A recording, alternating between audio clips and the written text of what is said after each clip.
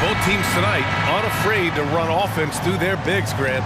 Talk about the value of being able to do that. Yeah, B.A., you know, it just speaks to how both teams can beat you in multiple ways of playing. I think it can lead to higher percentage looks with the bigs running the offense. You can strike a nice balance between inside and out, which coaches are preaching right now. And let's take a look at Boston's starting lineup. Brown and Tatum are the explosive wing pair. Horford and Williams together in the front court. And it's Smart in at the point. Now here's Levine. Oh, and he got fouled on his way up. He'll head to the line to shoot two. Well, Grant, one thing Levine has done since entering the league, he's taken his strength training very seriously. No question. I mean, he can play a much more physical brand of ball now. We even see him post up with his back to the basket, converting through contact. It's just part of his overall evolution. Here's Tatum. Goes back up. And it's Williams with the bucket inside. And setting the tempo with an assertive move. Like, where was the defense on that play? To me, that's a complete lack of communication on that side of the ball. These guys need to be talking to each other.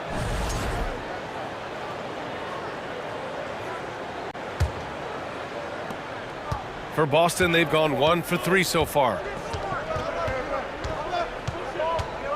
Smart against Ball.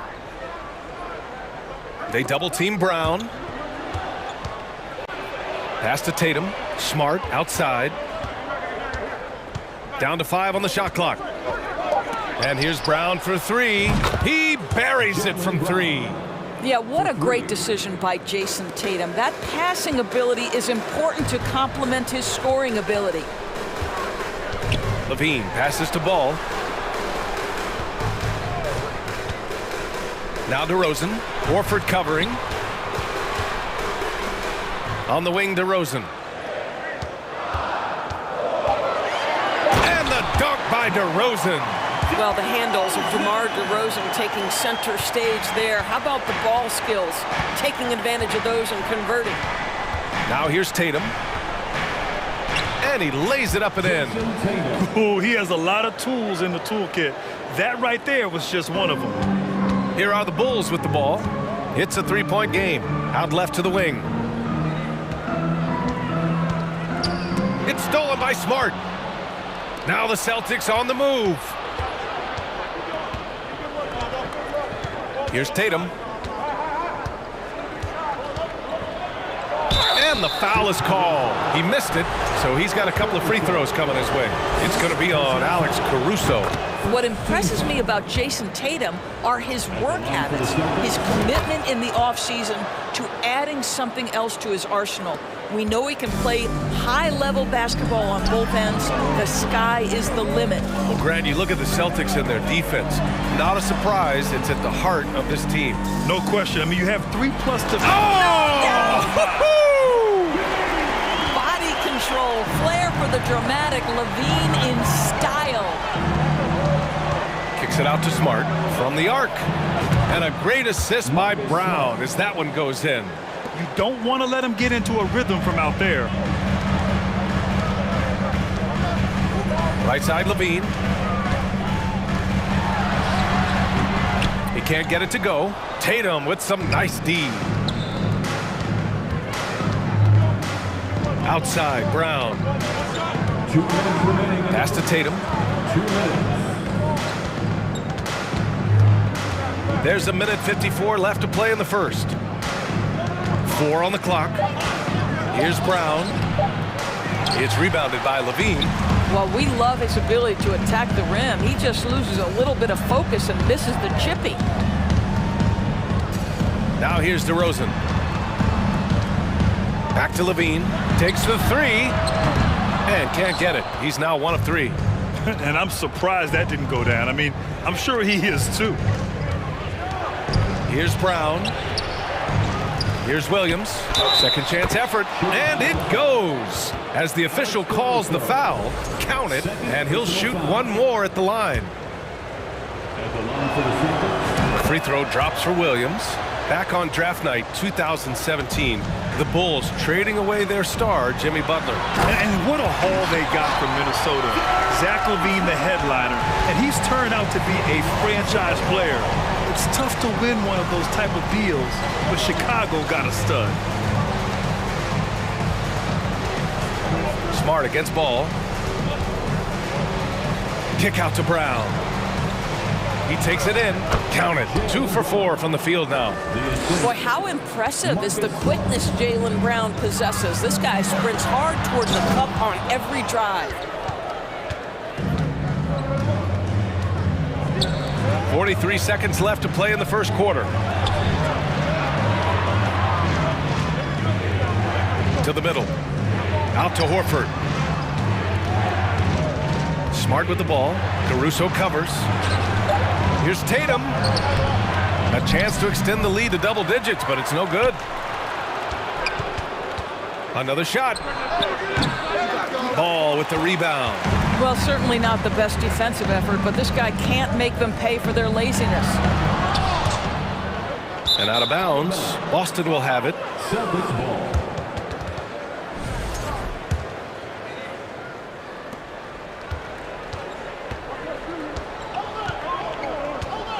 Horford outside. Smart for 3. Oh, no good on the last second attempt there. The focus ball brings to his defense is admirable. He doesn't let himself get distracted from covering his guy. And so it's the Boston Celtics. They have a nice 9-point cushion at the end of the quarter. And it's all due to their ability to own the paint. They've been dominant down low. We'll be right back. Great to have you with us. Second quarter of basketball. This game has not exactly been neck and neck, but plenty of time left in this one. And a look at how the offensive approach has been going so far for the Celtics. Well, great play down low. I mean, you expect the defense to adjust, collapse maybe, but that should open up things on the perimeter later in the game. And the other thing I love, how they're making the extra pass. They're not settling for the first shot. They're going from good to great. On the floor for Boston, we've got Malcolm Brogdon, Grant Williams out there with Mike Muscala. Then it's Derek White, and it's Hauser in at small forward. That one falls. And you like the balance here, not just falling in love with the 3-ball. And here's Brogdon. Outside, Williams. Stolen by Drummond. Pass to Beverly. White on the wing. Drummond inside. Covered by Muscala. Here's Williams. Drives to the hoop. Doesn't go that time. Some solid defense from Williams. The Celtics with the lead. Here's Brogdon.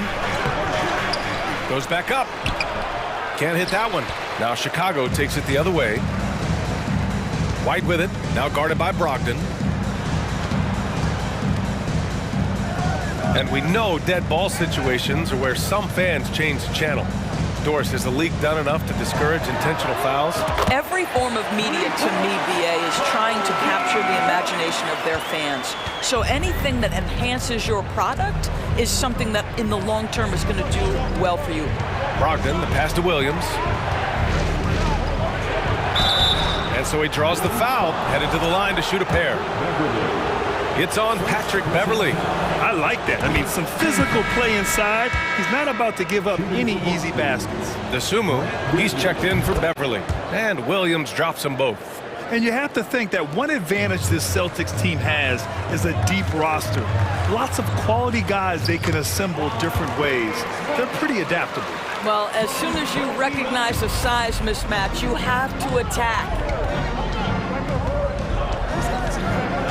Up top, White. He's guarded by White. White, the pass to Williams. Outside for Brogdon. Back to Williams. Parked it down low that time. Got hit with the 3-second call.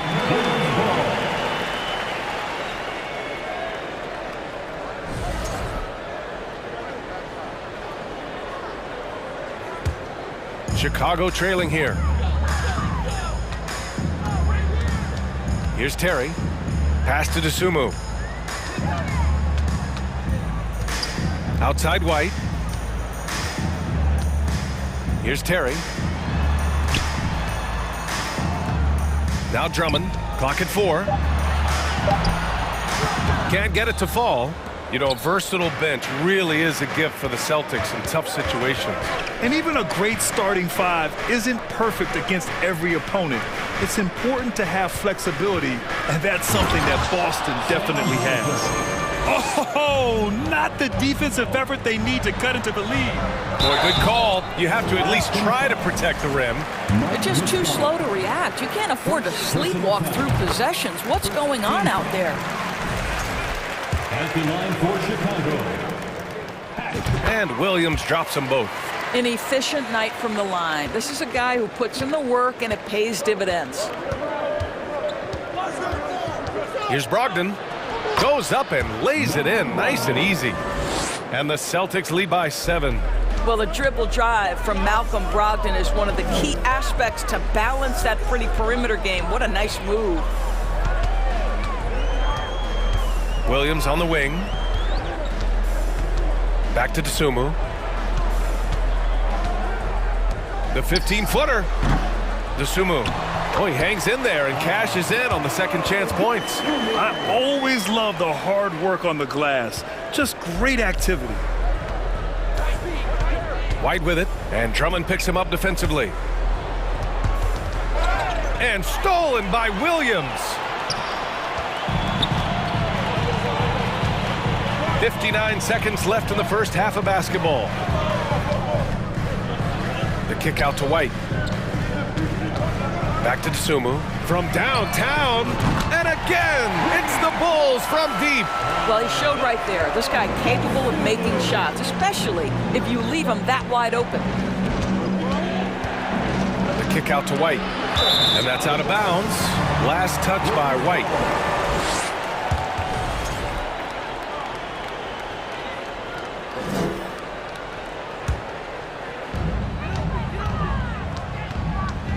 White against White. Shoots over White.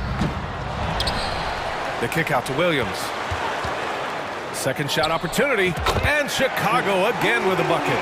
Boy, you love to see this level of awareness from a big like Drummond. How about that feed to his teammate?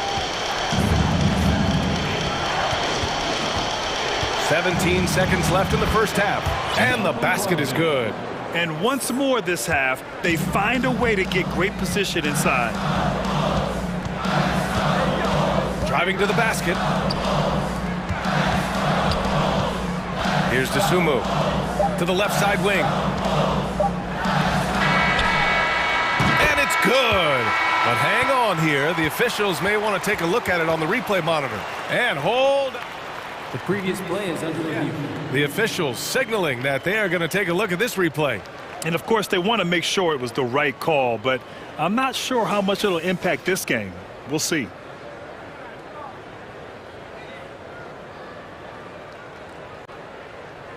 The ruling on the floor is confirmed.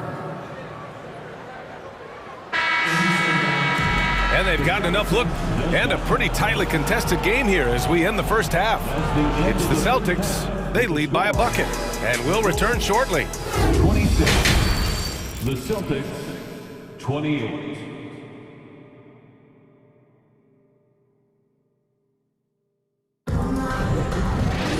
And we're halfway through this one. Plenty of basketball left in a game that's been a fairly even one.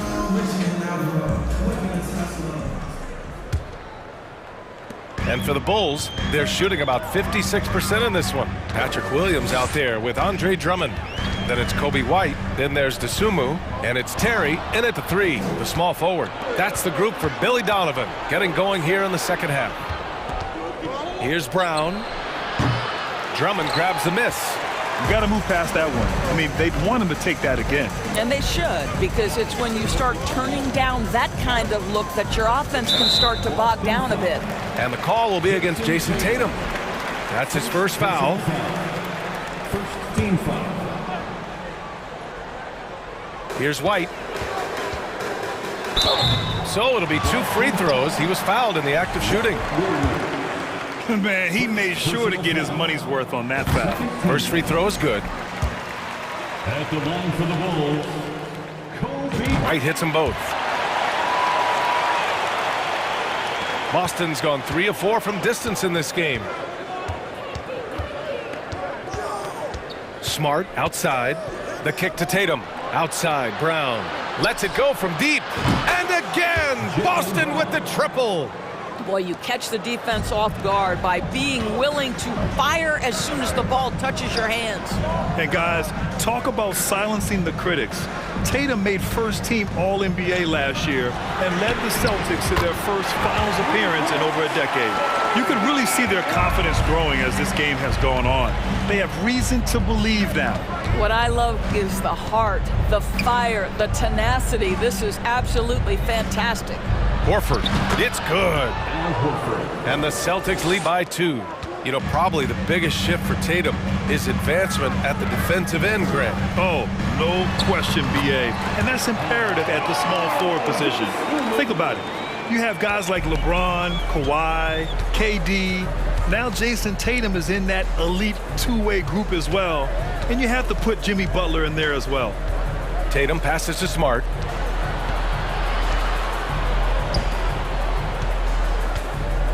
Six on the shot clock. Here's Williams. Yep, count it. Williams has got 7. That'll drive your coach crazy, failing to box out. Ugh. And to me, this is a common theme that's running through the league right now. Guys looking to leak out rather than box out. Williams from long range. And again, it's Chicago with a 3. I like that decision right there. Don't try to force a shot inside. Kick it out. Out of bounds. It'll go to the Bulls.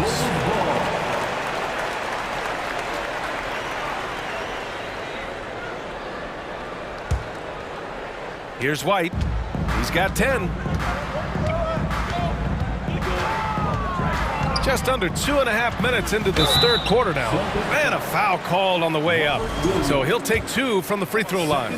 Well, that's just an excellent possession from this team. When you set up Andre Drummond down low, you're going to either take contact, get to the foul line, score it. So productive inside. Smart passes to Tatum. Smart right side. Out to Horford. Tatum from long range. Yes, great play by Horford to set him up. He's got 7. There was some question coming out of college. Could Jason Tatum hit the 3 consistently? He has put that to rest. Really left him alone that time. Both teams are starting to find a rhythm here. And this is partly what the game has become, right? A matter of dueling 3-point opportunities. Williams passes to Horford. It's Brown on the wing. There's the triple. Rebound by the Bulls. Up top, White. Pass to Terry.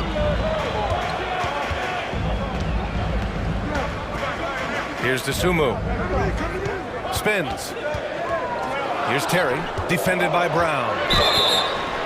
And he's going to the line for 2. The official saw contact while he was going up. That's on Al Horford. First one falls for him. So Boston ends up going with a new group. And that one goes in. 2 from the line that time. We've got 1:23 left in the third quarter. Outside for Gallinari. It's White with a drive. Here's Hauser. Fires in the triple.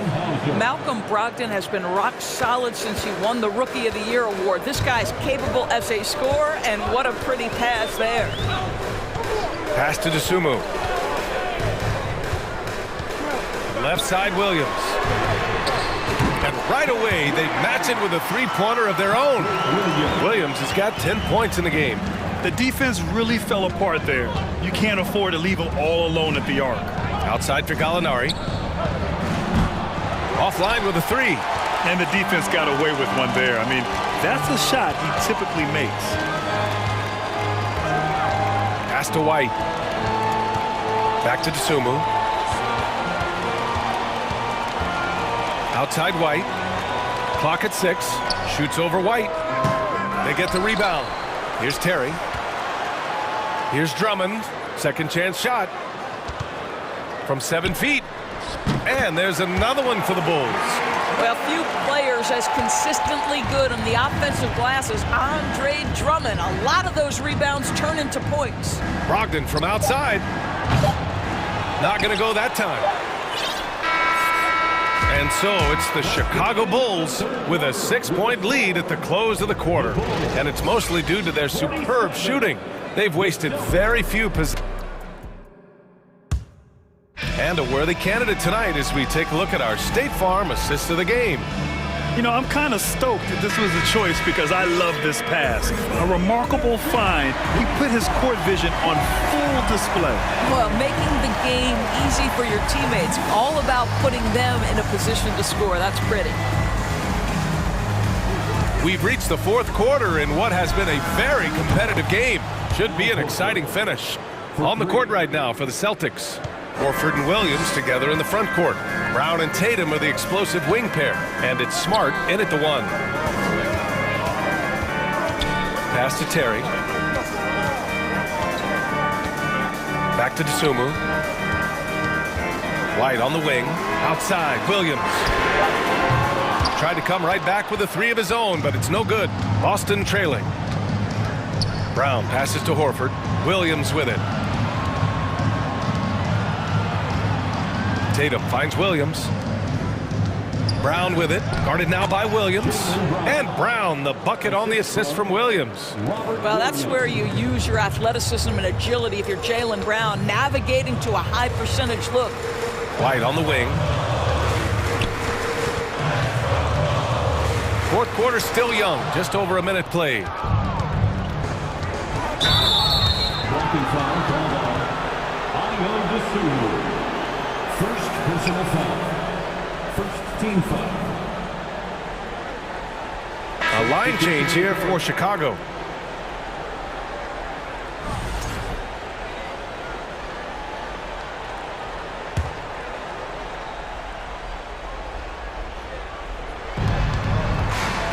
Here's Horford.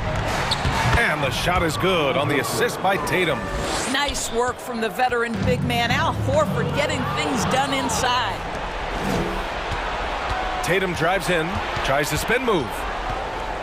Pass to Horford. Back to Tatum. Kicks it out to Smart. And here is Williams. Vucevic with the steal. Levine with it. Guarded now by Smart. Takes it inside. And the dunk by Levine. Well, bit by bit, Zach is becoming physically tougher, which makes you mentally tougher. Outside Tatum. Back to Smart. Now here's Horford.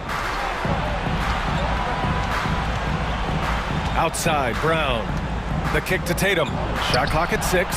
And the Celtics another three. Such a clutch shooter. This guy lives for these kinds of moments and delivers. DeRozan outside. The kick out to Ball. Lets the three fly. Rebound Boston. Horford's got 4 rebounds in the game. Here's Tatum. And it's cleared by Vucevic. For Chicago, they've gone 1 of 4 since the fourth quarter began. On the wing, DeRozan. Pass to Levine. That one off the back iron and out. Boy, he'll usually knock it down if he's left that wide open. Just comes up empty. Horford passes to Williams. And here's Brown for 3. And it's cleared by Vucevic. Chicago's gotten 6 of 10 three-pointers to drop. And Robert Williams picks up the foul. That's his 3rd foul so far.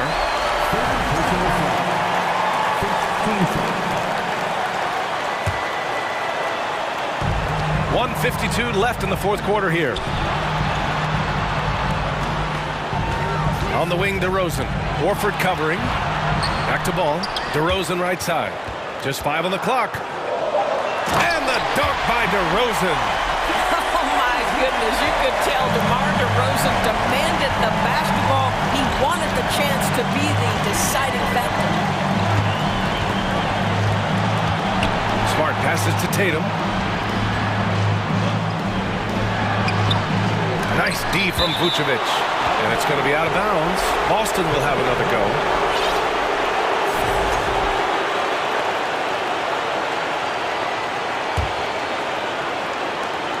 A little over 3.5 minutes in the books now in this fourth quarter.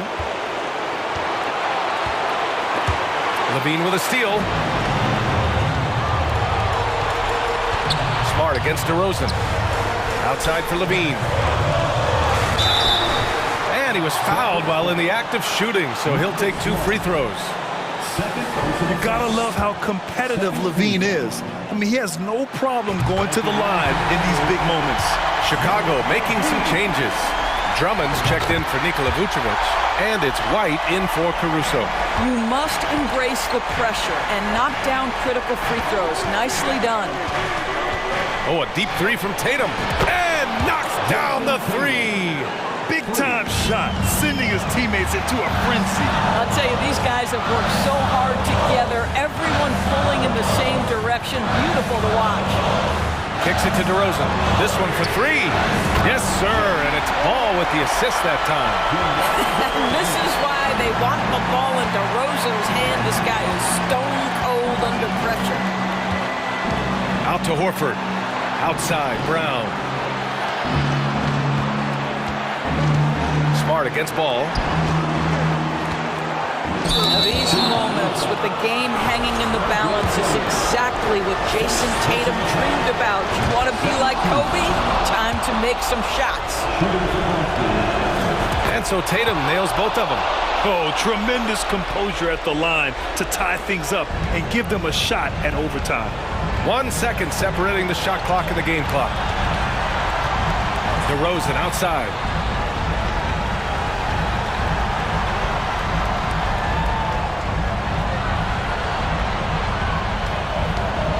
Just 5 to shoot. Oh, no good! And DeRozan wants the rock in his hands in close game. I mean, he embraces the opportunity to come up big for his team. And so both free throws good. And it's a 2-point ball game. Now that's how you capitalize at the line. As long as they play good defense, they should have this win sealed. And the Celtics call time here. They're losing by 2. There's 6 seconds left in the fourth. Guys, what do you think? More than enough time to get a bucket. Well, they've got to be aggressive, guys, because the defense doesn't want to foul here. And here's Brown for 3. Misses the tray.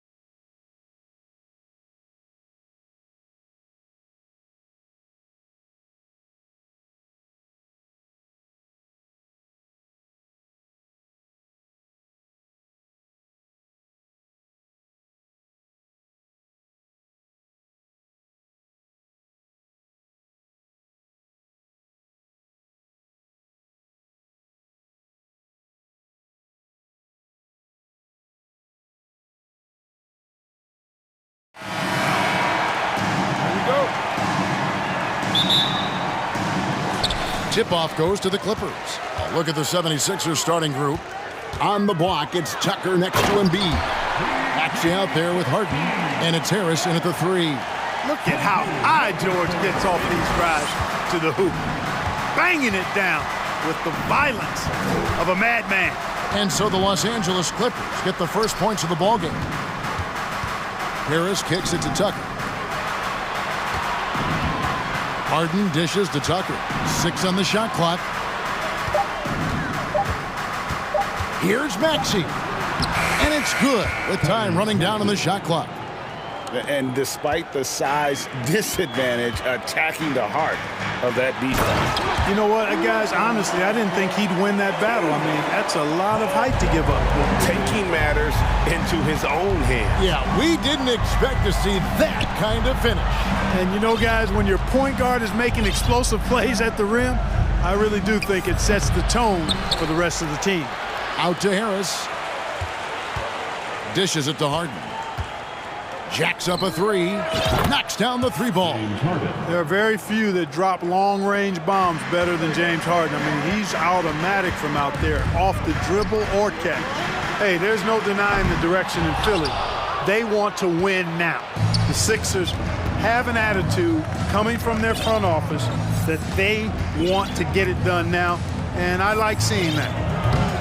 Tucker can't get it to go. For Los Angeles, they've gone 2 or 3 here to start out the game. Westbrook finds Morris, and Morris throws it down. Yep, Westbrook seems to have a sixth sense for those kinds of openings. He knows exactly where the gap is and finds his teammate perfectly.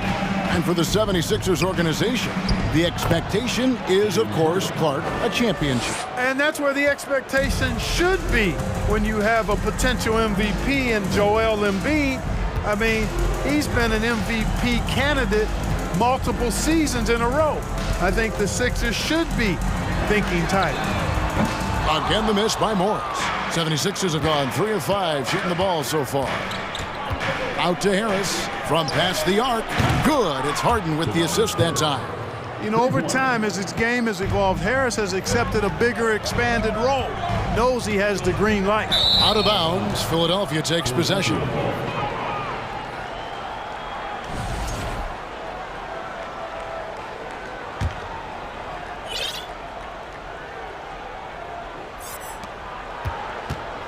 And so Harden will bring it up for Philadelphia. They lead by 4. Maxey passes to Harden. On the wing, Harris. Another 3 for Philadelphia. Boy, this is something that Harris has really enhanced in his game over time. Hard work, paying dividends. Here's Leonard. Good for the basket. Starting off 1 for 1 with that shot. And their post play has been really solid right off the bat. Maxey passes to Embiid, and the dunk by Embiid. Embiid showing you a little force, wanting to dunk it down whenever he can. When Joel Embiid entered the NBA, many questioned if he would be able to overcome the devastating injuries. Well, you know, he didn't play his first 2 years in the league. Those questions were fair to ask. I mean, is this guy ever going to get on the court? But once he did, oh my, a monster. I've not seen a big guy do the stuff Joel Embiid can do. It's actually insane. Harden finds Embiid. It's rebounded by Leonard. Total breakdown from the defense there. I mean, he'll usually take advantage when that's the case. Morris laid in with a nice touch off the glass. And I like the different looks that Morris can give you. Inside, outside, and in transition. Harden against Leonard to the left side wing. Tucker the pass to Harris. Shot, high post. Some nice ball movement here by the 76ers. Harden, no good. Well, he's got a great stroke. That one almost dropped. And George gets it to go. It's a tie ball game. And it's really obvious that George has put a ton of time into improving his handle. I mean, you never know what he's going to do with the ball in his hands, and most times it's pretty good. Now here's Leonard. He's got 5. 3-second difference between shot clock and game clock. Pass to Tucker. Leonard with the steal. Greg, everything they're doing is working right now. Good run they have going right now. The momentum is huge. Here's George, and George with the stuff. Boy, George rising up with great confidence and strength. Threw it down with authority. Here's Harris. He knocks it down, but wait a minute. The officials are getting together. They may want to review this one. And it looks like they are. The previous play. Did he get the basket off in time? And honestly, guys, in real time, I couldn't really see whether he got it off in time. But with the benefit of replay, it seems pretty clear that the clock expired just before the release. And you know, as a player, you're aware of that clock ticking down on you. But within that last fraction of a second, it's... The ruling on the floor is confirmed. Just a split second too long. Plenty of offense in this closely contested first quarter of play. Clippers lead by 2. And back with the start of the second quarter.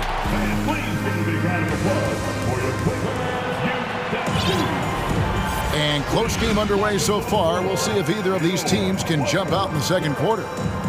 Hey guys, what do you think about the offensive approach we've seen so far for the Clippers? I really like how they're knifing inside with confidence, exploiting any openings they see in the defense, taking advantage. And I also like how they've trusted one another with the rock, creating shots by keeping the ball moving. So with Harden on the bench, here's the 5 for Doc Rivers right now. They've got McDaniels. Shake Milton is out there with the Anthony Milton. Then it's Montrezl Harrell, and it's Niang in at the power forward.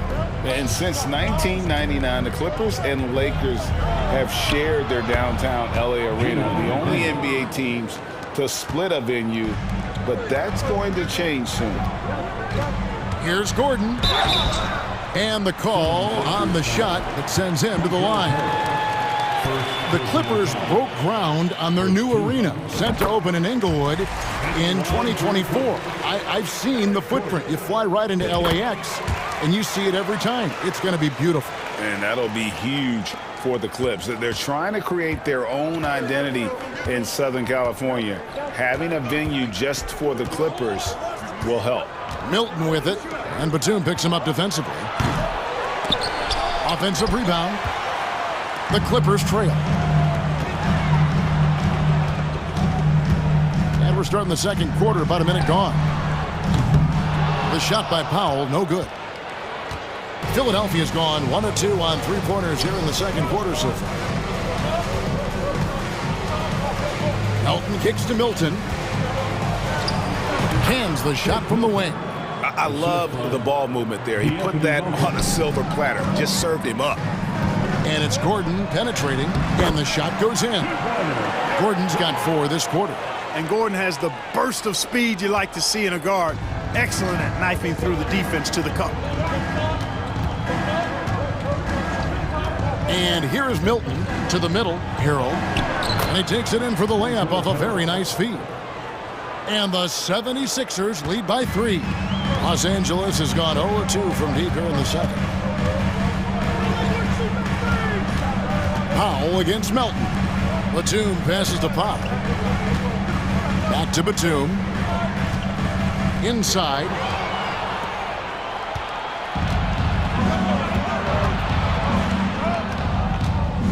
Melton with the ball. He's been patient so far. Nothing on the scoreboard yet. Pass to Niang. Now here's Melton. And foul on the shot, so he'll get a chance at the line. And we see stars, Clark, that dominate with skill. Others do it more with athleticism. Which would you prefer to build around if you were coaching? If I had to only pick one, Kevin, I'd like to have both skill and athleticism. But skill is so critically important in any sport, particularly basketball. Guys that can shoot, handle the ball, pass it, and do the fundamental things well. And I think that trumps athleticism over the long haul. Oh, great defense there. Anticipated the play and got there first. And not afraid to put his body on the line either. He took a shot for the team in that situation.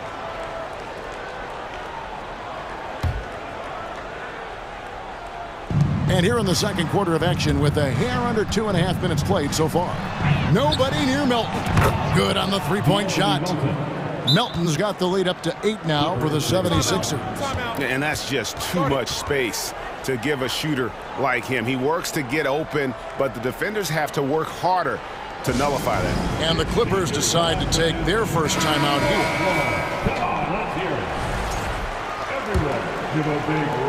For Los Angeles, they've gone 1 of 3 to start out the second quarter. Highland passes to Powell. To the inside. And it's going to be out of bounds. The Clippers will retain possession.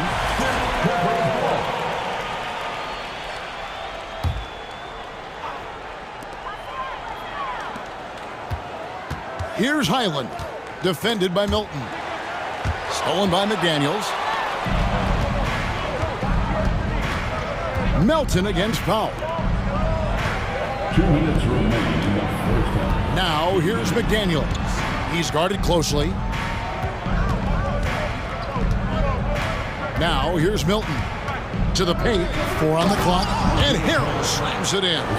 But that's a forceful, intimidating slam by Harrell. He dared the defense to try to stop him there, and I don't think they wanted to. Well, certainly, Clark, the 76ers, the past few seasons, have given their fans plenty to feel good about. Yeah, and you know, those Philly fans are really hard to please. They have great expectations and knowledge to go along with it. But you're right. I mean, it's been much easier to look on the bright side in Philly recently. The talent and results have been trending up in recent years. Los Angeles calls timeout.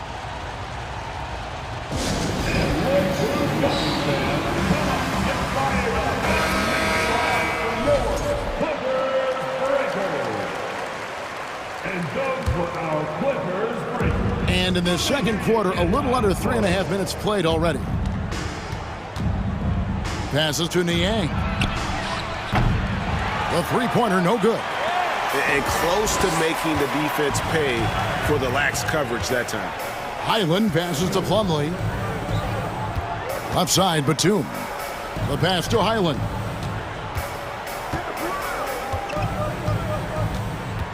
To stop the drought, and the rejection by Harrell. The shot's good from Plumlee. The 76ers leading by 9. Milton kicks to Melton. The 76ers again can't hit it. The Clippers have gone 2 of 6 from the field in the second quarter so far. Here's Powell. Rebound by the 76ers. 40 seconds left in the first half. Pass to Milton. Driving to the basket. An easy 2 points on the layup. Milton's got 5 points now in the quarter. They've been struggling here on offense. Yeah, a bit of a dry spell for sure. Highland misses. Here's Philadelphia. They're on a 19-6 run. Niang kicks to McDaniels. Here's Melton. Drains it from beyond the arc. Melton's got 8 points. Here's Powell. He's gotten some minutes, but nothing on the board yet. The Clippers shooting their 3rd and 4th free throw shots of the night. And look back a season ago. They did a solid job at the line, about 79% of their free throws. You know, success at the line just became contagious for them. A few guys got on a roll, and it carried over to the rest of the team. He hits the second from the line. 6 seconds left in the first half. From deep three-point range, and they recover it. Second chance shot, and that one released in time, but no good. Thanks so much, David, and we'll... Your Clippers, 24. The 76ers, 37.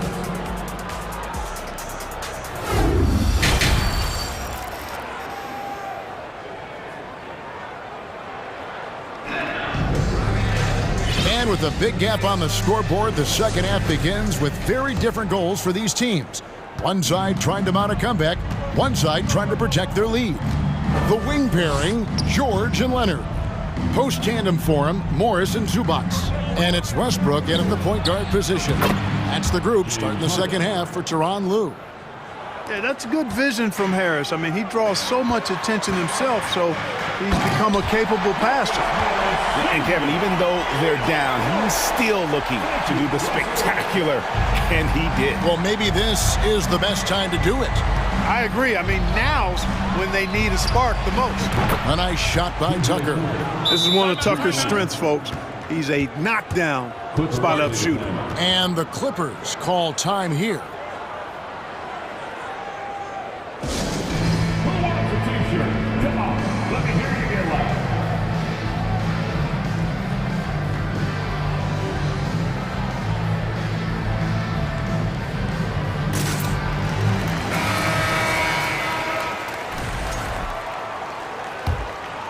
Clippers trail by 17. Kicks it out to Leonard. The putback. He hangs in there and cashes in on the second chance points. Good awareness that time to put the shot right back up before the defense could react. Embiid finds Maxey. Three-pointer. The shot, no good. And it's the Clippers taking it the other way. Well, in spite of the critics and the injuries, Paul George continues to produce one of the league's truly elite players. It's a great move, and he catches the defense completely off guard. Yeah, if that's a harbinger of things to come, he's looking at having a very big second half. And that'll be 2 free throws coming up. Officials on the call with the foul. That one on Harris. And you mentioned the injuries for Paul George. Let's see, GA, the broken leg, shoulder surgeries, last season a torn elbow ligament. And I'm sure there are a few others, Kevin, but give him credit. To battle through and maintain his greatness tells you something about his competitive will. And George gets the whistle that time. Paul George. That's his first foul. First personal foul. First team foul. Over a minute and a half into the third quarter of action. Zubac against Harden. Now here's Embiid. He's covered closely. Good on the bucket. And the 76ers lead by 13. You'd think that Embiid would always go inside, but with his stroke, the mid-range is a good option too. And with the 15th pick in the 2011 draft, Kawhi Leonard wasn't highly touted coming out of high school or college. Listen, even in the pros, recognition took a while. How about this? He won Finals MVP and Defensive Player of the Year before he ever made an All-Star team. Now, one of the 75 greatest. Here's Embiid, and the dunk by Embiid. Well, you got to admire the precise passing of Harden. All he needs is a little crack to thread the needle. Westbrook, and the dunk by Westbrook. That should give him a nice little jolt. Yeah, it has to. They need a jolt, GA. And, you know, that's exactly what happens when you don't settle. That's the result. Tremendous effort and a big-time finish there. Tucker with the ball. Leonard picks him up, and Tucker kicks to Harris. 6 to shoot. Maxey into the lane. George clearly one of the best two-way players in the game. He never takes a play off defensively. The adjustments they've made offensively, they're putting guys in a position now to succeed. It's certainly been an impressive run. They finally found the right formula to break down the defense. And an intentional foul right there. Really no idea why you're fouling in a situation like that. You know, maybe there's some bad blood between those two. Yeah, but that's no excuse for that kind of foul. I mean, that might be an explanation for it, but certainly doesn't justify it. And even then, it's just not a good play. And the Clippers with a whole new lineup now. For the Clippers organization, GA, what do you think the goal was? Well, it's clear to me, Kevin, get to the NBA Finals. The Clippers have never made it there. And I think a trip to the Finals is within reach of this group. They just need to stay healthy. And Embiid has got the ball here for the Philadelphia 76ers. 17 points was their biggest margin. Harden the pass to Embiid. Outside, Maxey. Harden right side. Lets it go with a 3. Batum grabs the miss. Clippers trail by 11. Second half here. We're just over 3.5 minutes into it. Gordon finds Powell. And he banks in the layup. Well, we know Eric Gordon is a great shooter now, but he is also willing to make the extra pass. Philadelphia's gone 2 of 5 with the three-point shot since coming out of the break. Harden the pass to Tucker. The 76ers with another miss. Clippers have gone 6 of 8 on field goal attempts in the third. A 75% clip. Down low. And the ball travels out of bounds. It was last touched by Harden. And it's a completely new group here for Philadelphia. Clippers with the ball. They trail by 9 points. That's not the type of opportunity he fails to convert very often. And out of bounds as Los Angeles gains possession. And now let's take a look again at that incredible rejection. That's exactly what a team needs when they're playing from behind. Energetic defense. Now the Clippers with it. They're on a 14-6 run. Highland passes to Plumlee.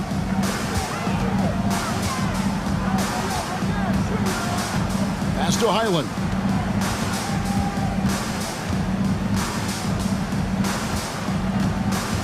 And there's the call on Montrezl Harrell. That's foul number 2 for him. Third team foul. And it's a completely new group for Los Angeles.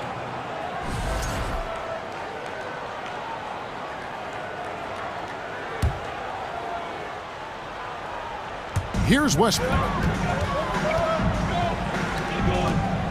Morris right side. Outside, George. Sinks the three-pointer. George has got 5 points now in the quarter. With a few 40% seasons from deep, George has become one of the top three-point shooters in the game. Now, here's Milton. He's covered by Westbrook. Pass to Milton. And so it's the Philadelphia 76ers with their lead standing at 6 points here at the end of the quarter. Their shooting has been the big key. Their percentage from the field so far has been terrific. And I know I speak for all of us when I say I can't wait to see what kind of finish awaits us here in the fourth quarter. Clippers trail by 6. So with Harden on the bench, here's the 5 for Doc Rivers right now. They've got Shake Milton. He's out there with the Anthony Melton.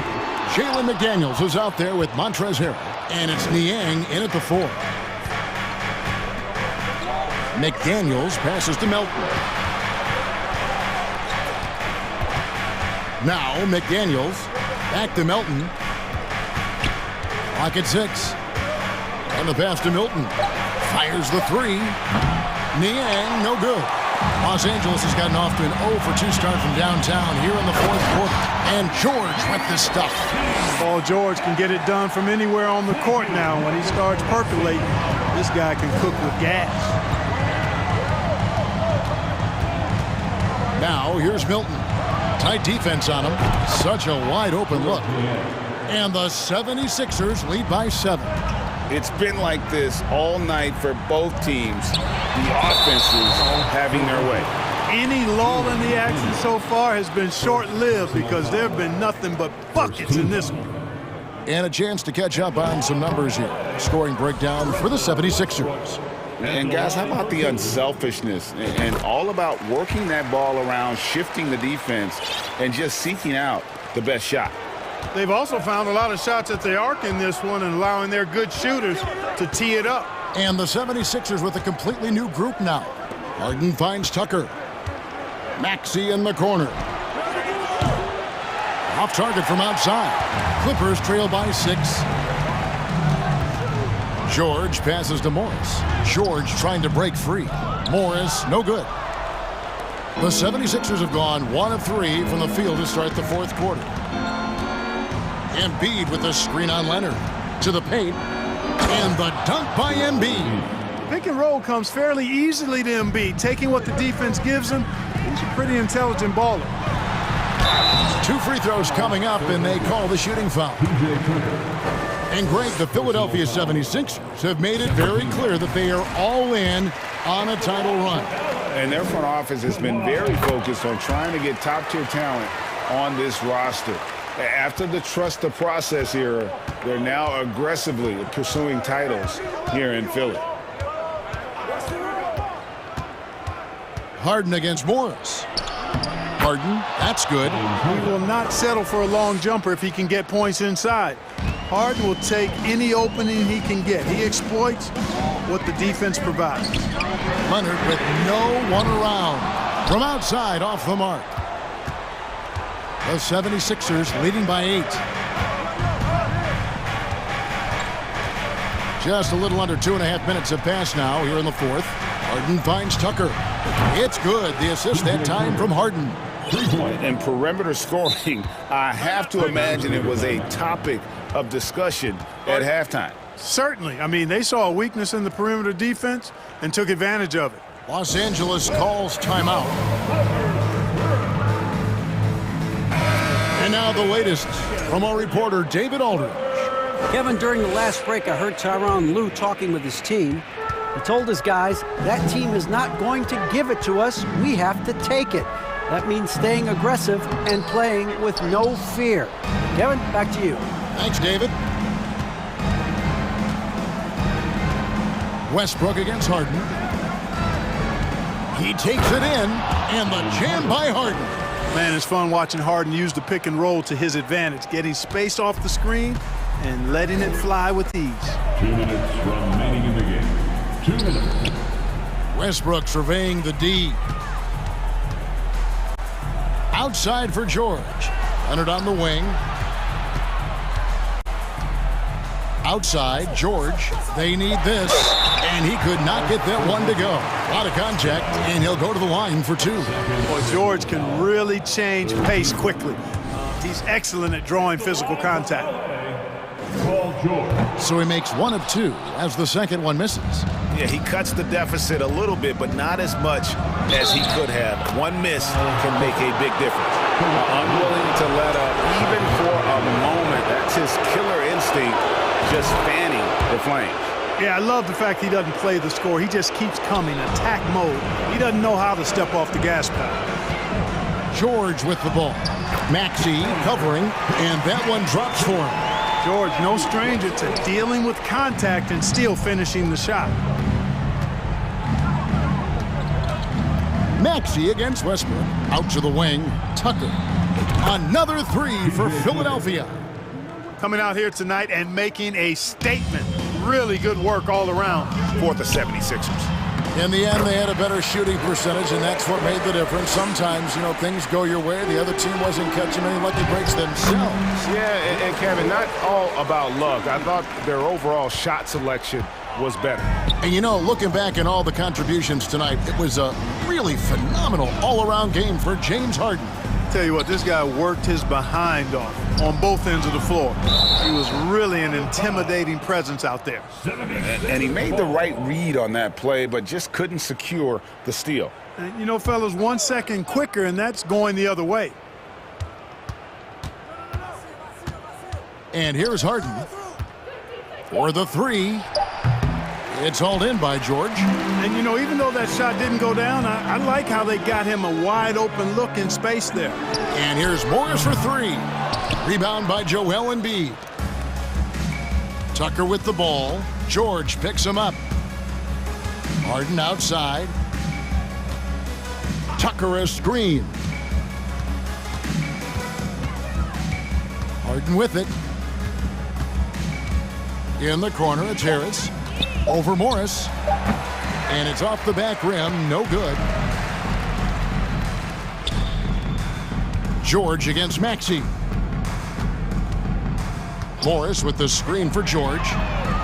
And a miss there with a chance to cut the lead to single digits. Harris outside.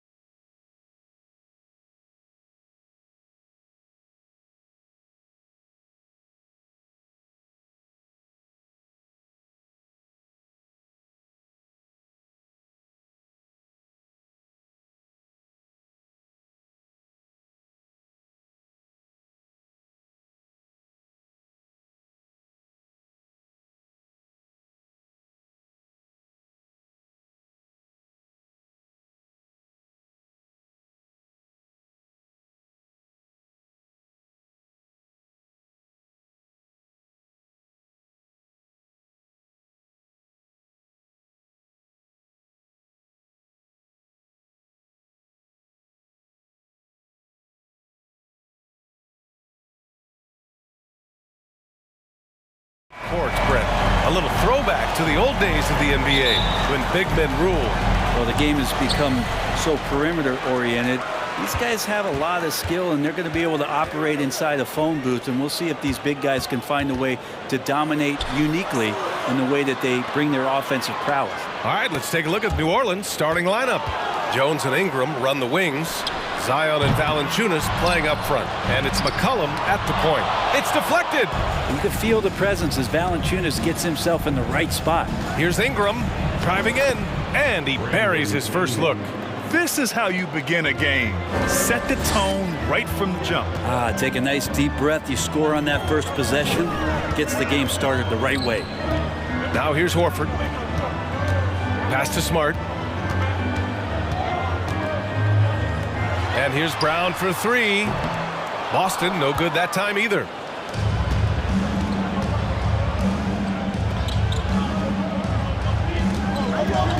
Ingram against Tatum. The shot by Ingram, no good. That's a decent look for him. He just couldn't convert. An area where the Pelicans squad performed well this past season was on the glass. Yeah, defensively and offensively. Now, they know how important it is to secure those loose balls, and making it a priority helped them all season long. I don't mind that. I mean, they met him at the rim and temporarily prevented the points. That's also good, so he hits both free throws. Becoming a star before our eyes, Brown's work ethic and desire to be great has transformed him into an elite talent. And they recover it. Williamson passes to Ingram, shoots over Horford. The shot by Ingram, no good. Boston's gone 0 for 2 from outside. There's Tatum with the three. Williams grabs the board. Not sure how he finds himself in so much space there. He's kicking himself for whiffing a bit on that one. 4-3, and it's Ingram with the basket on the assist from Williamson. Ingram's got 5 points. Well, Ingram just letting it rip right now on the offensive end. Out to Horford. Pass to Tatum. Back to Horford. It's Brown on the wing. The Pelicans pull it in. Now here's McCollum. From deep. Another miss. He's 0 for 2 now. For Boston, they've gone 0 for 5 to begin this game. Brown passes to Smart. Going inside. Tatum from long range. Good. And Brown gets the assist. There's no lack of confidence in Tatum when it comes to his three-point shot. He's looking to do damage from long range on every possession. Now here's McCollum. Outside Ingram. McCollum, the pass to Ingram. Puts up a three. Sinks the tray. Give him 8. Oh, you gotta love the back and forth. Showing real confidence at the arc. Yeah, both teams finding ways to the three-point line and trying to take advantage from distance. And he got the whistle on the way up, so he'll be headed to the line for a pair. An ascending superstar, Tatum has really honed in on what he does best on the offensive end. And the Pelicans going with a whole new group out there. Well, when he gets into a groove at the free throw line, it doesn't just last for tonight. This might be 2 weeks, 2 months, something like that. Pass to Hayes. Here's Marshall. Throws it up high and finished off by Hayes. Gliding the pass to where it needed to be. Wow, a strong finish to seal the deal. And here's Brown. And we're just over 3.5 minutes into this first quarter. New Orleans in the lead.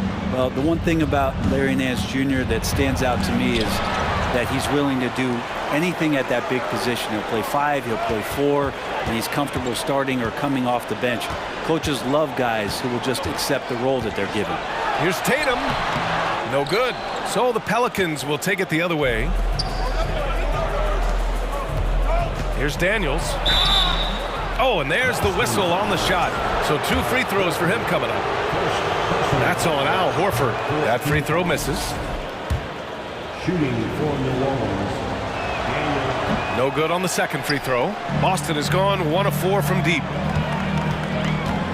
And here's Brown for three. Rebounded by Daniels. New Orleans has gone 2 for 3 from outside the arc. Here's Alvarado. Well, no scoring yet from him, but that's likely to change. Here's Hayes, and finished off by Hayes. Oh, nice one-handed jam there, B.A. Hey, little exclamation point. Smart with the ball. Horford finds Brown. Ooh, went in there strong and tried to power it down. But he drew the contact, and he'll head to the line. And sly move by Brown to ensure the foul. He won't pass up on a chance to draw one off you. So 1 for 2 that time at the stripe. For New Orleans, they've gotten 50% of their shots to fall so far. They're 5 of 10. Here's Daniels, defended by Smart. Tipped away. And so the ball out of bounds. Smart tucks it last.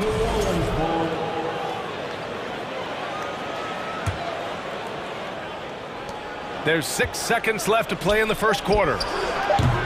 Daniels misses. And that concludes the first quarter of play. The Pelicans on top, up by 4.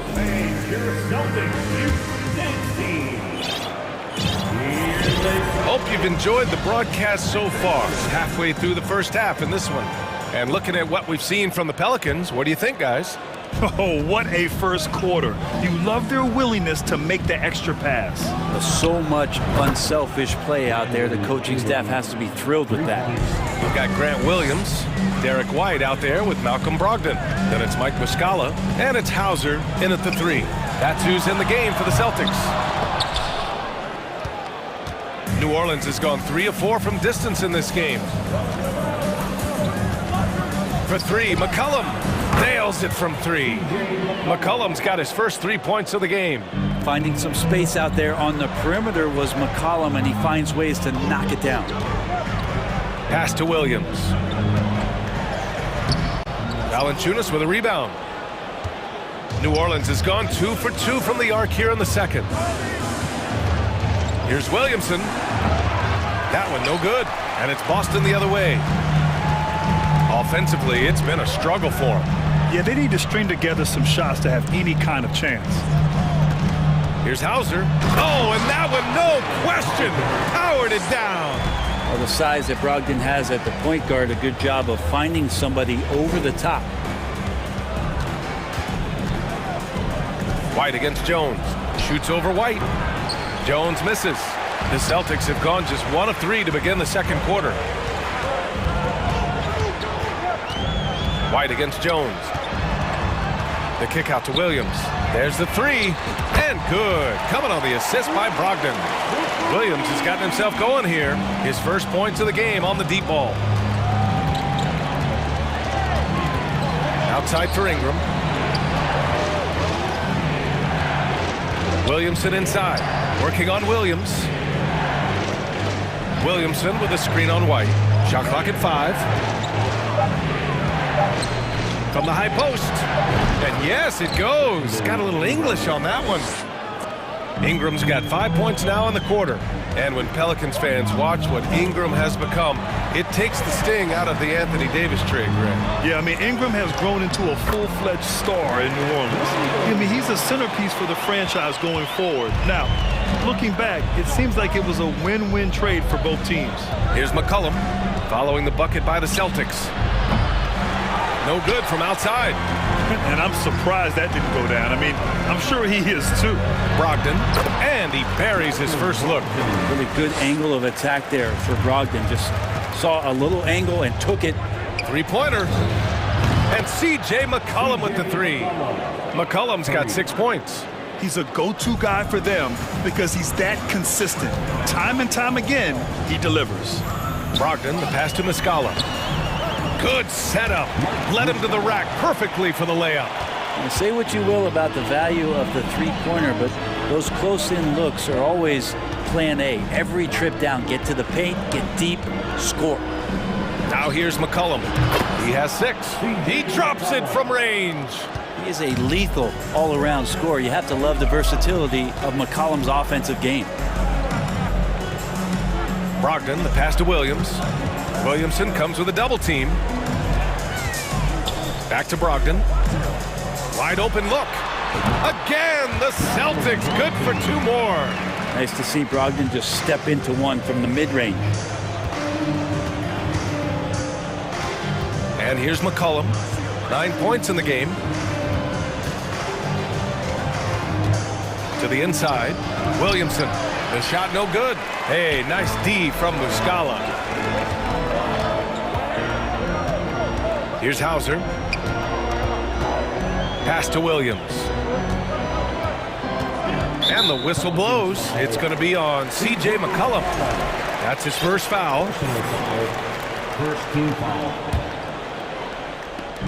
56 seconds left in the half. Left side Williams. 6 to shoot. And rejected. Now Ingram. He's got 13. Valanciunas with a screen on Muscala. Back to Valanciunas. McCollum outside. And the dunk by Valanciunas. You know, big guys like Valanciunas have spent a lot of time in this league understanding where the ball is going to come off of that rim on a miss. He was in great position that time. Now here's Brogdon. 12 seconds left in the first half. McCollum with a steal. Outside Jones. Takes a 3. And so we've reached the end of the first half of play. Pelicans ahead, up by 7. 21. The Pelicans, 28.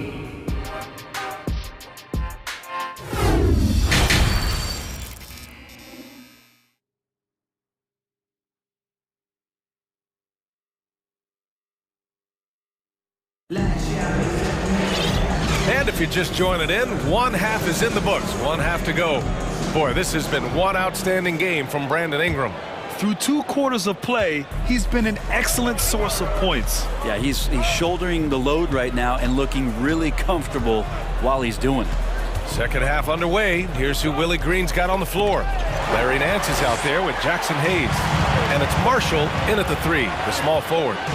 Oh, Tatum slams it home. That's good hustle. Tatum beating several guys up the floor, putting himself in a position to contribute. He takes it in. Oh, and he got fouled on his way up. He'll head to the line to shoot 2. Well, Grant, every team is looking for that perfect 5 on the floor, that magical lineup. In your mind, is that synonymous with small ball? I think it is, B.A. I mean, having players that can play small, can switch on defense, obviously play multiple positions on the offensive end. It's just a combination, when executed properly, could be a nightmare for the opponent. That's pretty much not how they want to defend the three-point line. Somebody's got to shadow him out there. Here's Alvarado. Down low. Here's Hayes. And finished off by Hayes. He put a little flair on that one. Yes, he did. Man, he's a strong finisher, huh? Smart for 3. It's Hayes with the rebound. New Orleans has gone 6 of 9 from 3-point range. Nance with it. Now Horford defending. Out to the right wing. Here's Marshall. 3-pointer, no good. Boston's gone 1 of 2 shooting from the perimeter since halftime. Oh, they pick off the pass. Pass to Alvarado. Up top, Nance. Here's Daniels, defended by Brown. Here's Marshall. And the Pelicans get another bucket right there. Nance is just such a cerebral player out there, does a good job of trying to be a threat with the assist. Tatum from long range. And the rebound goes to the Pelicans. They've led by as much as 10. It's stolen by Tatum. Smart up top. Well, he hasn't put up any points yet in this one. The kick to Tatum. Back to Horford. Outside Tatum.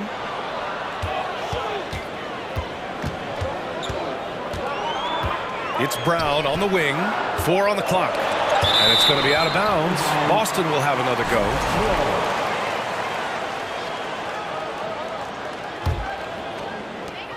Second half of play here. We're just under 2.5 minutes past. Brown taking on all challengers. This kind of fearless approach is what his teammates and coaches love seeing. Pass to Hayes. He shoots a 3. Hauled in by Brown. The Celtics have gone 3 of 5 from the field in this third quarter. Horford passes to Williams. There's Tatum with the 3. Buries it from 3. Now just a 2-point New Orleans lead. On the catch and shoot, Tatum is a go-to option. It seems like he's always ready to put up a shot. And so they foul intentionally. You don't want to stop the clock right there. I'm not quite sure what he was thinking. So Boston ends up going with a new group. Pass to Hayes.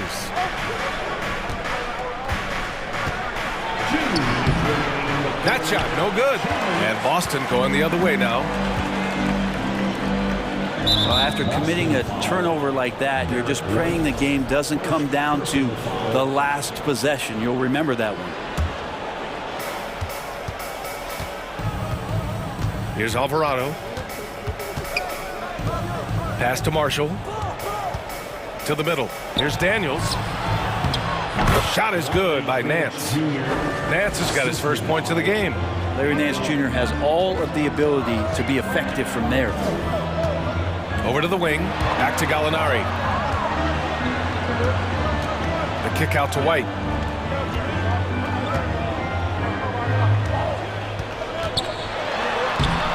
Rebounded by Daniels. New Orleans has gone 0 for 2 from outside here in the third.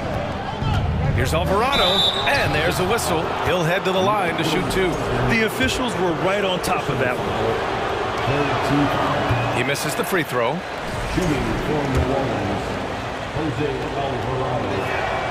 And he sinks the second. There's 1:12 left in the third. Right side, Brogdon. White finds Brogdon. Poke loose. Here's Gallinari. With the drive. It's blocked. There's 47 seconds left in the third quarter. Here's Daniels. Boy, he's been patient so far. Nothing yet on the scoreboard. Clock at 6.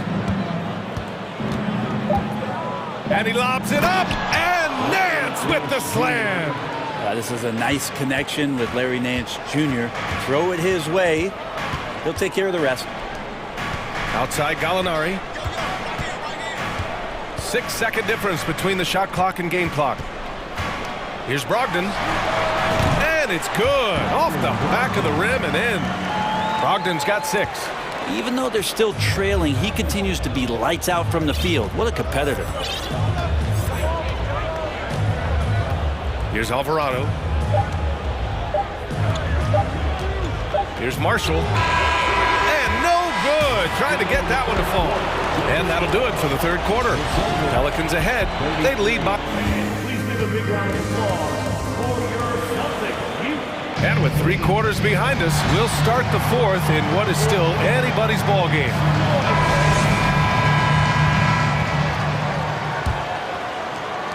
Boston trailing. Tatum and Horford at the forward slots. Smart and Brown, a great defensive backcourt. And it's Williams in at the center position. That's the Boston 5. Drills it from deep. And we have seen Brown take more and more threes recently, becoming very confident in this shot. There's McCollum with the 3. Knocks it down from distance. And the Pelicans lead by 5. These teams are finding the range, showing a lot of confidence. It seems like they're going to find out who can make the deepest threes. Right now, it's a shootout. The drive by Tatum. Rebounded by Ingram. New Orleans has gone 7 of 13 from downtown so far in this game. McCollum outside. And the Pelicans hit again from deep. Exactly what every offense needs. Shooters who can force the defense to extend. Oh, there's no doubt he's a legitimate threat from downtown, and he's demonstrating that in this game. Smart passes to Horford. Back to Smart.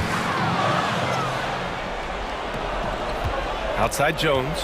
There's the drive. Oh, there's a killer two-hand slam. I know CJ plays the two-guard position alongside Lillard, but he does have point guard vision, and that's a great find. On the wing, Tatum. The putback. It's good on the putback. Ooh, hard work creating the second chance opportunity. Now here's McCollum. Williamson with a screen on Smart. Here's McCollum, and it's New Orleans with another. Just always appreciate the way that C.J. McCollum is such a natural scorer.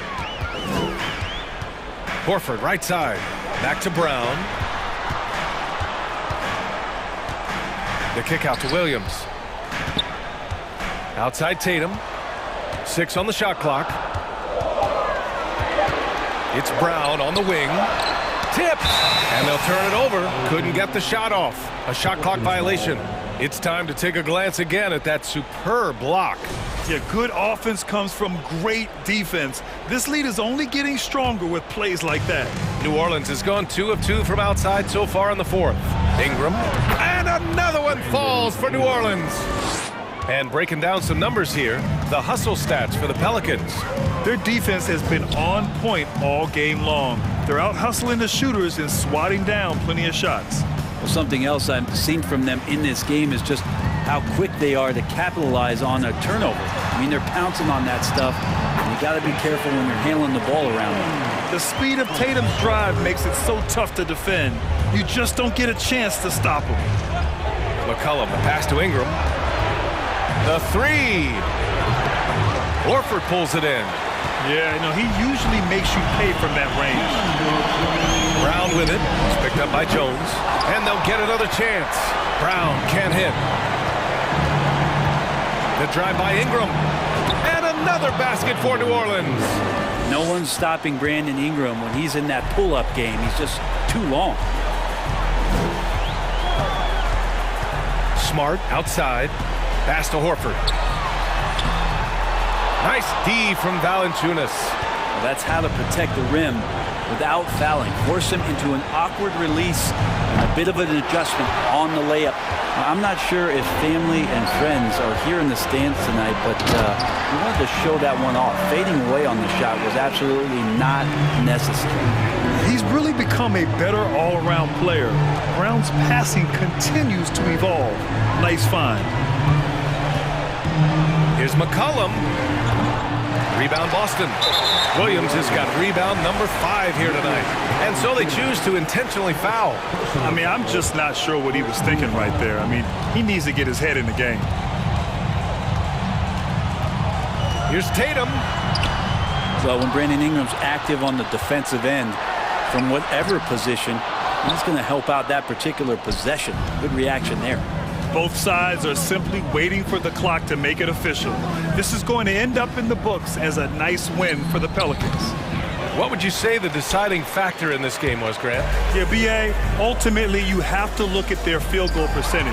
They were the more efficient team because they found clean looks all night. And even the opposing fans can't deny this was a sensational game for C.J. McCollum.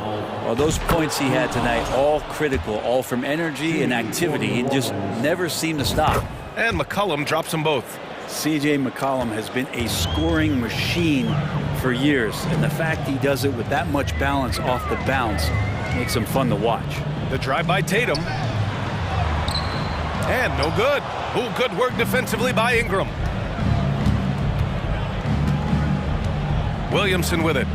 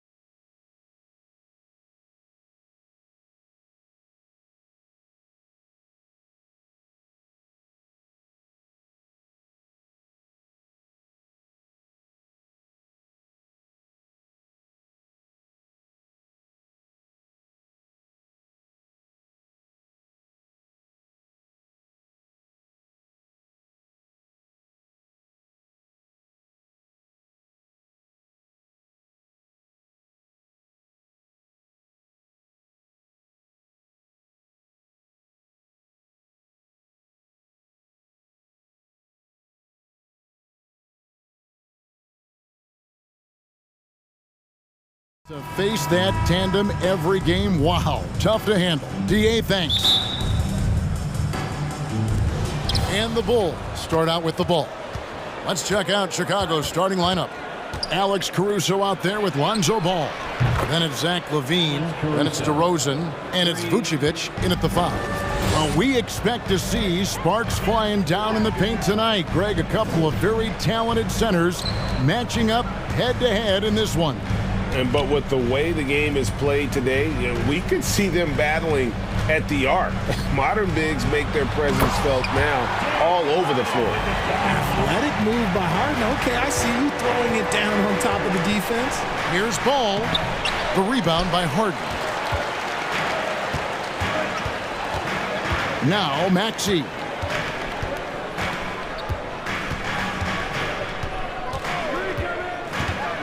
The pass to Tucker. The 3. It's all in by the Bulls. And the great shooters know when they've got enough opening to go for the 3. I didn't think it was a bad choice on that possession. Now here's LaVine. Here's DeRozan. Oh, and the jam by DeRozan. He's been doing that since he first came into the league. DeRozan, his ability to get to the rack at will is unmatched. You know, Greg, some guys are late bloomers, but DeRozan, he was just the opposite. Yeah, reports are he had handles at age 3. First dunk came in the 6th grade. 5-star high school prospect, and in a strange way, he's still an underrated superstar. An absolute monster on the glass. Embiid uses his size and power so well to clean up the glass. The 76ers shooting their first free throw of the game here. And I feel like one of the more underrated aspects of Embiid's game is his passing. He understands that teams are going to bring 2, sometimes 3. You have to make quick decisions with the ball when that happens. Embiid, he embraces that challenge. And here are the 76ers now, after Chicago picking up a basket just moments ago. For Chicago, they've gone 3 of 4 from the field to start out the game. Caruso kicks the ball out of bounds. Philadelphia takes possession.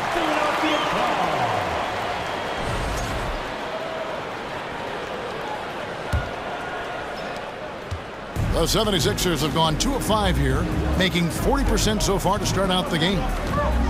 Kicks it out to Harden. The 76ers with another miss.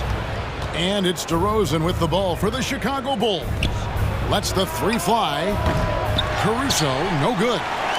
Philadelphia's gone 0-3 from three-point land. Nothing yet going outside. Pass to Tucker, beyond the arc. That shot off. And the Bulls going the other way now. Caruso finds Ball.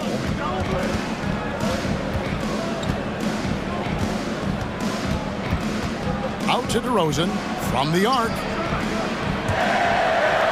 And it's out of bounds. Last touch by DeRozan.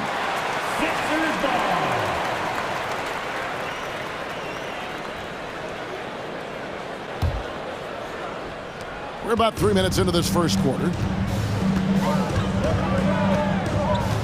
And here's Harden. 2 minutes remaining in the first. 2 minutes. Inside. Embiid, no good. It seemed like he changed his mind halfway through the layup, tried to go to something else, and flat out choked it. And so it's Maxey with it. He brings it up for the Philadelphia 76ers. Trailing by 2. Harden kicks it to Tucker. And here's Harris from the arc. DeRozan with the rebound. Chicago's gone 1 of 3 from beyond the arc so far in the game. When you have an MVP caliber player like Joel Embiid, you have to be in win mode now. And the Sixers are doing everything they can to get their big fella to the finals. Here's Vucevic. Fires the 3. DeRozan's shot is off. The defense just giving him the easy look there. He's not going to miss that. Harden against Ball. Harden the pass to Embiid. It's good. The assist that time from Harden. Embiid's got 5 points so far. Is it hard, Richard, to balance the present and the future if you're a team like the 76ers? No, you should have 100% focus on here and now. Why? Because players like Embiid only come around every 20, 30 years in your franchise. So you should just hedge all of your bets and try and get it done while you have the window. And it feels like that is truly the direction. There's no deviating from it at all. No, that's the direction. You look at the champions, the Golden State Warriors, the Milwaukee Bucks, the Lakers, they have all done the same thing. They went into win now mode. Here's DeRozan after the Sixers pick up 2. Okay, I see you, DeMar, putting defenders on skates, a little yippity-yop. Shot clock and game clock separated by less than 6 seconds. Harden to pass to Embiid, and he makes the bucket, gets the whistle, and now a three-point play chance here for him. Yeah, and there it is again. On a lot of their possessions this first half, they've established great inside position. And that one falls, and that puts him up by 1 point.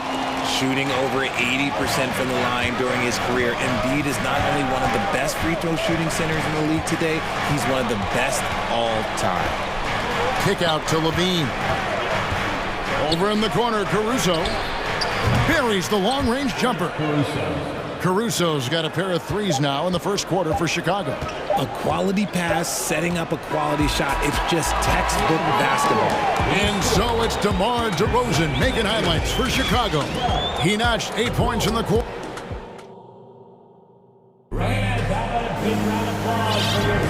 And this has been a fairly close game through the first quarter, and we'll see what happens here in the second. And guys, what's your take on the Bulls so far? Just a terrific first quarter, sparked really by their unselfishness. They are playing for one another and focusing on making winning plays. You love to see it. So with Harden on the bench, here's the 5 for Doc Rivers right now. They've got Shake Milton. He's out there with DeAnthony Melton. Montrezl Harrell is out there with Jalen McDaniel. And it's Niang in at the 4-man position. White dishes to Drummond, and Drummond throws it down. Just focusing on the task at hand, that's all you can do. Yeah, when the game is up for grabs like this one has been, it's all about the attention to detail. Pass to Niang. Fires from deep. And no good. So the Bulls will take it the other way. You know, Richard, at this point in his career, we expect Andre Drummond to average a double-double every season. Yeah, well, and let's just say most years he doesn't disappoint. He's going to go down as one of the greatest rebounders in NBA history. He's physical and determined in the paint. Milton kicks to Niang. Misses the 3. The Bulls leading by 3. Over in the corner, Beverly. The kick out to Williams. His 3-pointers off the mark. Philadelphia's gone 1 of 3 from way outside since the start of the second quarter. Milton passes to Niang. Here's Milton. They get it back. Passes it to Niang. McDaniels with the ball. Williams picks him up. 6 on the shot clock. On the wing, Milton. Connects from 3-point range. Smart decision to kick it out to another guy once the defense is fixated on him in the paint. Out to White. On the wing, Williams. Williams with another miss. Philadelphia has gone 2 of 4 from 3-point range so far in the second quarter. Melton against White. Melton passes to Harrell. And he lays it straight in. And the 76ers lead by 2. And improving as a shot maker every year. Harrell has to be accounted for defensively. It's deflected.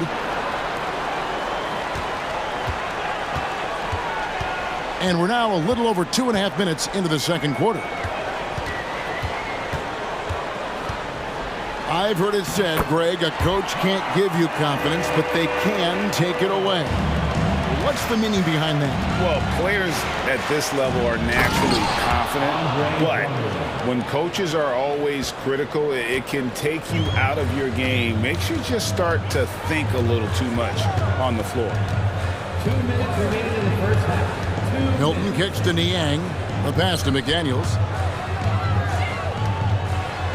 And finished off by McDaniel. And those plays can make a difference in a game like this. Well, you know it's going to fire up, Greg, everybody on that bench. And you can feel the jolt of energy that he sent through his team. That is a huge boost in a tight game like this. Stolen by McDaniels. On the wing, Milton. Defended by Beverly. Milton with it. Harrell, a screen on Beverly. Milton the pass to Harrell. Good ball movement here by the 76ers. Shot on the wing. And that one is off. Now Chicago takes it the other way.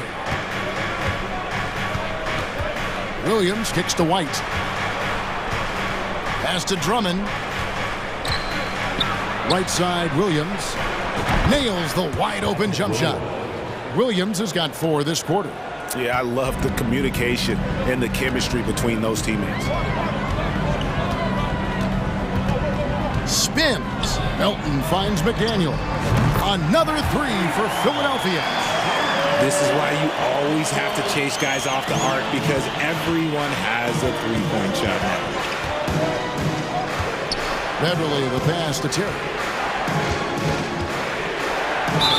Cross contact on the shot, and now a three-point play chance as he'll head to the line. And they keep hammering away at him inside, forcing the ball into the paint. Ayo Dosunmu is checked in for the Bulls. And you know, DeAnthony Melton's progression as a shooter has been impressive. Yeah, he struggled on the pull-up jumpers early in his career, but he worked at it, and now he's very efficient. His offense is almost as good as his defense at this point.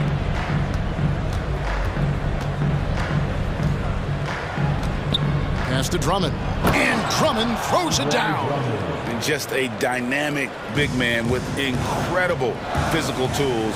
Drummond frequently makes plays above the rim. Milton kicks to Niang. Hits it from three-point range. Niang's got 6 points. Nice ball movement there. Delivered the pass right on time. So that'll be it for the first half. All right, David, thank you, and stay with us, folks. The Bulls, 27.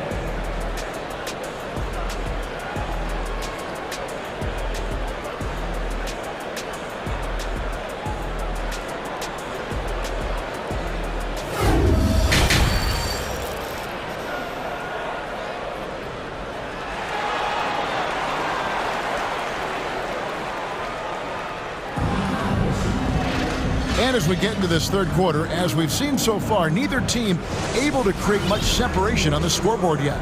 Joel Embiid with a strong contribution in this one. He's done a fantastic job of finding open space to operate within the first few quarters. I like how they came into this one with a game plan, and they're just going out and executing it. Terrific job. So with Vucevic on the bench, here's the group that Billy Donovan has on the floor. Andre Drummond is out there with Williams. Then there's Dosunmu. Then it's Kobe White. And it's Terry in at the small forward. And there's the foul on the shot. He'll go to the line for 2. And the foul called on the Philadelphia 76ers. And even though he didn't see a ton of time on the floor in his 1 year in college, nobody doubted Patrick Williams and his upside. And the 76ers with a completely new group now. And it didn't take long for Williams to live up to his potential. No, and that's where basketball can be so funny sometimes. He started every game his rookie season after not starting at all at Florida State. Let's just say his game might be more tailored for the league. It's a great move, and he catches the defense completely off guard. Yeah, taking it right to the rim. One imagines that might be discussed at halftime. That's going to be on the film. On the wing, Harris. Off the mark there with the three-point shot. That is not a guy you want to allow open looks from range. Lucky for the defense, he just couldn't get it to go. And there's the foul. It'll go on P.J. Tucker. That's his first foul. Second team foul. Here in this third quarter, just over a minute play. And there's the call on Joel Embiid. That is his first foul of the game. And still early in the period, and they're only 1 foul away from being over the limit.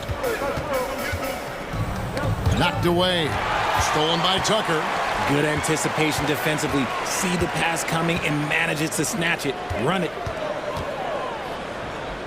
Harden the pass to Maxey. Back to Harden. And it's sent back by Drummond. A high motor keeps Drummond engaged defensively. He doesn't want to let any shots go in.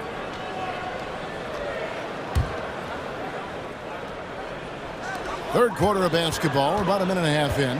Just 5 on the clock. Harden's shot is off. You often expect him to convert these types of shots, but the D must have made their presence felt to prevent that one. It's Williams, high post. He's against Tucker. He gets that one. Williams has got 4 this quarter. And the combination of his quickness and soft touch around the rim really allows him to pull off shots like that. A lot of players don't have the reverse in their arsenal. Harden kicks it to Tucker. Looking to get it going, and the jam by Harden. Just the kind of play they need in a game this close. You know, that's the kind of aggression they want from their floor leader. No doubt. That's the kind of play that can energize the whole team, and they will take it in a close game like this. Terry the pass to Dosunmu. And the rejection by Embiid. Yeah, defensively, Embiid can take over a game with his reach. Big block from him there. Stolen by Terry. Fast break. Here we go. And it's Dosunmu with the jam. Just great anticipation and awareness to come up with the steal and then trigger the fast break. Maxey into the lane. On the wing, Harris. Back to Maxey. He kicks to Embiid. Fires the jumper from the corner and nails it. And that's now 10 points for Joel Embiid. That's just not fair. 7-footers like Embiid with that size, they aren't supposed to shoot like that. Williams in the post. He's against Tucker. White drives in. And some nice ball movement here by Chicago. The kick out to Williams. He nails it, and we're tied up. Williams has got 11. And a solid playmaker. White has a great sense for when he should look to give it up. And what makes Chicago tricky to defend, Kevin, they just have such a balanced attack. They can score in the paint from mid-range or hurt you from deep. You know, as the Bulls have become a more veteran team, Greg, it feels like they've settled into what they do well. And you need a strong identity to be successful in this league. Chicago is building towards that, but it does take time. So Chicago ends up going with the new group. No surprise there. He's about as automatic as it gets from the stripe. I hope I didn't jinx him. Stolen by Tucker. Harden against Ball. Harden dishes to Embiid. That shot is off, coming up empty for the second time this game. 4 for 6. Caruso kicks to Levine. Passes it to DeRozan. And contact on the shot, so he'll be shooting free throws here. That one on Harris. Richard, some people doubted the Bulls' trade to get DeMar DeRozan. As we know, those doubts were short-lived. Oh, that's for sure. DeMar DeRozan, look, he dominated in his first season in Chicago, all-NBA team. And look, the Bulls had gone through some really lean years. This was a great move by the front office. And the 76ers with a completely new group now. And they'll get another chance. Caruso against Melton. To the inside. Banked in off the glass. Melton's got his first points in this one. Hey, guys, the D has to show a little more fight on... Oh, my goodness, the slam! Okay, Mr. DeRozan. DeMar still got some bounce left. Here's Melton. There's the pass to Melton. McDaniels kicks to Melton. 3 seconds left, and he lays it up and in. Melton's got 4 this quarter. Used the pick to perfection and got all the way to the rim. We're at the end of the third, and we've still got a close one. 76ers ahead, up by 2. Live from Philadelphia. And it's time to bring up the State Farm assist of the game. Just true artistry right there. I mean, great decision on where to go with the ball, and how about the perfect delivery? A lot of times a spectacular pass is more impressive than a spectacular shot. This is one of those times. Well, what a terrific game it's been so far, with this fourth quarter sure to bring more pressure-packed basketball. So with Harden on the bench, here's the 5 for Doc Rivers right now. They've got Jalen McDaniels. Shake Milton is out there with the Anthony Milton. Then it's Montrezl Harrell, and it's Niang in at the power forward. And breaking down some numbers here, the hustle stats for Philadelphia. DeRozan passes to Levine. The kick out to Ball. And that comes off the assist by Levine. Levine's got 4 assists in the game. Because he draws so much attention on offense, the D, look, they're going to have problems with Levine, and it opens up some great passing lanes for him. Timeout called the 76ers. And some added toughness on the roster. Something Philly knew they needed after last year's playoffs. The hope is adding scrappy veterans like P.J. Tucker and DeAnthony Melton will help them further this go-round. Let's check in with our reporter, David Aldridge. Hey, Kevin, during the last break, I heard Doc Rivers talking with his team. He really got after him in the huddle. He said, look, you can rest after the game. You got to put it all out there if you want to win this one. Back to you guys. Thank you, David. This is the offensive onslaught that is James Harden. Just capable of dominating games all by himself. A three-pointer is right on target. Defensively, you can't back off him that much. You don't want to give up easy threes at this stage of the game. A nice shot by Tucker. The real. Come at us, and we're coming right back at you. Yeah, I love the competitive fire right there. You drain a triple on us, and I'm coming for my revenge. The wide open look here for DeRozan. And the Bulls tack on 2 more. One of the underappreciated guys in this league. DeRozan just goes out, puts up big numbers, and he doesn't really get the shine that I think he truly deserves. Harden kicks it to Tucker. No one near Maxey as he lets it fly. Another 3 for Philadelphia. You love how each side has risen to the challenge throughout this one. Man, this has been a fun one, but look, who doesn't love a high-scoring game? Ball, the pass to Caruso. Shot clock at 5. Chicago needs to get a shot on. Levine wide open. Trying to answer back, but that 3 is off the mark. The 76ers leading by 4. Just under 2.5 minutes gone here in the final quarter. Tucker the pass to Harris. And Tucker kicks to Maxey. Driving the lane, and slam dunk by Maxey. And a hard finish there, guys. And only one hand needed for that one. DeRozan, and finished off by DeRozan. Here is a guy you can count on in these moments. The high pressure doesn't even bother DeMar. Now, here is Harden to the middle. And Embiid, the bucket on the assist by Harden. Embiid's got the lead up to 6 now for the 76ers. Levine looking around. Pass to Caruso. Ball with it. Back to Caruso. It counts. And the foul. That one on Maxey. And you want him taking big shots for you in big moments. That one was as easy as it gets. Yeah, it's clear why they go to him in these moments. They know he's going to deliver for him. And the Bulls making a change here. Drummond's checked in. Here's Tucker. It's good. The assist that time from Harden. And the 76ers lead by 6. Ball with it, and it's Harden picking him up. DeRozan, and finished off by DeRozan. And it's hard to believe that DeRozan's offense only continues to get stronger. And in this one, he's really showing us what he can do. There's 1:17 left in the fourth quarter. And the jam by Harden. Puts the D in a tough spot when you have a point guard who can throw it down. He really does, GA. He really does put pressure on you. Yeah, hard to strategize for a guy who can make a pass or a play like this right in your face.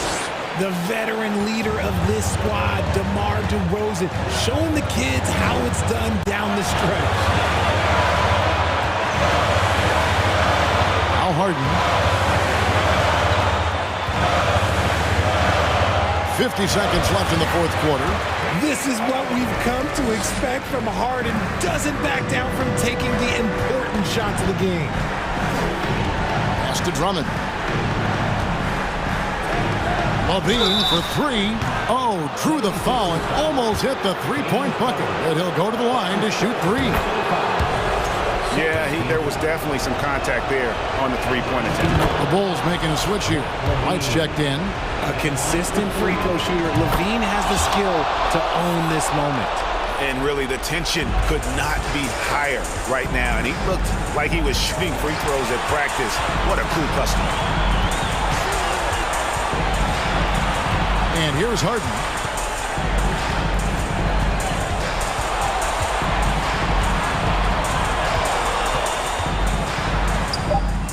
It's hauled in by the Bulls. Oops. Got caught in between moves there on his way to the rack. Oh, and the jam by DeRozan. Oh, you just love seeing a player with absolutely no fear. He knew what they needed here and was determined to deliver. Harden dishes to Tucker. Out to Harris. Stolen by Levine. And regulation now complete. We will go to overtime. We've got more in store for you right after this. And now we get set for overtime in what has been a stirring contest.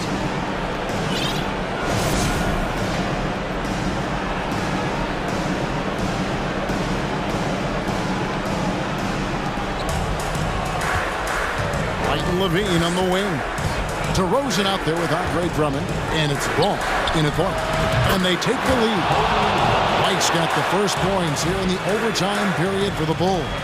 And DeRozan has done an amazing job improving his playmaking skills, including finding his open teammates. Niang kicks to Melton.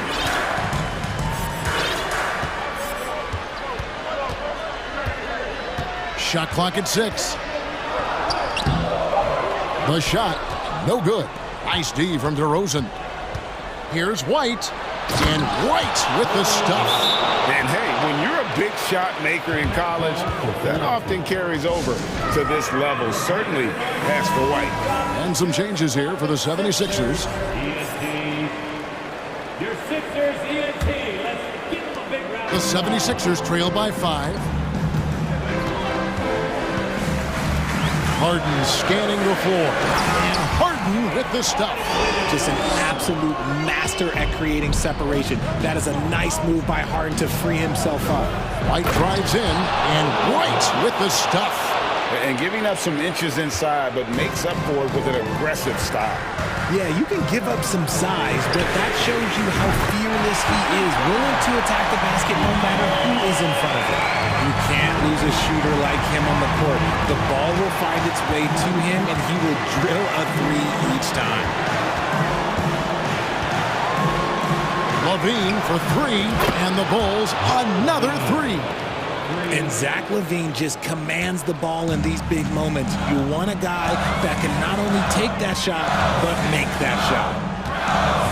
Here's Harden. The bucket is good. He'll have a chance for one more. That one on DeRozan. Big-time basket there on the inside. I mean, he had to get that one up and over the big guy. He's not going to let this game get away from them. He's going to get to the bucket and get them points. Out to DeRozan.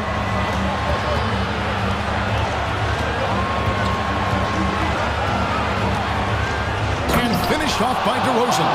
DeRozan making his presence felt at the rim. The 76ers trail by 4. This is it to Tucker. Offline with his 3.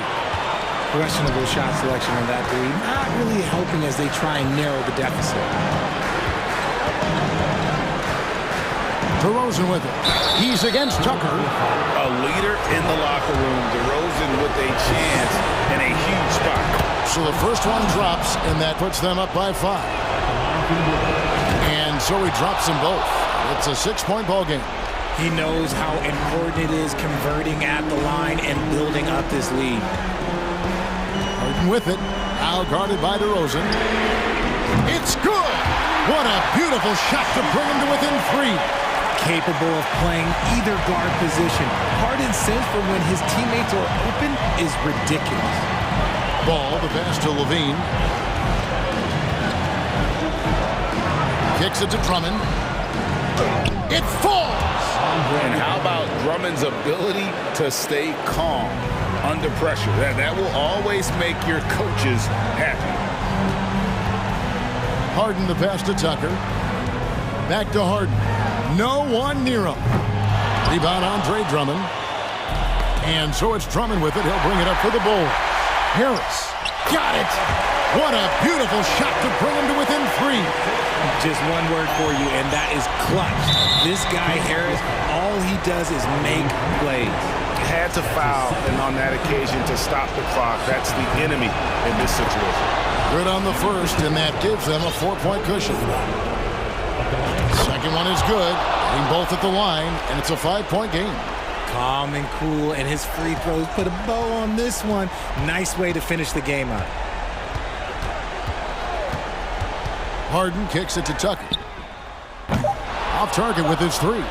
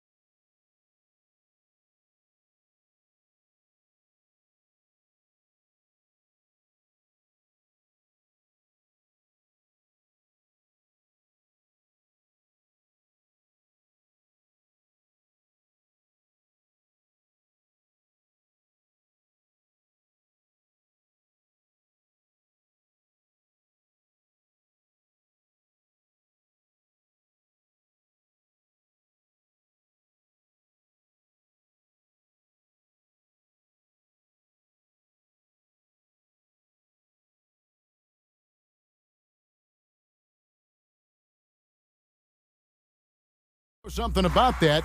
Who did you, when you played, love to face and play against?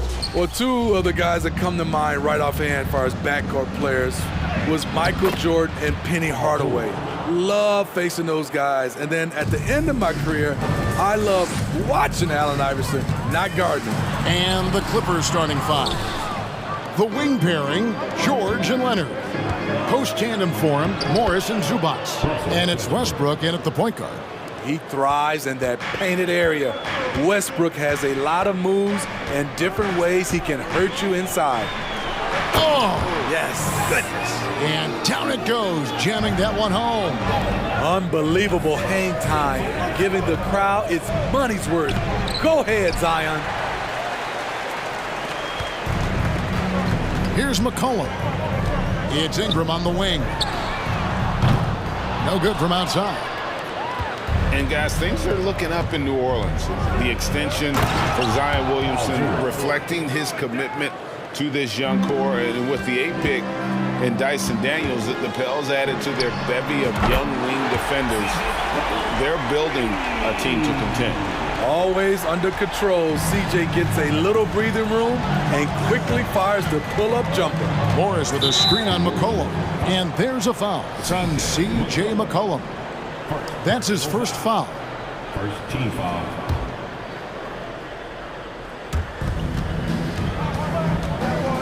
Now Leonard.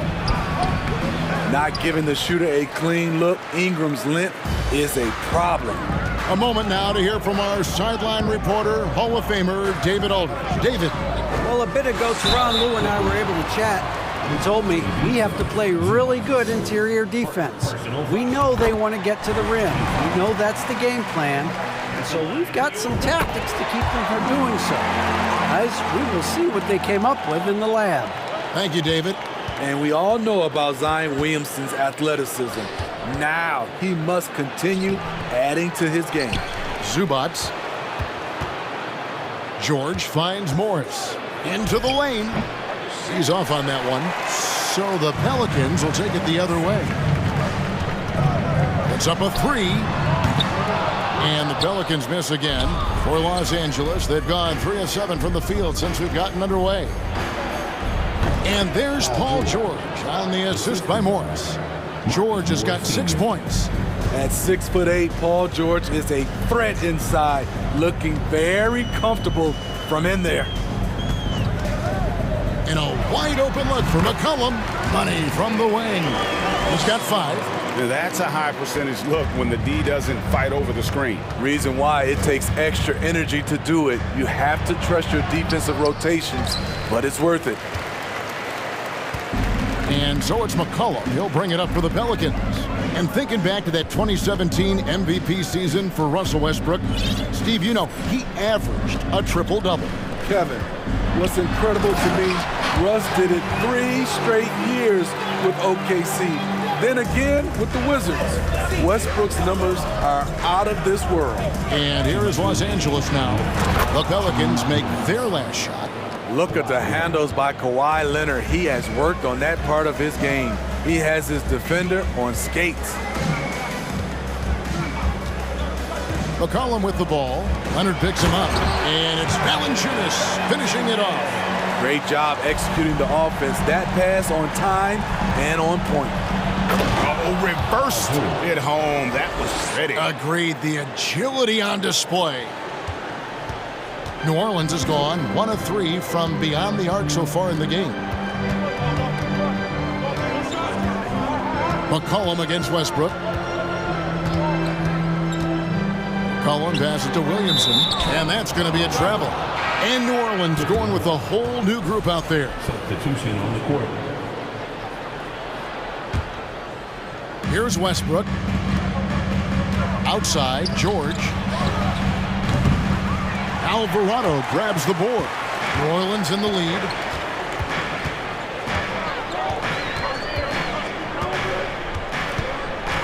Pass to Nance. Here's Alvarado. Back to Nance. Clock at 6. Leonard with the steal. And now Westbrook pushing it up. No one back to stop him. It's rebounded by New Orleans. Here's Marshall. George with the defensive effort. Even though he missed it, this is the exact play your offense is designed to produce. They now take the lead. Leonard's got 5 points so far. Looking at his percentages over the years, Kawhi is an elite three-point shooter. I think Leonard deserves more credit for that. Here's Alvarado. Marshall deciding where to go with it. 5 to shoot. It's hauled in by Zubats. Meeting right at the rim, he typically converts in those situations. Not this time. For 3, Nance. And no luck with that time on the buzzer beater. And that concludes a back-and-forth, high-scoring first quarter of play. Clippers lead by 2.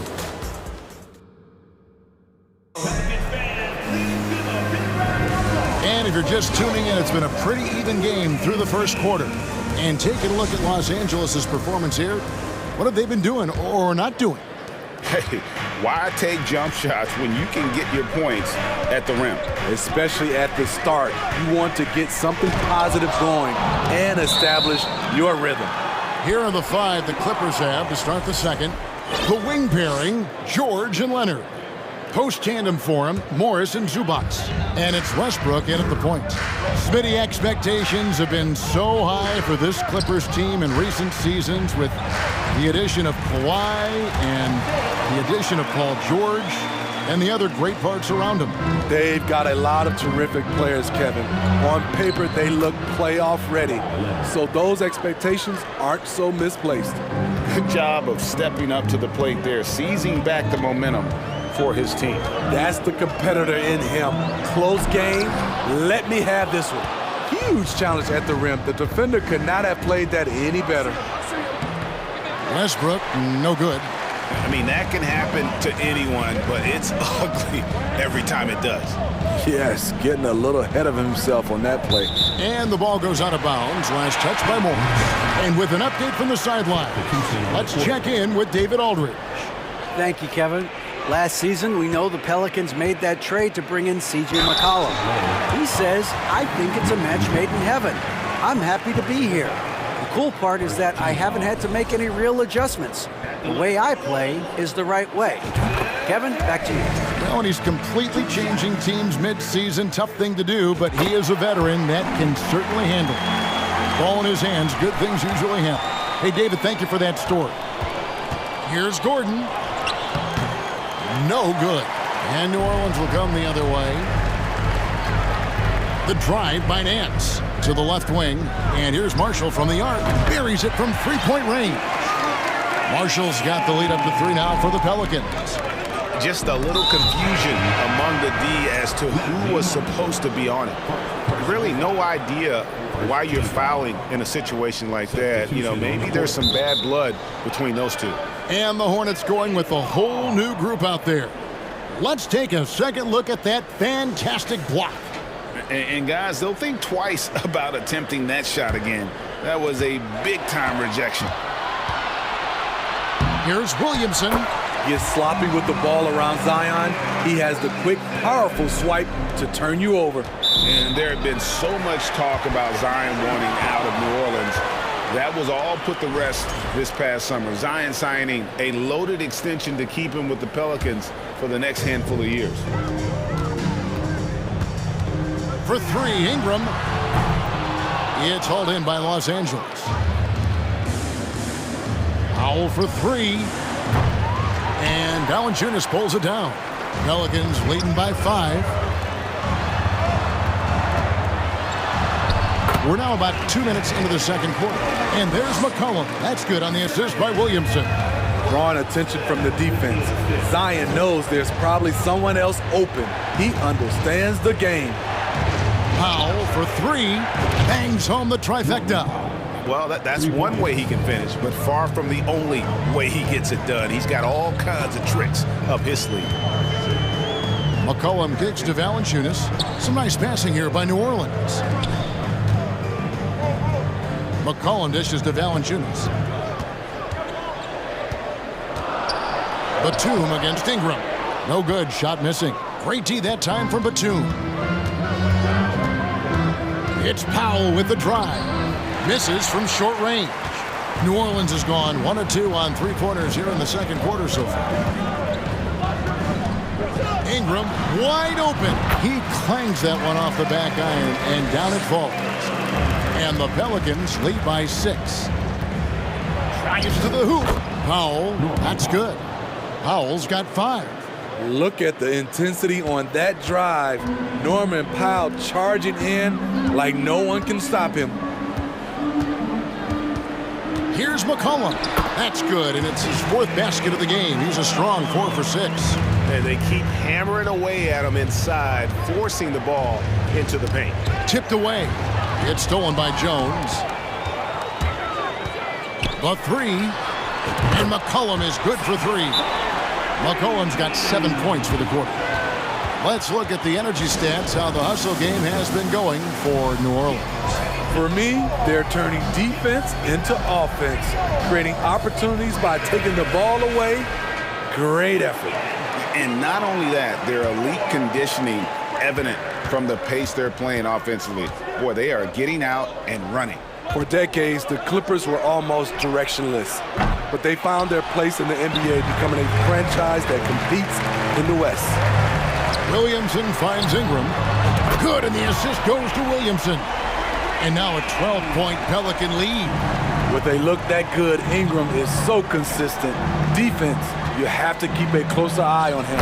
That one goes in, and the West, we know, is very difficult. But, Steve, for the Clippers, how much of their success is tied to their identity?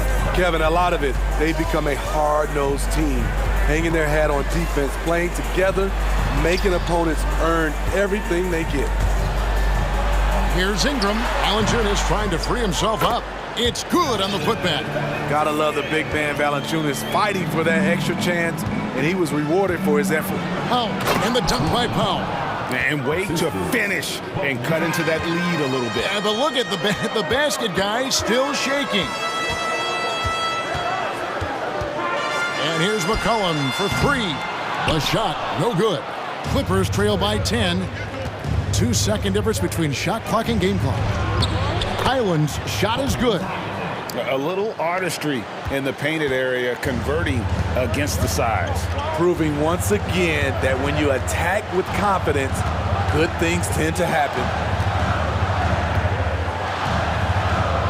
And here's McCollum. Inside, Batum with the steal.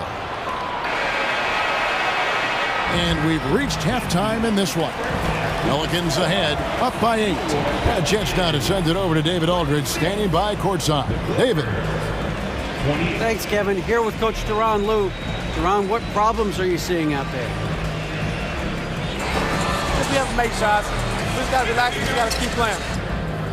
Thanks for... Thank you, David. Folks, don't...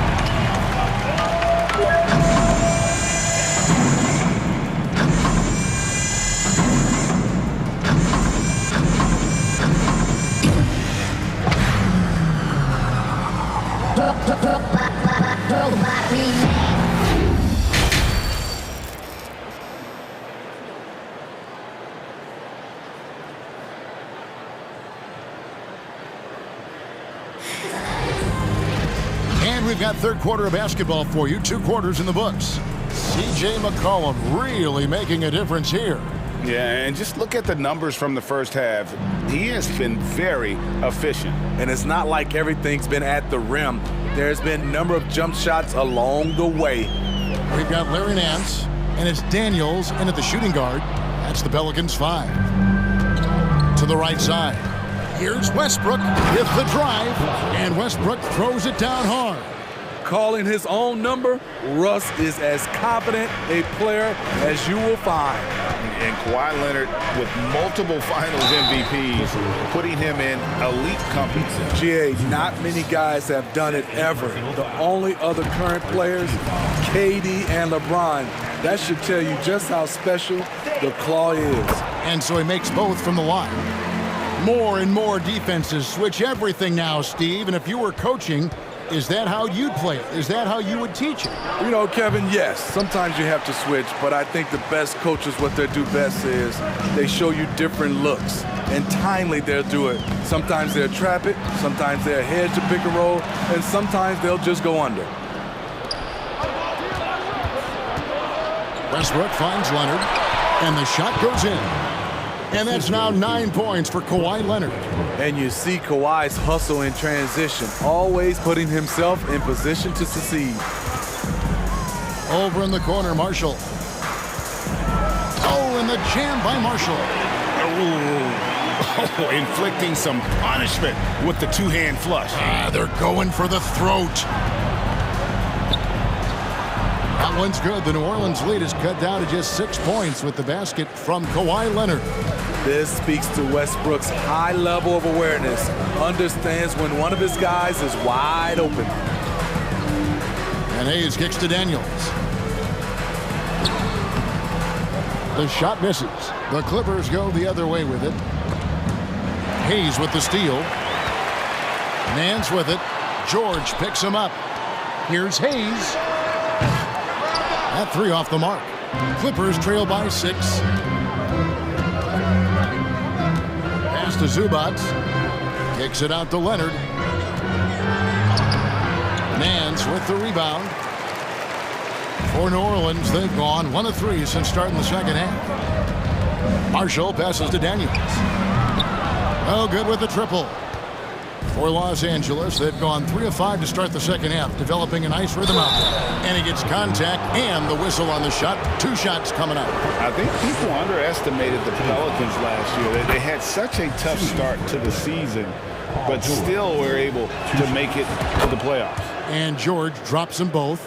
Unfortunately, the Pelicans did make a first-round exit in the postseason, Greg. In a series, they took to 6 games, but yeah, couldn't put together that deep run. Maybe this year, things will be different.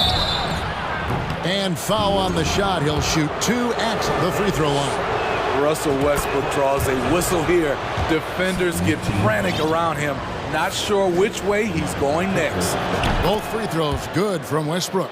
And really, whatever your take on Russell Westbrook is now, you can't deny his place in NBA history. Voted as one of the NBA's top 75 players of all time. And he's going to get whistled for that foul, G. That was intentional, but not exactly logical. How about pointless to foul there? I mean, I don't know where his head is, but it's not in the game. And the Clippers with a whole new lineup now. Here's Hayes. It's deflected. A sneaky present at the defensive end. Nicholas Batum was all over that shot. Shooting foul as the whistle blows. He'll shoot 2 free throws. Greg, it is impossible to argue against Westbrook belonging to that top 75 players list, isn't it? It really is, Kevin. I mean, his career numbers and accomplishments speak for themselves. A very unique player, easily one of the best during his prime. 1:46 left here in the third quarter.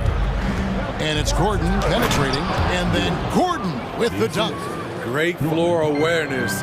Powell knows how to find his open teammates. Three-pointer, Daniels. Rebound by the Clippers. Batum's got his 4th rebound in this one. First trip to the free throw line for him in this one. A 78% foul shooter a season ago. Pretty steady when he's at the line. And it's tied up with that one. You know what makes Nicholas Batum indispensable? When they need him in the paint, he's there. When they need him on the perimeter, he's there. McCollum, no good. And they had some botched coverage that turned into no coverage. Over Williamson. Gordon, Powell trying to free himself up. And the basket by Gordon. Gordon's got 6. Guys, we're not through 3 quarters of play, but 6 lead changes already in this one. Yeah, competitive, and I think we all can agree that we thought this would be the type of game that would come down to the end. Batum for 3. Pelicans with the rebound. There's 49 seconds left in the third. For 3, Ingram. And they'll get another chance. Jones, the pass to McCollum. Williamson trying to free himself up. And there's McCollum. That's good on the assist by Jones. I like how aggressive CJ is on offense. He is taking the shots he wants. Outside for Batum. Rebounded by Valanciunas. Valanciunas has got his 8th rebound here tonight. Just 2 seconds between shot clock and game clock.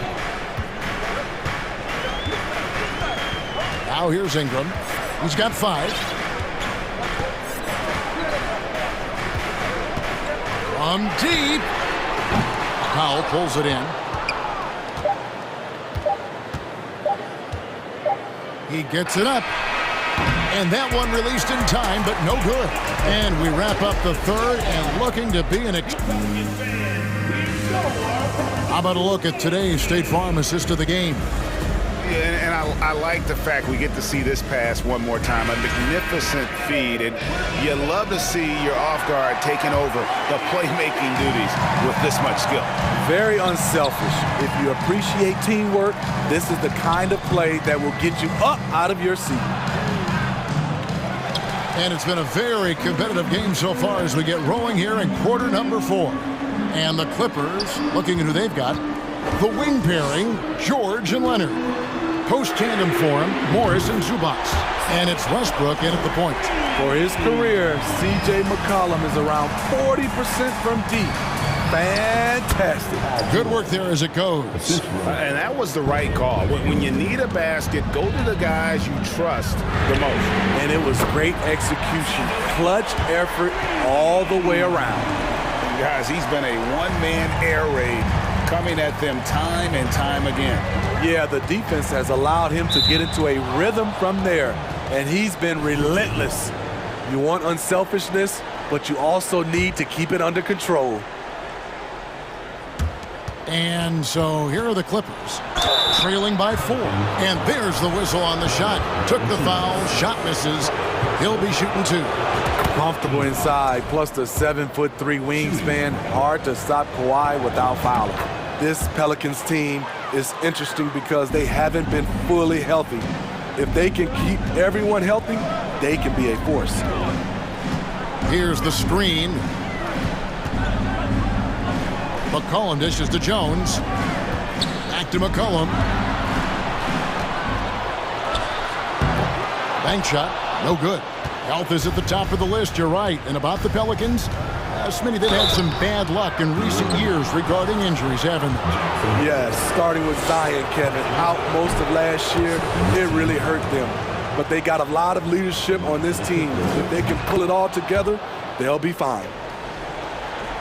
The Pelicans have gone 2 of 3 from the field to get the fourth quarter started. A 3 from McCollum and another 3 for New Orleans. Heavy incoming from beyond the arc, a key part of their initiative this entire fourth quarter. Interesting approach coming down the stretch, looking to rack up points in chunks. And a moment now to look at the scoring approach in terms of where the points are coming from here for the Pelicans. They've been lights out from three-point land in this one. The defense hasn't been effective at stopping them, so they have just stuck with the game plan. And not just that, they're also forcing turnovers at a high rate and taking advantage in transition. And there's a foul. It's on C.J. McCollum. That'll be his second foul of the game. Yeah, that's a tough call right there, and really a tough break for the D. And it's Leonard with the ball. He'll bring it up for Los Angeles. It's a 5-point game. Here's George. Excellent D that time from Jones. And that one, good. Yeah, that's careless defense, though. I mean, he's one player you can ill afford to let run free. He just loves to be a money player in the fourth quarter. Drills the three-pointer. And they have been relentless from deep. And you see the defense trying to react, but to no avail. You know what? They talked about this at halftime, and they're doing a better job of creating space. That free throw good from George. The rare guy who can do everything at both ends. Paul George gives you a chance to win every night. Money from the stripe. He does a great job night in and night out. A 3 from McCollum sinks the three-pointer. McCollum's got 32 points in the game. And that's just cold-blooded right there. He's taking no prisoners. Expanding upon this lead, trying to close it out. He's really stepped up. Leonard with no one around. And the Clippers miss again. Low percentage shot from long range. Terrible decision, especially when you still have a chance to win this.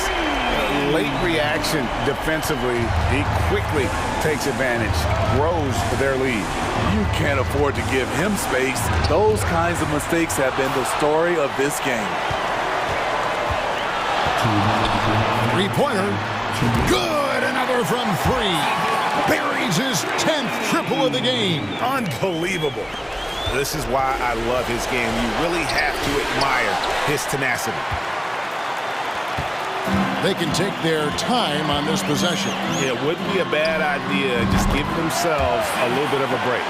And they're getting points. They're getting stops. And this is how they'd like to play all the time. Yes, when it's going good, it feels easy. These are the nights you relish, but they're tough to replicate. Both teams running perimeter-oriented plays that are working. How often do we see this these days? Clubs answering each other from range. Clippers trail by 13. Leonard draws the double. And foul on the shot, so he'll get a chance at the line.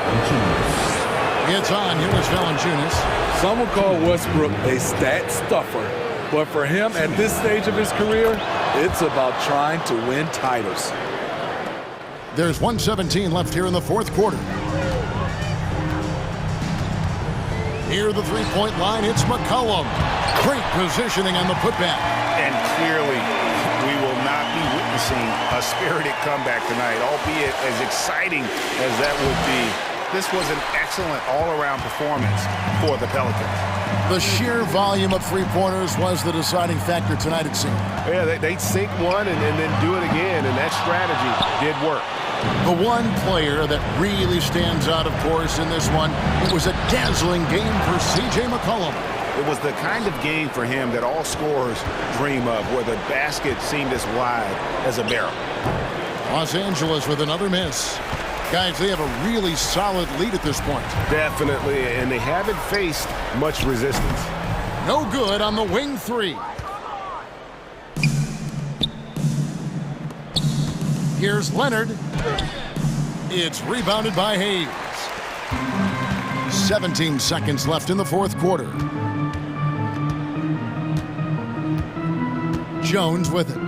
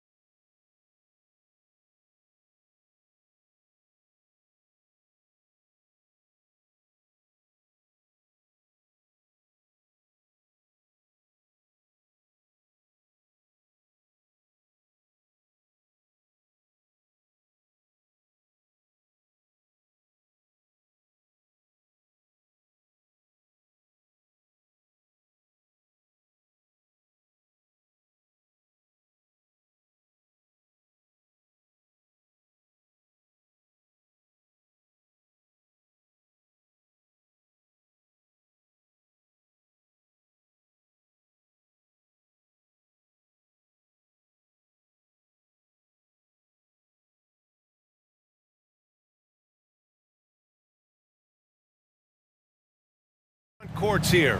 The rare night when guards take a back seat, Richard. Times have changed. Front courts used to dominate the game. I remember in the 90s when it was Shaquille O'Neal, Hakeem Olajuwon, Patrick Ewing. That's when the game was dominated by bigs. But then once spacing happened, now tonight it looks like an old 90s basketball game. So let's take a look at the Chicago Bulls starting lineup.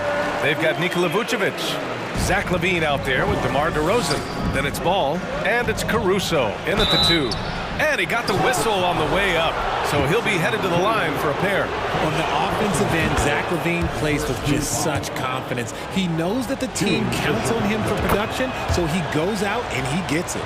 Now, LaVine is certainly one of the more prolific scorers, Richard. Yeah, his shooting has put him in the top 20 scorers in this league in back-to-back seasons.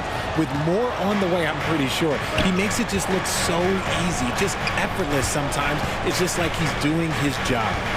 Now here's DeRozan.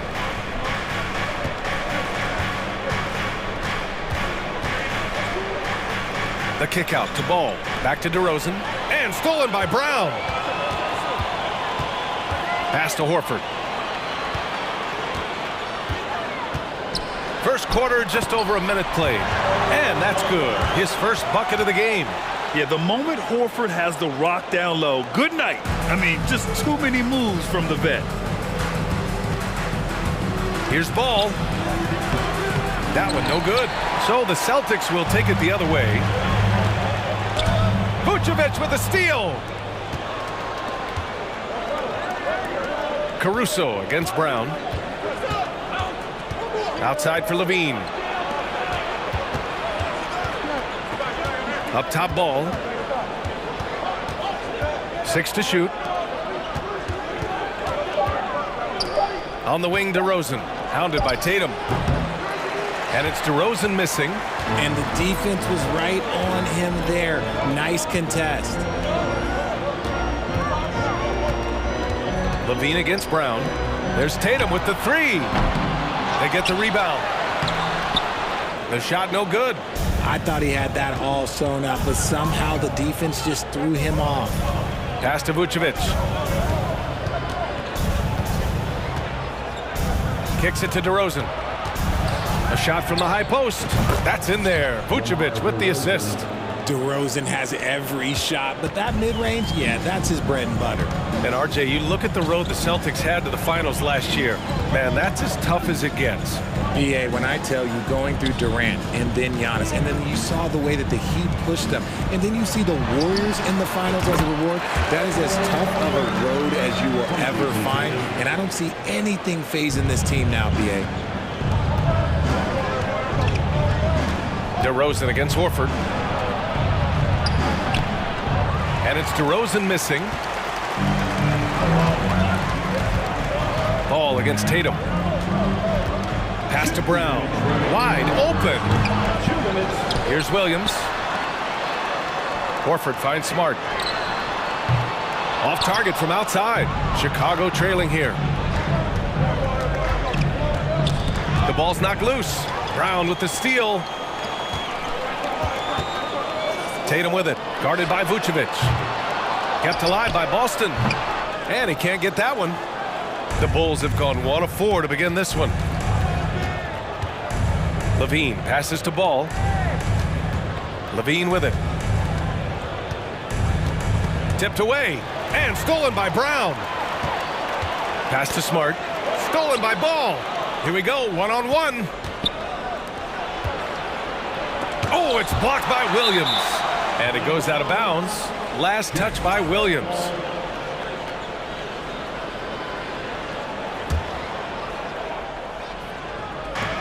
.110 left in the opening quarter. Tatum with a steal. Inside. And the shot counts. He's fouled, and it's a chance for a three-point play. And a closer look here at the hustle stats for the Celtics. And the Bulls, that's a team that's built to win now. But boy, is the top of the Eastern Conference stacked. So looking at the East, where do you think Chicago slots in, RJ? Boston, Miami, Milwaukee, Philly, each of those teams have MVP-level talents, and it's going to be a battle. I don't know who's going to come out on top. Here's Brown. After the basket by Chicago. Drills it from deep. Once a weakness in Brown's arsenal, now he's a legitimate threat to burn you from deep.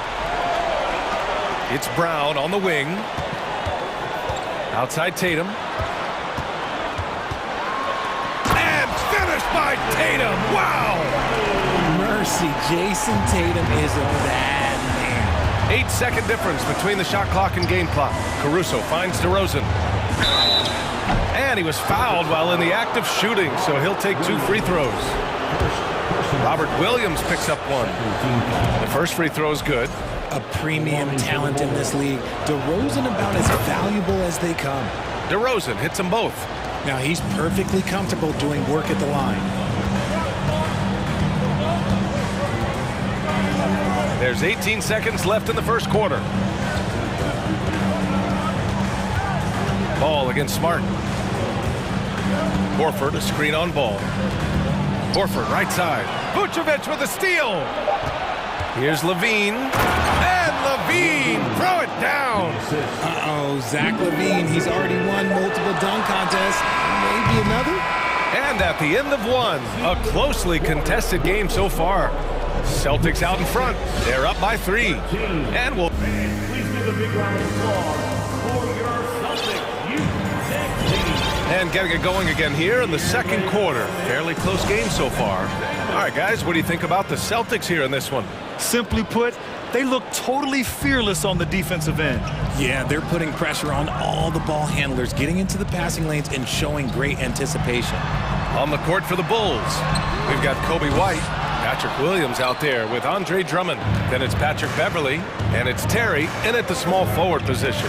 And after spending his first 3 seasons with the Bucks, Malcolm Brogdon was part of a sign and trade. Just a great move for his career.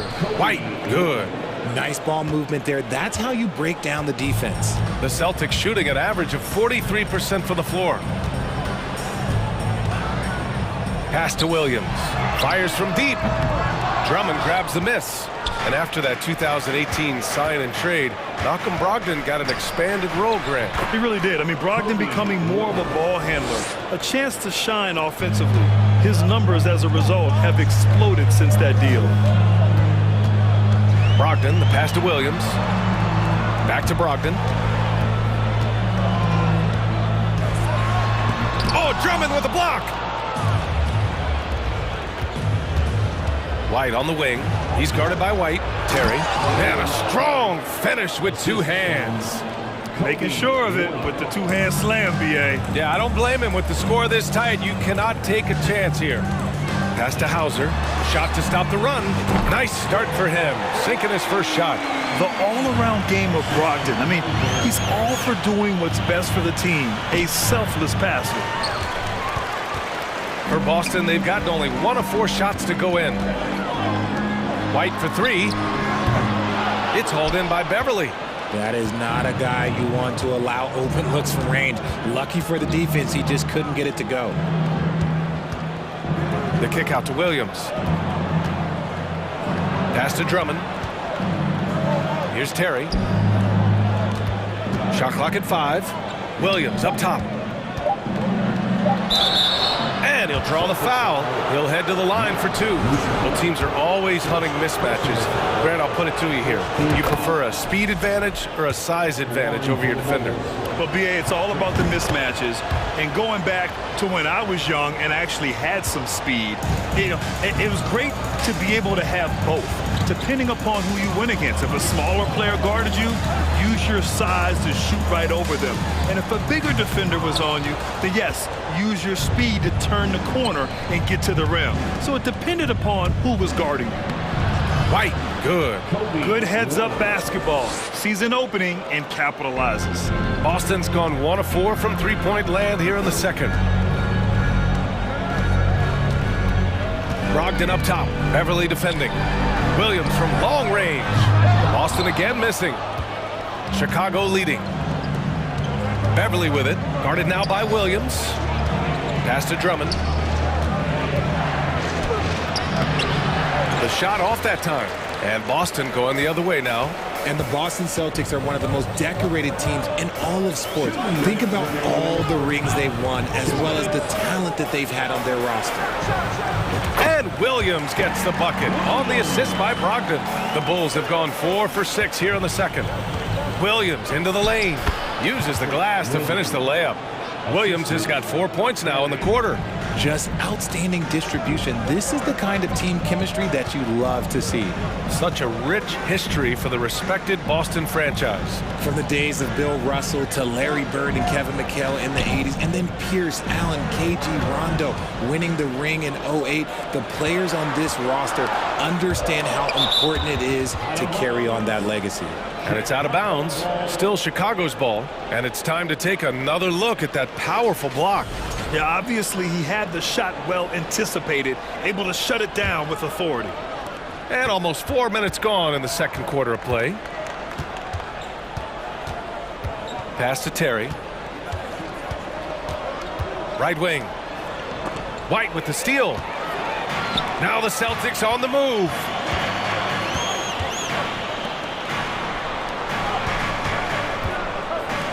For 3. Knocks it down from distance. White's gotten himself going here. His first points of the game on the deep ball. And it's Beverly on the drive. After missing his first attempt, now 1 for 2. It doesn't get any easier than that. The defense has to play better. Brogdon, the pass to Williams.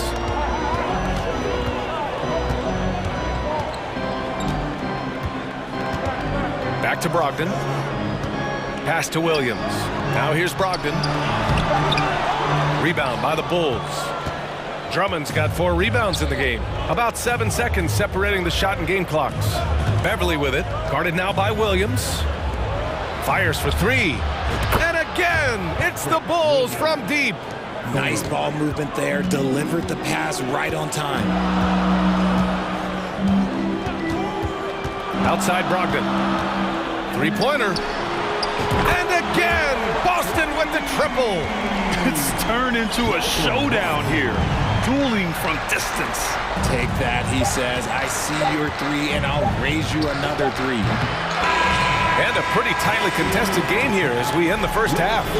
Bulls out in front. They're up by 4. All right, Allie's ready to go. She's courtside. Hey, Allie. Billy Donovan here with us. Allie, as always, thank you.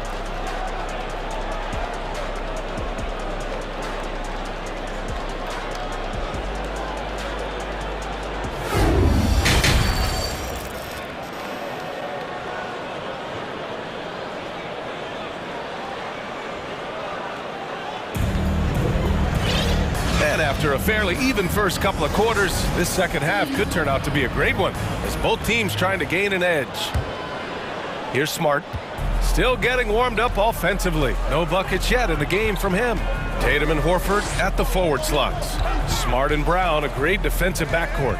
And it's Williams in at the 5 down low. That's the Boston 5. And here are the Bulls now. They lead by 4 to the left wing. Outside White. Pass to Terry. 5 to shoot. Here's DeSumo from the high post. And that one hits the back iron. He just couldn't finish the job that time. And too bad, because it was a nice look. Jason Tatum, still so young. His game's still evolving. Over the last couple years, he's been getting to the line more and more, and that's huge. Brown with the steal. In transition, here they come. Tatum passes to Horford. Now Tatum. And he banks in the layup. Jason Tatum seeing his free throw attempts increase. What's that tell you, Richard? Well, it just tells me that he's playing with more intensity, but he's also playing smarter. Jason's using his athleticism to force the issue. Get to the easy points at the line. That's what your thoughts are. Back to DeSumo. Clock at 6. Williams from long range. Williams grabs the board. For Boston, they've gone just 1 of 3 in the second half. Brown Brown inside. Smart for three. That shot off. Now Chicago takes it the other way. And the call will be against Jason Tatum. That'll be a second foul of the game. Second personal foul. First team foul. 2 minutes into the second half of play now. White against Brown. White, the pass to Drummond. Tatum with a steal. Good anticipation defensively. See the pass coming and manages to snatch it. Run it. Can't hit the free throw line jumper. See that miss right there. It's why teams try to avoid the mid-range jumper these days. White with it, picked up by Tatum. There's the double team with Horford. The kick out to Williams. From 15 feet away. And again, no good by Chicago. I think the defense will live with him taking mid-range jumpers, but maybe just a little bit more resistance. To the paint. The kick to Tatum. Pass to Williams. And Andre Drummond is going to pick up the foul. That's his first foul. First team foul. Well, we're into the third quarter. Just over 2.5 minutes played. And Jaylen Brown gets a whistle that time. That's his first foul of the game. I love great defense. Just quick to establish his feet, and he takes the hit. So Boston ends up going with a new group.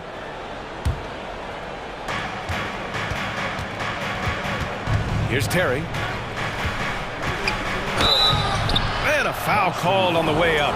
So he'll take 2 from the free throw line. Yeah, and you never want to let shots at the rim go uncontested. And so he hits both.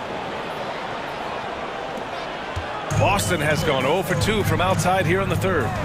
Pass to White. Back to Brogdon. And there's a whistle. He'll head to the line to shoot 2. You can tell Brogdon is a savvy shooter, getting it off and getting the foul called. First one falls for him. Both good from the line that time. Clock keeps going. 3 minutes into the second half now. Pass to Dosunmu. 2 minutes remaining in the third. Outside, Williams.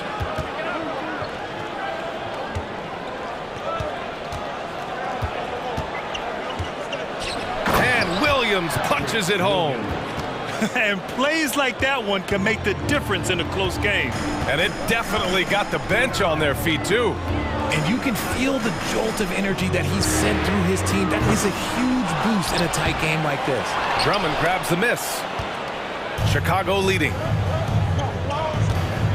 Here's White. Great D that time from Gallinari. The Celtics shooting just 35% from the floor. And Griffin slams it in. And that's on the defense right there. Griffin is too good once he gets the positioning he wants. And for people who didn't know about Derek White before last year's playoffs, they sure know about him now.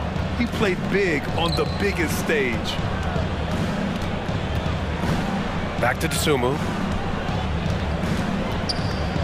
Clock at 4. Pass to Drummond. Shoots over Griffin. The shot by Drummond, no good. The Celtics have gotten just 25% of their shots to fall since the half. 2 for 8. Outside Brogdon. Here's Hauser. He's guarded by White. Brogdon from outside. Drummond grabs the miss. Drummond's got his 8th rebound here tonight. Williams' shot is good.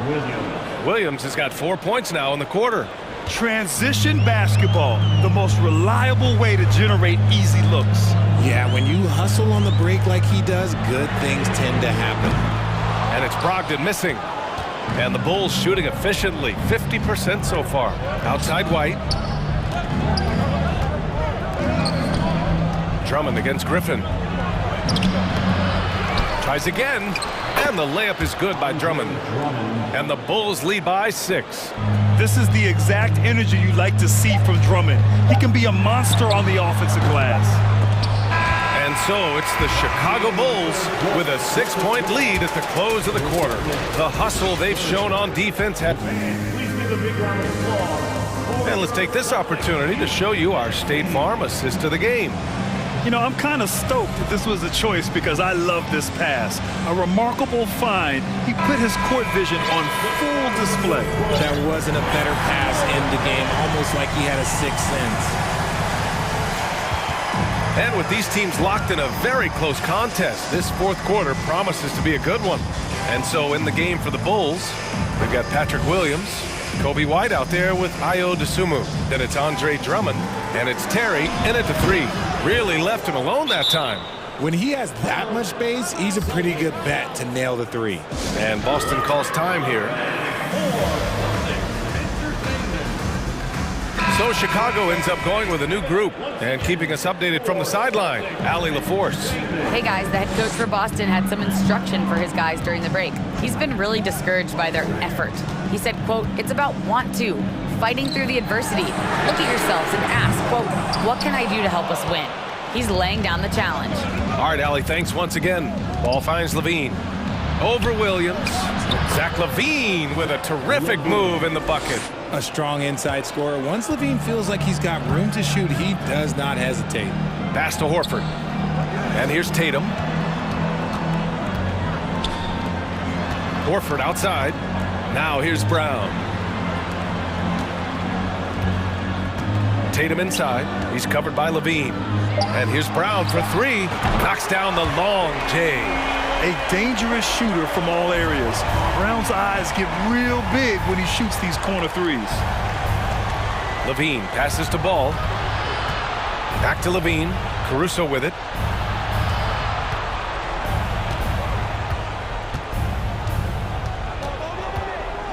DeRozan outside. Horford with a steal. Tatum with it. Guarded now by Ball. Smart for three. And again, Boston with the triple. Impressive ball handling from Tatum. Attracts the other team's focus and then finds the open man. Spins. DeRozan for three. Just 5 on the clock. Williams grabs the board. Williams has got his 4th rebound in this one. Horford passes to Tatum. Yes, great play by Horford to set him up. Now just a 2-point Bulls lead. ICE, ice. He has absolute ice in his veins. This guy, he lives for these moments. A mistake by the defense. You can't let Ball's teammates get open because he will find them. Oh, didn't think that was going in. If you're just joining us, 4th quarter here. We're just over 2.5 minutes into it. DeRozan with the ball. Now Horford defending. Caruso outside. Ball left side. It's stolen by Smart. Fast break. Here come the Celtics. And finished off by Tatum. It is the sheer confidence of Tatum, ready to put his team on his back. Here's DeRozan. So it'll be 2 free throws. He was fouled in the act of shooting. Robert Williams picks up one. All right, let's take a look at the energy stats. How the hustle game has been going for Boston. Chicago making some changes. Andre Drummond comes in for Vucevic. And it's White in for Caruso. When it's this close, he's exactly who they want at the stripe. Ball against Smart. Pass to Brown from behind the arc. Rebound by the Bulls. They've led by as many as 11. To the middle. Ball passes to Drummond. And the officials call goaltending, so they'll award the basket. I mean, you love the aggression defensively, but at this stage of the game, that's a huge mistake. Boston's gone 4 of 6 from deep thus far in the 4th. Tries the spin move. Horford passes to Smart. The kick out to Williams. Outside, Brown. Back to Horford. 6 on the shot clock. Here's Brown. Plenty of space. Good, and it's Horford who picks up the assist. There you go, JB. I love his confidence. One of his strongest traits. Here's White. Williams grabs the board. Despite the defensive presence, he challenges at the rim. Give him an A for effort. Smart outside. Horford, a screen on ball. Pass to DeRozan. Crosses over. And they get it back. Ball passes to Levine. Horford with a steal. 7-second difference between the shot clock and the game clock. Smart outside. And the foul is called. He missed it, so he's got a couple of free throws coming his way. DeMar DeRozan picks one up. It seems like Horford's been in the league forever, so he's definitely been in a lot of these late-game free throw situations. And so he's good on both free throws, and that gives him a lead. Huge free throws right there. He's able to put them on top with those makes. DeRozan with the ball. Pulls up on the wing. Oh, it falls! The veteran leader of this squad, DeMar DeRozan, showing the kids how it's done down the stretch. And Boston calls time here.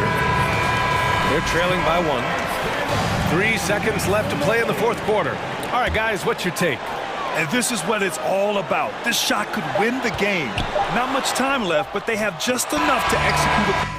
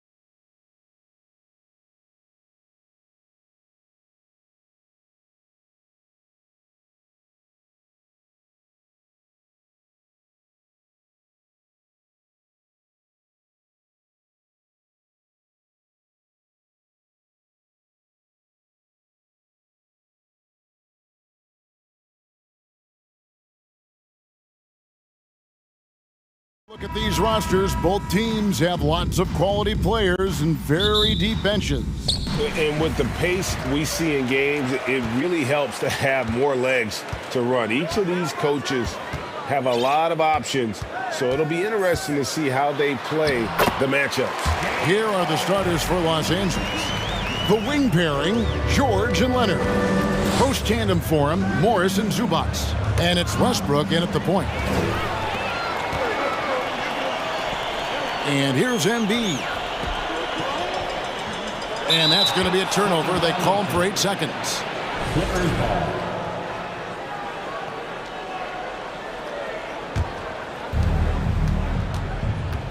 George finds Westbrook going inside, and the dunk by Westbrook. My goodness, you better get out of the way. Westbrook driving inside, rises up for the slam. Embiid with a screen on George. Harden the pass to Embiid. Good on the shot. And once he got to the 10, I think he was surprised to find himself that wide open. I think defensively, that is not the way you want to start. Giving up high percentage looks, that doesn't typically end well. Here's George after the made shot from Joel Embiid. Count it. Size and strength. Paul George has both, and you love his willingness to play through contact. Gentlemen, if we go back to the summer of 2019, that is the summer where the Clippers got both Paul George and Kawhi Leonard. When they made those moves, everyone expected this to be an NBA Finals team. And I like to see this. They're calling his number early, and he's delivering. They know that if this guy goes off, their chances of winning rise exponentially. The shot's good. Really, the defense is helpless to stop a layup right there. Just too much of an advantage in terms of the mismatch. They did, and thus far for Los Angeles, no finals trips in the last 3 seasons of Leonard and George. That's exactly right, Kevin. In the bubble playoffs in Orlando, they got close. But then Kawhi got hurt during the 2021 playoffs, and last year, Kawhi out for the entire season. So health has been a critical factor in their failures. And here's Harris from the arc. Can't hit that one. The Clippers have gone 3 of 4 from the field to start out the game. And there's the foul. Will go on P.J. Tucker. That's his first foul. Personal foul. First team foul. First quarter of ball, almost 2.5 minutes in. Leonard finds George. And trying for the go-ahead basket. It doesn't go in. Here's Tucker. It's good. The assist that time from Harden. Harden's got 3 assists in the game.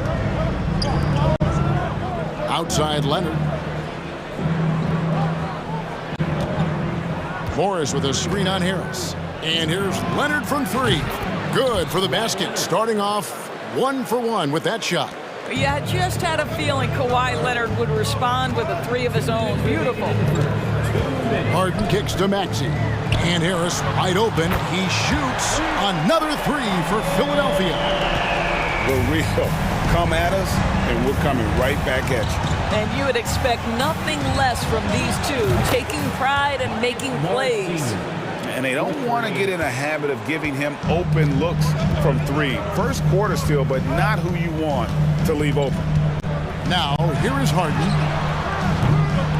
Tucker can't get it to go. Zubac with it. Now defended by Embiid. The kick out to Westbrook. It's a hand on it. And George able to finish. Well, Paul George has length, and that allows him to contribute on the backboards. Pass to Tucker. Launches it. The 76ers again can't hit it. And here's George. He'll bring it up for the Los Angeles Clippers. Zubac finds George. The Clippers keep it alive. Morris passes to George. Back to Morris. A 3-ball. Zubac. He hangs in there and cashes in on the second chance points. And those second chance points really become almost like bonus points when you can get them. Over to the wing. Here's Tucker. Up again. And Embiid is right there. Embiid's got 6. You see that nasty streak Embiid possesses. Part of why He's a superstar. Great motor. Controls the rebound and puts it back up and in. Oh, big time put back there. What a great motor on this guy. There is no one who goes after those rebounds harder. Harden dishes to Tucker. Back to Harden. Zubats against Embiid. 5 on the clock. It's Harden with the drive. Oh, and James Harden throws it down hard. Wow, James Harden putting a little sauce in the finish. Nicely done. They get a hand on it, and it's out of bounds. The Clippers able to retain possession here. Substitution on the court. 5 seconds left in the first quarter, and it's good for 2. Yeah, and there it is again. On a lot of their possessions this first half, they've established great inside position. And they're scoring pretty well as we conclude the first quarter. Clippers lead by 4. And back in a moment as we'll get underway with quarter number 2.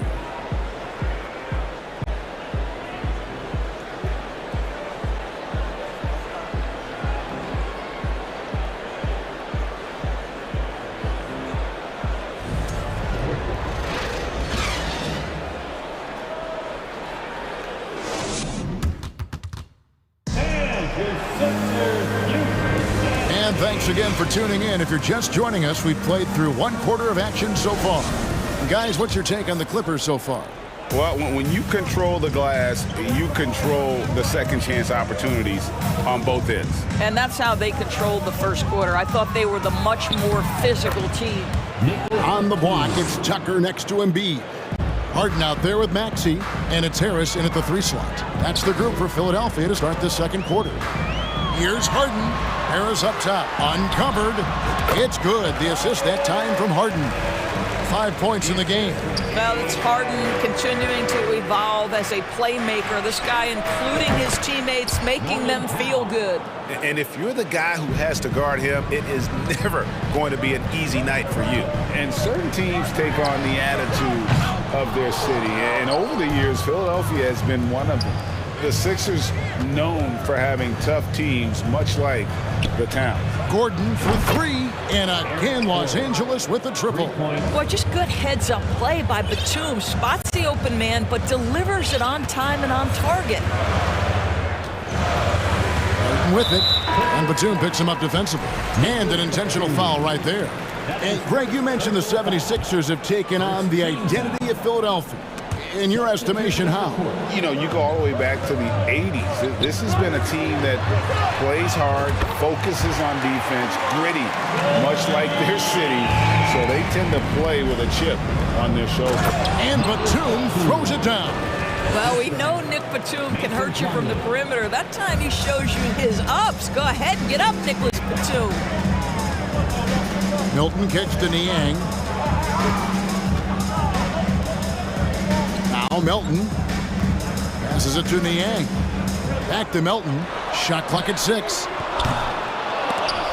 And the ball goes out of bounds. Last touch by Plumlee.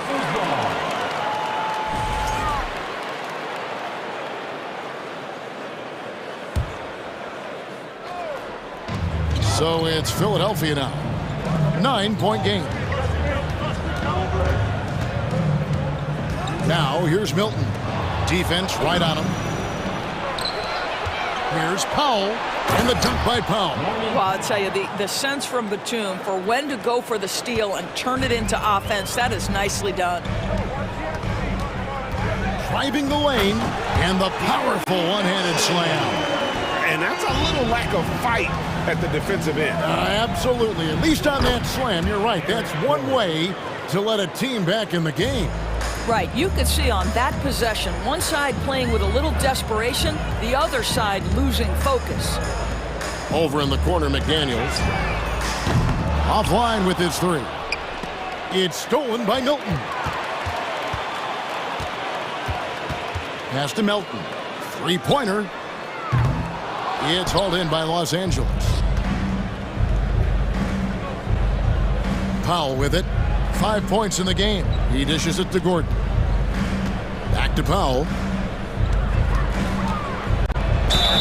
And the call on the shot that sends him to the line. Now the Clippers trading last season for Norman Powell.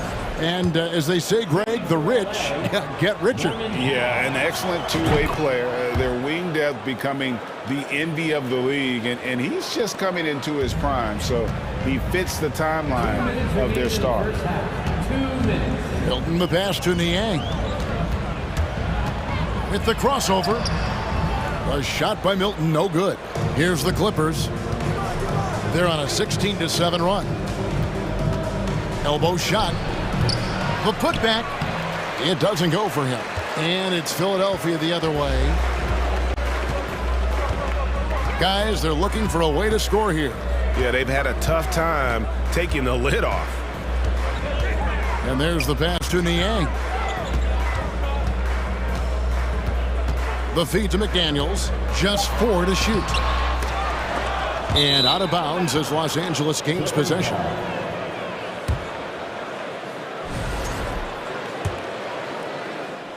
So it's the Clippers now. This is the most they've led by 13 points. Here's Batum. Takes it inside. And the layup's good off the glass. Batum's got 6 points in the quarter. Nick Batum sees space and takes advantage of that space. That's a nice drive. Here's Milton. Plumlee with the rebound. Plumlee's got his 5th rebound in this one. The drive by Gordon. That's his 2nd shot and his 2nd basket. He's 2 for 2. Big miscommunication on defense. He recognizes it and quickly takes advantage. And that's typical of this guy. He's always reading the situation, reacting quickly and capitalizing. McDaniels kicks to Niang. And there's the foul. It's on Nicholas Batum. That's foul number 2 for him. And the Clippers with a whole new lineup now. Substitution on the court. 32 seconds left in the first half of basketball. Nobody near Milton. Knocks down the 3 ball. Milton's got 5 points so far. I'll tell you, you are playing with fire anytime you leave this guy open, and they just got burned. 16 seconds left in the first half.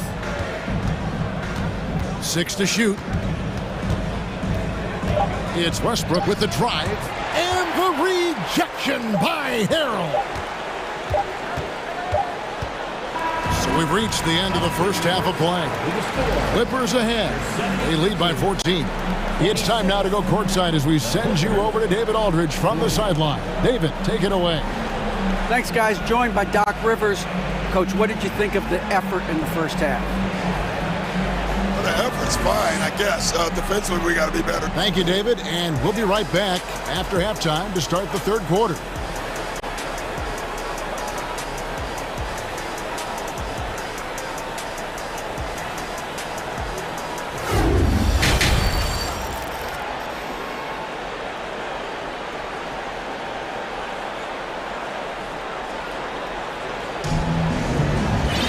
Well, we've got a second half of basketball for you. We think it's going to be pretty good. A big comeback, though, is needed for this game to be competitive, and it probably has to happen quickly. Doris, it's been great to see the Clippers rise to prominence over the last 10 years, hasn't it? Yeah, I mean, listen, this was an organization that spent years in futility, but you have to admire the transformation that has led to consistent success. They used to be a franchise that made the playoffs maybe once in a decade. Now you expect them to contend in the West. Checking out the group for Tyronn Lue to start the second half. The wing pairing, George and Leonard. Post tandem for him, Morris and Zubac. And it's Westbrook in at the 1. And it's in there. And credit Harris for creating that high percentage look, scanning the floor and finding the best option.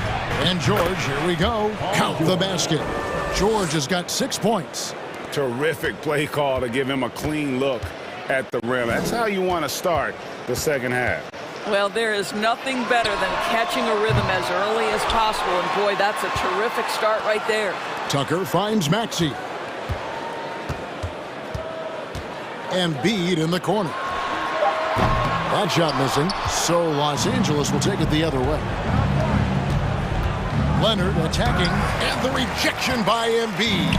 Length plus agility, great recipe for blocking shots. Embiid's one of the best to do it. Want easy looks? Don't allow the defense to set up. What a beautiful fast break opportunity, and the finish pretty good. Summer of 2014, Doris. Paul George suffering a leg injury playing for the national team. Kevin, I remember that injury like it was yesterday. There were many, including me, who wondered whether Paul George could ever be the same guy. And amazingly, he puts in all the necessary work and I think has come back better. That is a huge credit to his work ethic and his grit. A nice shot by Tucker. I know he's not the most efficient long-range shooter, but Tucker hits enough of those to space out the defense. Morris kicks to George. The shot's good on the assist by Morris. He's got 11. And an eye for an eye. Both teams working to stretch the floor. Well, that three-point shot just gives you so much room to operate on the offensive end. Outside, Maxey. In the corner, Harden. And it's off from three-point range. Clippers leading by 17. Morris with the bucket. Well, this is why it helps to have a big man capable of sprinting the floor. Marcus Morris solid at getting to the right spots. Harden dishes to Tucker. Harden scanning the floor. Left side, Maxey. He kicks to Tucker. No good on the triple. Los Angeles has gotten 2/3 of their three-pointers to fall tonight. They're 6 of 9 overall. And that one's good. Westbrook. And ever since halftime, they played precision basketball offensively. I got to believe that's something the coach talked to them about at the halftime. They have valued each possession. Third quarter here, and 3 minutes have come off the clock. Now, here is Harden. Will it go? And the jam by Harden. You see, in pick and roll action, this is where the intellect, the feel, the craftiness, the mastery of James Harden is all on display. Driving in. That's a finish he'll be bragging about for a while. Oh, as he should. Very impressive. How about that from your point guard, gentlemen? Playing big at the rim, okay? Tucker finds Maxey. Back to Tucker. There's the triple. The offensive rebound. And Embiid is right there. And really, beyond the skills, you see right there the passion Embiid has, displaying that killer instinct and some added toughness on the roster. Something Philly knew they needed after last year's playoffs. The hope is adding scrappy veterans like P.J. Tucker and DeAnthony Melton will help them further this go-around. Pass to Tucker from the arc. Connects from three-point range. Tucker's got 11 points. Wow, you don't see him left alone very often, and of course, he makes good use of it. And the basket by Gordon. Well, deliver the pass where your teammate can do something with it. Nice. Harden outside. Embiid. And the dunk by Embiid. And if you want to talk about a player who embodies the power game, then Embiid's your man. You know you're going to get some strong finishes anytime he's on the court. Highland passes to Gordon. 6 on the shot clock. Out left to the wing. Lets it go from deep. Highland misses. The 76ers trail by 18. Harris passes to Embiid. Outside, Maxey. Kicks it out to Harden. Another three for Philadelphia. Yeah, the mechanics of James Harden's shooting are just so defined and on point. He gets the ball, and he's ready to shoot right away. And here at the end of the third quarter, it's a double-digit ball game. Clippers lead by 15.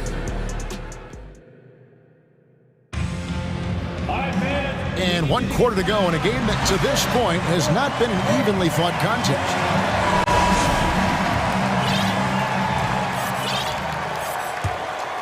Here's Harden. On the block, it's Tucker next to Embiid. Axie out there with Harden, and it's Harris in at the 3 spot. That's the group on the floor for Philadelphia. And to watch NBA offense when the ball is hopping, I think you'd agree, it is beautiful. The precision, the grace, the timing. How much of that, Doris, is just making the simple pass? I think the best basketball is played when players think, what is the next right play? And so often, Kevin, that is simply moving the basketball. On the catch, you're in triple threat position. But as soon as you don't have anything, move it to the next guy. So I couldn't agree more. And a moment to look at the scoring approach in terms of where the points are coming from for the Clippers. And guys, how about the unselfishness and all about working that ball around, shifting the defense, and just seeking out the best shot? Another thing I thought they did well was pressure. They forced a ton of turnovers, turned those opportunities into points. And it's a completely new group for Los Angeles. Shot is good in the Los Angeles leads. Cut down to 8 on the bucket from Tucker. Making a huge difference from deep tonight. That was a big-time shot. That's where the bulk of his offense has come from, and they're going to need a few more of them before this one's over. And even with the big lead, he remains focused on the task at hand. That is the competitiveness he brings to the table. Every night you're going to get great effort from him. And he didn't punish them for the weak coverage there, but they can't count on him to continue missing. And 2 shots coming up at the line as he gets fouled on the shot. We know that Russell Westbrook isn't afraid to mix it up inside. He knows how to get defenders to hit him on these opportunities. And that's good as he hits both of his shots. About a minute and a half through the 4th quarter now. Harden up top. Tucker finds Maxey. Harden outside. Shot from the wing. Rebound by the Clippers. Morris has got 4 rebounds in this game. And it's Paul George with the finish. That is Paul George, the incredible vertical and the unbelievable creativity. Spins. Maxey passes to Tucker. Stolen by Zubats. Morris with the ball.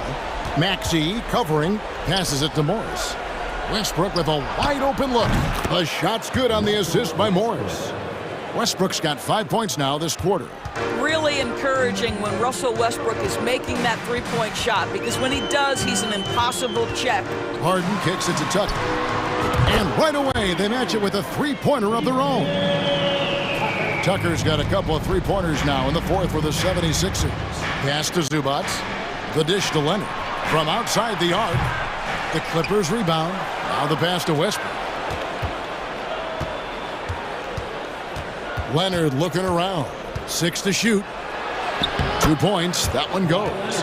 This is a small forward who, because he's 230 pounds, can hold his own down in the low post. That is nicely done. To the wing right side. A nice shot by Tucker. Tucker's got 19 points. Clippers leading by 14. Westbrook passes to Zubats. And the dunk by Zubats. Well, just really intelligent playmaking from Russell Westbrook. This guy sees someone with a good look, and he gets him the basketball. Harden kicks it to Tucker. Another 3 for Philadelphia. He's found his rhythm from deep, and you can see the confidence. And I think the defender knows once he gets cooking, look out. The bucket looks awfully big to him right now. Unwilling to let up, even for a moment. That's his killer instinct, just fanning the flames. One thing I enjoy is watching players who don't pay attention to the score. You lock in on the moment and play the right way. We've played just over 3.5 minutes now in the 4th quarter. Harden against George. Oh, and James Harden throws it down hard. Okay, James Harden showing you I've still got the vertical in my bag of tricks. And so just rolling to the finish line now in what has been a very confident-looking performance for Los Angeles. They had a fantastic play from the bench. This team has great depth, and they showed it in this game. And one of the key components to this victory, if not the biggest, was the incredible performance for Paul George. I think it would be impossible to overstate the influence he had on this basketball game. He was the centerpiece of what they did on the offensive end and the anchor of their defense. That's as complete a performance as we've seen. Here's Westbrook, and he slams it down right on top of Joel Embiid. And once they smelled blood in the water, you could see the killer instinct take over. And you want to save your best for last. Tonight, they've done that and then some. Leonard with the ball, picked up by Harris. Leonard, no luck. And it's Maxey with the ball for the 76ers. Down by 15. Here's Harden. Harris outside. Harden kicks to Embiid. Just 5 on the clock. Another miss by Philadelphia. Morris against Harden. Now, here's George. D right on him. Outside Leonard.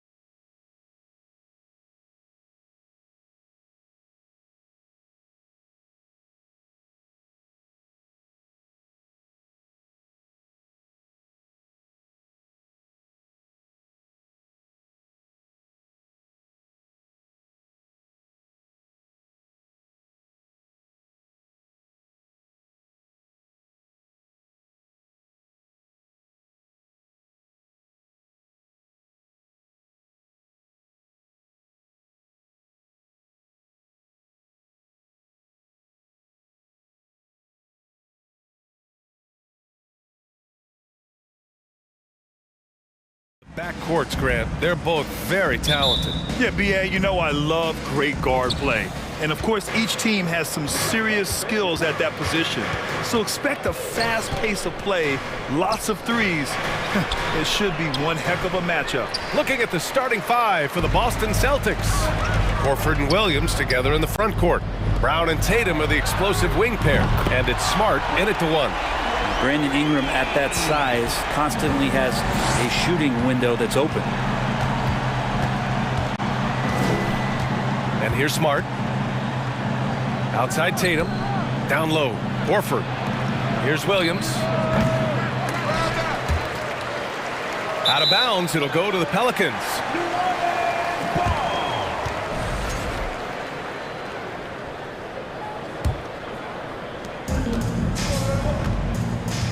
McCollum against Smart. From deep. McCollum's shot is off. Would you say testing the limits of his range there? Well, I thought they played smart, and then all of a sudden it was maybe a little too flashy there, and that's unfortunate. And here's Ingram from the arc. Rebounded by the Celtics. He didn't make them pay for that weak defense, but they just can't rely on him to miss those kind of shots. Yeah, bottom line for this Pelican squad, they need to get better on the defensive end. They may have to get more 3-and-D type of guys on this roster. And that's what they want to do. Get him open looks early. McCollum, the pass to Jones. Here's Ingram. And a slam dunk by Ingram.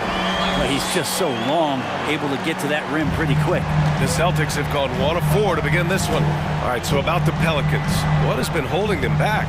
Well, B.A., it's definitely not the offense, especially with the healthy Zion. If they can find a way to have greater consistency on the defensive end, then they can take a big step as a franchise. 4 on the clock. Here's Tatum. And the 18-footer right on the mark. Tatum's got 5 now. A versatile, outstanding scorer. Tatum knows he can do damage from the mid-range area. McCollum finds Williamson. Smart with the defensive effort. Probably should have scored there. He usually does. Brown passes to Williams. Here's Brown. Plenty of space. And it's in after a nice bounce off the right iron. This speaks to Brown's desire to become a focal point of this offense. He's such a confident shooter now. Such a critical part of how their offense is going to flow. Things are only working when he seems to be on the floor. The free throw off from Williamson. My favorite part of Zion's game is just how efficient this guy is when he's healthy. I mean, this guy shot 61%. He's always attacking the paint, and there's just no one like him in the league. And defensively, you have to make him work harder than this, or it's going to be a long night. Jones, the pass to McCollum. Now Williamson. Oh, the dunk by Williamson. Yeah, once Zion gets that close, and it's a position that he likes, the backcourt's going to be shaken. Well, with Zion, during that 2020-21 season, he was super effective over a long stretch, Brent. BA, such a tease. Zion with over 20 points, better than 50% field goal shooting from the field for 25 straight games. Now, that is hard to do. The only other guy to do that, one Shaquille O'Neal, which makes some sense because Zion, man, he can dominate in the inside like the Shaq Diesel. There's McCollum with the three. Pass to Jones. That's in. Coming off an assist from McCollum. McCollum's got 3 assists in the game. Well, really good ball movement on the entire possession, and then CJ getting slick. Now here's Tatum. 5 points in the game. Out to the right wing. Horford passes to Smart. Late clock. The Celtics got to hurry here. Brown can't hit. Well, they shouldn't be giving that shot to anyone, but they certainly shouldn't be giving it to him. That's a big break for the defense. And that one's good. 54 seconds left in the first. And for some reason, he decided to foul there. Yeah, B.A., that's an odd move. Maybe there's something else behind it. And it's a completely new group for the Pelicans. Now here's Brown. Kicks it out to Smart. Pass to Horford. To stop the run. And it's Williams with the bucket inside. Such a solid and unique big man in today's game. Horford's passing skills and ability to find the open teammate is very special. Here's Alvarado. And they call an illegal screen here. You can get away with one once in a while, but it looked like he wasn't completely set on that pick. Yeah, a quick little lean like that is going to get the ref's attention. Foul call. Boston trailing. 9 seconds separating the shot clock and game clock. Tatum finds Horford. Here's Williams.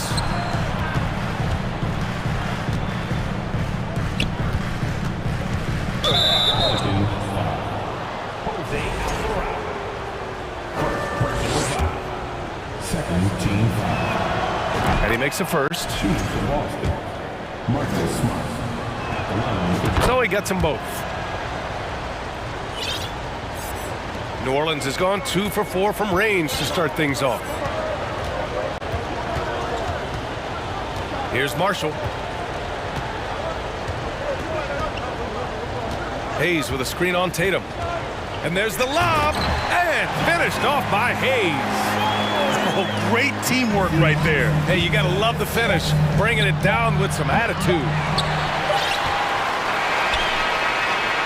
And so, lots of scoring in a competitive first quarter. Pelicans ahead. They lead by...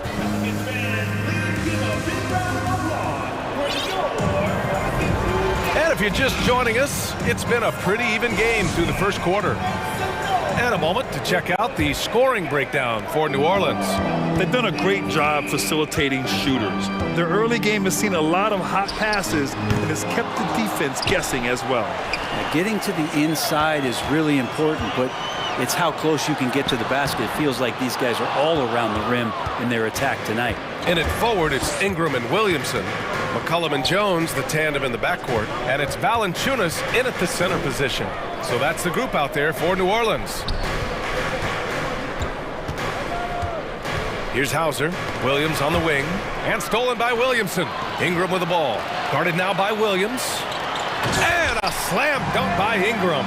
And it's energy like that on both ends of the floor that's got them out ahead.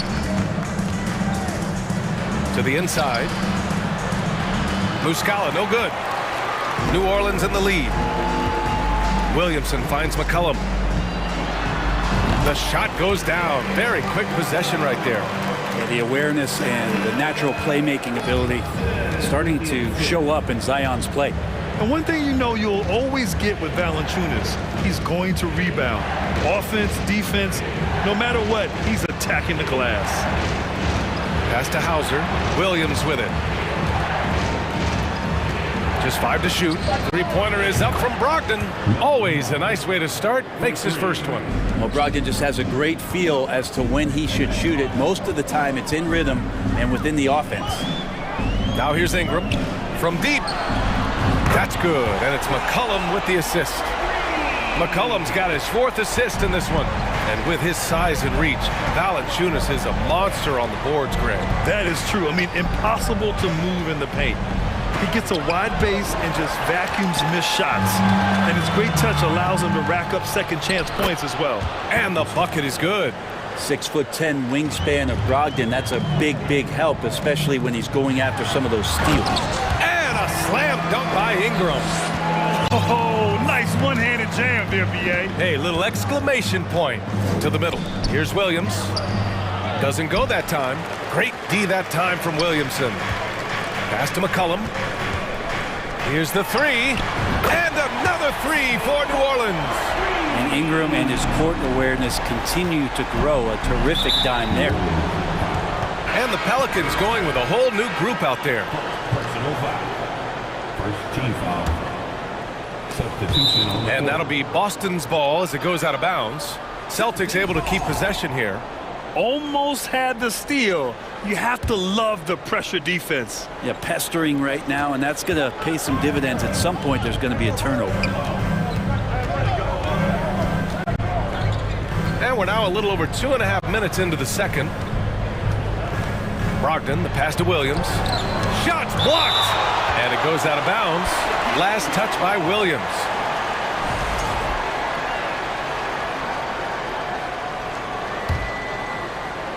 For New Orleans, they've gotten 5 of 7 shots to go in the second.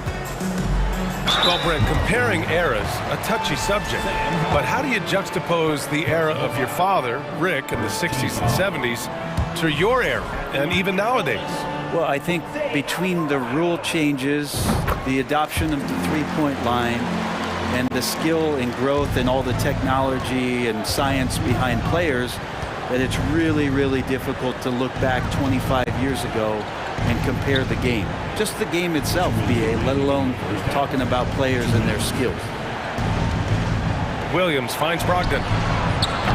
Hits a three-pointer. Brogdon's got 6 points in the quarter. Well, everything in sync right now for Brogdon. Nice base, good timing, good release. Pass to Marshall. Here's Alvarado. A minute 37 left in the half. Can't get it to fall. Boston has gone 2 for 2 from the arc here in the second. White, the pass to Williams. And Williams punches it home.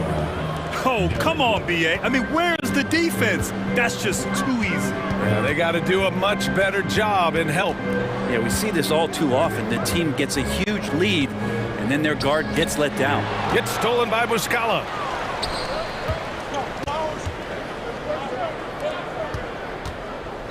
Right side, Brogdon. Pass to Williams. White on the wing. Shot clock at 6. Muscala. Rebounded by New Orleans. There's 48 seconds left in the first half. Here's Marshall. Out of bounds. It'll be Celtics ball.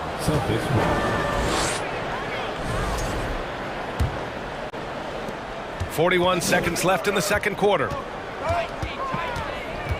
Pass to Hauser. Now Brogdon. Outside, Williams. There's the drive. To the wing, right side. Down to 5 on the shot clock. Plenty of daylight on that shot. And now just a 3-point Pelican lead. Of all the action happening there, it's the assist that jumps out to me there. That's just a great look and a great setup for the bucket.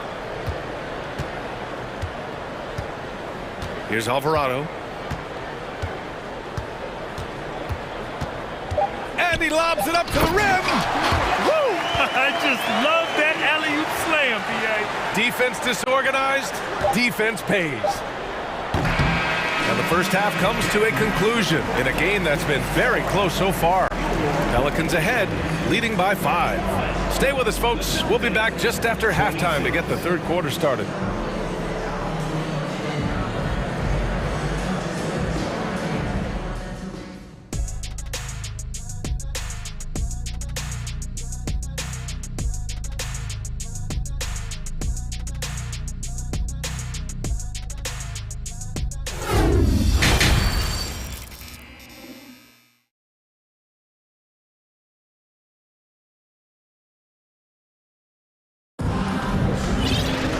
Second half of basketball is upon us, and we may be in for an exciting finish based on how close of a game we've seen so far. Boy, this has been one outstanding game from Brandon Ingram. His whole first half looked like a highlight reel, rising up and just owning the rim. Yeah, the defense has got to be a little bit embarrassed. There is no reason why he should just be on top of that rim. Taking a look at the Celtics. Brown and Tatum are the explosive wing pair. Horford and Williams together in the front court. And it's Smart in at the point guard position. Give Tatum credit, getting ideal positioning inside and hammering it down with power. Smart against McCollum. All alone. And that's off the glass and in. McCollum's got 5 points now this quarter. Defensively, you can't afford to get stuck on the pick. That's one that the coaches will watch tomorrow with that player. You hate to see him give up in that situation. And stolen by Jones. And it's the Pelicans on the break from outside the arc. And McCollum, good for 3. And it's an 11-point Pelican lead. Well, CJ, as soon as he gets a step on you, you're pretty much done. Aggressive right there in transition. And Tatum, here we go. Uses the glass on the layup. Tatum's got 9. A great move. I mean, the defense has no response. Well, just ripping through right there as he finds the open spot and gets right through there. High basketball IQ play. Shot's good by McCollum. Their strategy has been pretty simple here in the second half. Attack from three-point range. Maybe trying to find a little bit more space and ball movement to get guys open at the three-point line. Now, he's not the reason that they're trailing in this one. He's been on his game. It's a few of the other guys that need to pick it up. There's McCollum with the three. No luck on that one. Now Boston takes it the other way. Tatum finds Brown. Back to Tatum. Outside, Brown. Horford passes to Brown. Yes, great play by Horford to set him up. He has 7. A quality three-point shooter. Brown stretches your defense, making Jalen that much harder to guard. There's McCollum with the three. Outside Jones. Tatum with a steal. And so they foul intentionally. I mean, I'm just not sure what he was thinking right there. I mean, he needs to get his head in the game. Both teams will make substitutions. Here's Alvarado. Finished off the break. And the Pelicans lead by 9. And they've made themselves easy pickings. Sloppy ball control creates an easily converted turnover. Let's check in with our reporter, Allie LaForce. Thanks, guys. The NBA last season celebrated its 75th anniversary and announced the 75 greatest players in NBA history, gathering the living greats during the All-Star break. A lot of history, but Commissioner Silver said we're a pretty young league when you think about it. Brian, I guess it's all relative. Indeed. Thanks for that, Allie.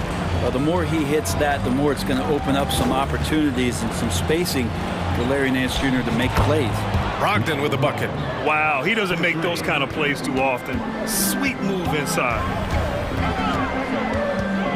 Pass to Marshall. Over to the left wing. Here's Daniels.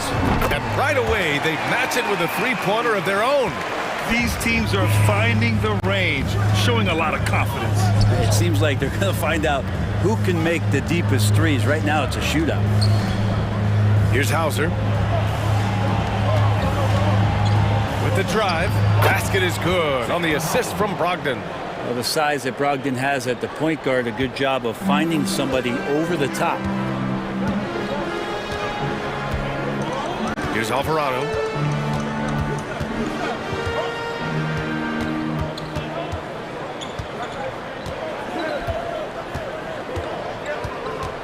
Five on the clock. Tipped. Oh, Gallinari with a steal. Fast break. Here come the Celtics. Here's Brogdon. And that one goes in as he's fouled. It'll be 3 points if he converts the free throw. That one misses for Brogdon. If they play this right, they can go 2 for 1. Yeah, they really have to work the clock right now. Hayes with a screen. And he lobs it up and finished off by Hayes.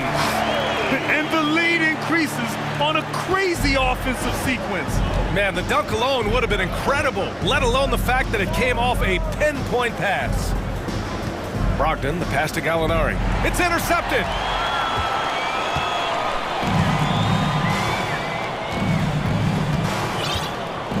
Here's Daniels.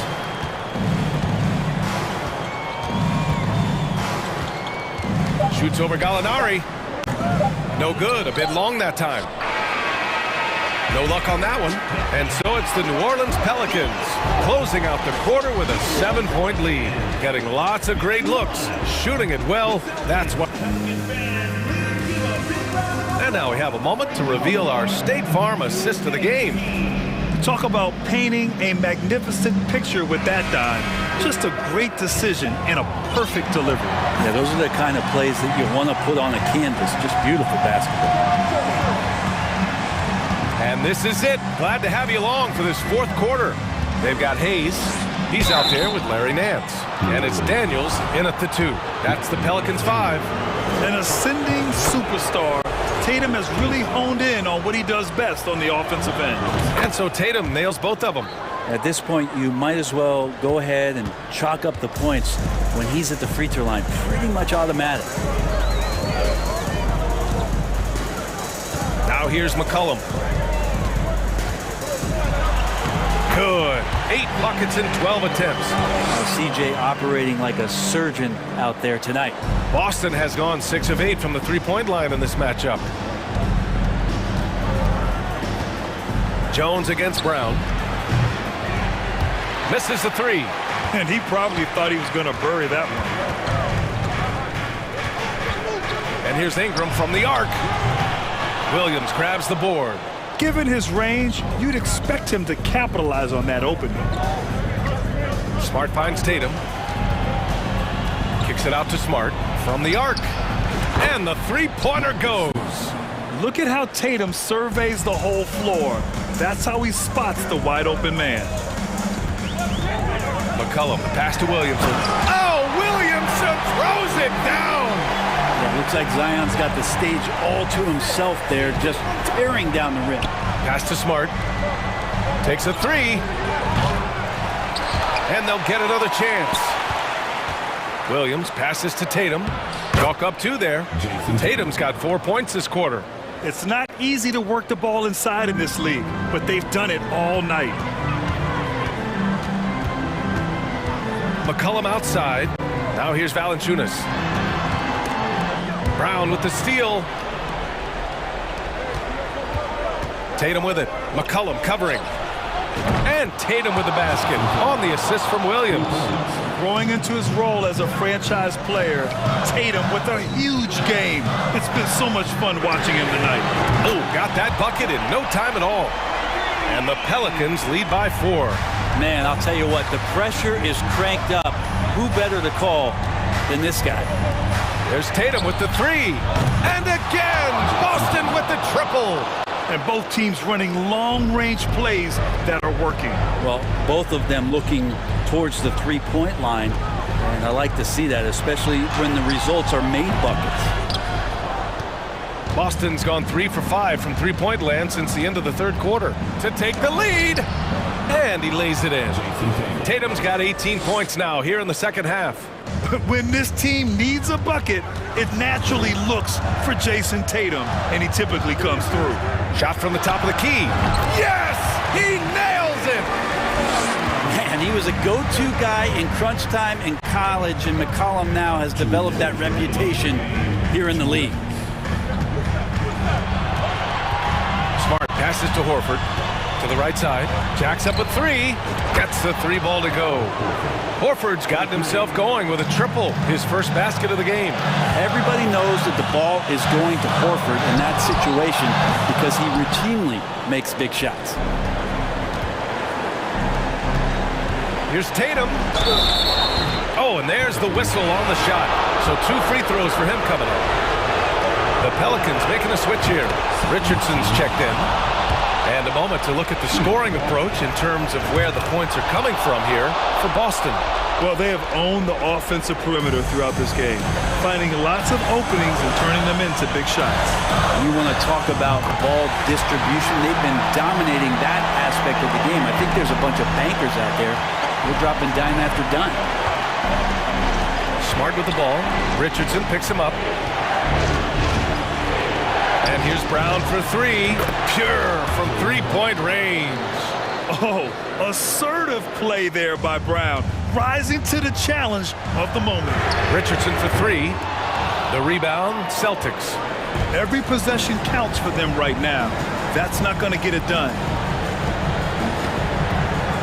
Smart finds Williams. Up top, Brown. Defended by Jones. Clock at 6. Back to Brown. Over Jones. Misses off the right iron. Huge moment here. Have to stay calm in these situations. Richardson, the pass to Ingram. Jones from outside. Hauled in by Brown. Williams in the post. Valanciunas on him. Outside, Brown.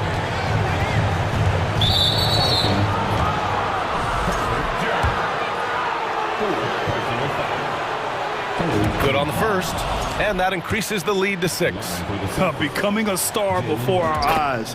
Brown's work ethic and desire to be great has transformed him into an elite talent. Some padding here on the free throw line, some good work. Here's Ingram. There's the drive. Money! This is why you love Brandon Ingram. And now they decide to foul intentionally. First free throw is good, and that increases the lead to 6. So he gets them both, and it's a 7-point game. There's 14 seconds left in the fourth quarter of this one. Ingram with a deep three. Rebounded by the Celtics. Brown with it.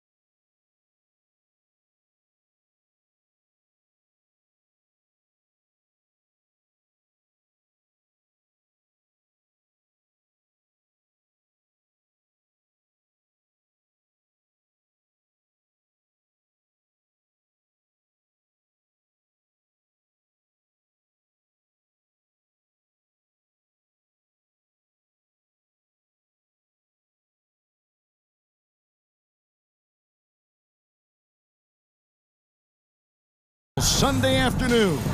I'm Kevin Harlan. It's a battle of the bigs. Two fantastic centers, Clark, in this matchup tonight. Some throwback basketball. Well, you know, there was a time, Kevin, when centers dominated the league. And as you said, tonight we're going to throw it back to those days. Look at the 76ers starting group. On the block, it's Tucker next to Embiid. Maxey out there with Harden, and it's Harris in at the 3 spot.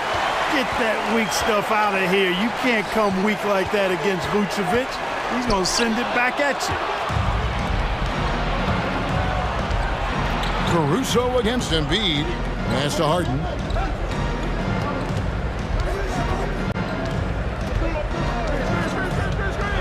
Embiid trying to break loose. Harden, no good.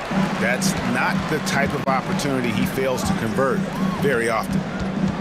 The kick out to Ball. Back to DeRozan. And contact on the shot, so he'll be shooting free throws here.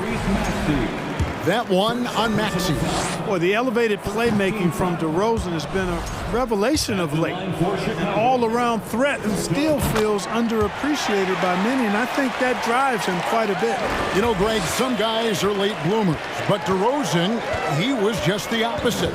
Yeah, reports are he had handles at age 3. First dunk came in the 6th grade. 5-star high school prospect, and in a strange way, he's still an underrated superstar. Here's Levine, and Levine with the slam. And you see why Levine's been a hard, tough out in the slam dunk contest. Has a natural ability to entertain the audience, and that bounce and athleticism certainly doesn't hurt either. Harden the pass to Tucker. Harris against Levine. Harris kicks to Maxey. 4 on the shot clock. They get it back. Back to Harris. Launches a 3. That one's off. He's now 1 for 2. Harris against Caruso. Kick out to Levine. Ball with a wide open look. His 3-pointer's off the mark. Philadelphia's gone 1 of 3 from beyond the arc so far in the game.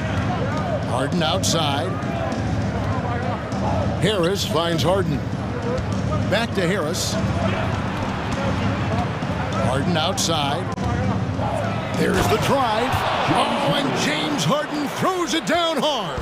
Boy, the confidence of Harden, I love it. When it comes to dribbling the ball, he feels like he can go by anybody at any time.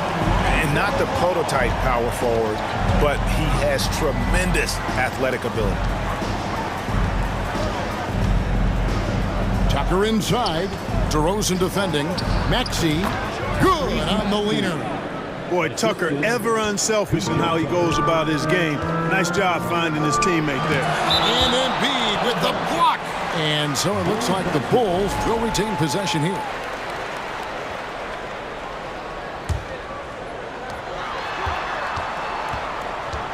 Levine against Harris. Now Levine. 2 free throws coming up, and they call the shooting foul. Kevin, what's so impressive to me about Levine? It's the all-around play. He affects the game across the board. And Levine's efficient as well. And good shooting numbers, no doubt. Last year, he cut back on the turnovers. And boy, he's still young. There's still tons of upside to be had. Back to Maxey. Out to the wing. Harris passes to Maxey. Vucevic with the block. And it's out of bounds. They say it was last touched by Vucevic. And that kind of stifling effort on defense needs another look. A defensive play like that early in the game can go a long way. Establishes an attitude that you want to have during the game. Clock at 6. Here's Maxey. Off target from outside. Just enough coverage to bother that 3-point attempt. DeRozan with it. Now defended by Embiid. Outside DeRozan. The pass to Ball. And there's the call on Joel Embiid. That'll be his 2nd foul of the game. Second personal foul. 13 foul. 1:21 left in the first quarter of the game. Here's DeRozan. Banked in off the glass. DeRozan's got 5 points so far. Boy, DeRozan comfortable and confident from that area. Harden kicks it to Tucker. Back to Harden. Now, here's Tucker. DeRozan defending. Shot clock at 6. Harden outside. Shoots the three. It's good from long range. Harden's got his second basket of the game. Learning to play off the ball with the guys like Westbrook and CP3 and Kyrie. Harden sinking the jumper. How about that? Flying high to send that one down. And you know what? When you've got the athleticism and explosion of a player like that, bigger guys are still at your mercy. Harris finds Tucker.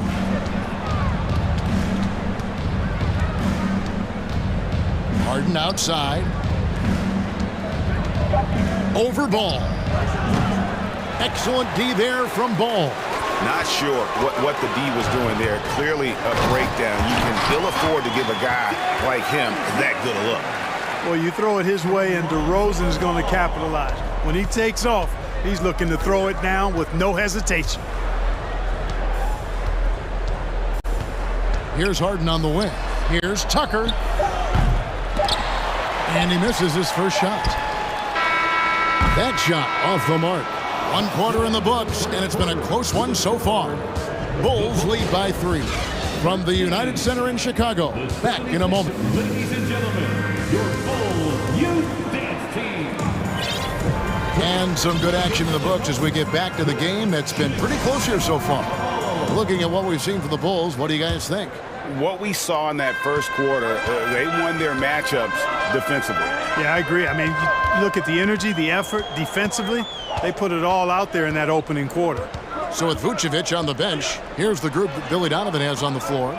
We've got Patrick Beverley. Andre Drummond is out there with Williams. Then it's White, and it's Terry in at the small forward. And that one's good. Drummond. A true center, a throwback center. Drummond is not a guy who jacks up threes. Andre wants to eat inside. Now, here's Milton. He's covered closely. Here's Niang. Chicago grabs the miss. You know, the fact is he's not a lock from there, but he was open enough to where he should have hit that shot. Most losing teams, Greg, are looking to rebuild, look to the future, but not in Chicago. Yeah, their idea to turn it around was to get all-stars. Trading for Vooch in 21 during a losing season, then signing DeMar as a free agent. That's a refreshing approach. And around a minute gone here in the second quarter. To the paint. Terry finds White. Tries the spin move. It's good. He makes his first shot of the game. The nasty handles of White, just so gifted at putting on a show with moves like that. Now here's Milton. Defended by Beverly. Pass to Williams. Here's White. And White with the stuff. And creating a little separation here, gaining some confidence. Yeah, you get the sense that they're going to start stretching this lead out a little bit.